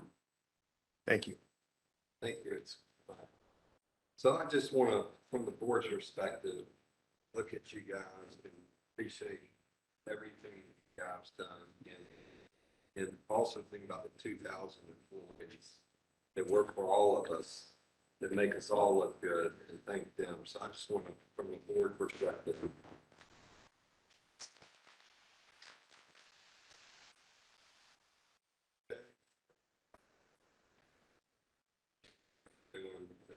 this great. I appreciate it. I appreciate the time that each of you has put in today and over the last couple of years. And I understand that we have a lot of work to do. I do think that part of what we need to do is bring back to council, to board meetings, some updates on all of these things. I think the committee structure will help that dramatically. We have, including some that haven't even met yet, that we're getting into that process. And I want to reiterate what a couple of the folks have said, and I have said it before, and I try to say it in a place where it doesn't sound like I am trying to kiss up to you, but you really are Your evaluation is coming. No. I don't even care. You really are the best board. I have worked with boards and been around boards for, at least my entire working career, maybe my whole life that I've watched. There are oftentimes, and whether it's councils or whether it's boards, there are oftentimes when we as the professionals that we are come to the meetings, it is with the anticipation of fighting about things. None of us are afraid, concerned, or worried about what we're going to say because we know that we are all on the same team. We're trying to accomplish the same goals. I think that is true for more of our employees. You see them and have talked about them. But I want to end by reiterating that what we talk about in here is important and it gives us direction and guidance. But the actual execution of all the things we're talking about is going to be by a whole lot of other people that aren't in here. And so I appreciate what they're doing every day to serve the customers and serve the community to make us better at what we do to improve lives and build community, because we're going to be the best utility in the nation. So thank you very much for your time. Thank you. Thank you.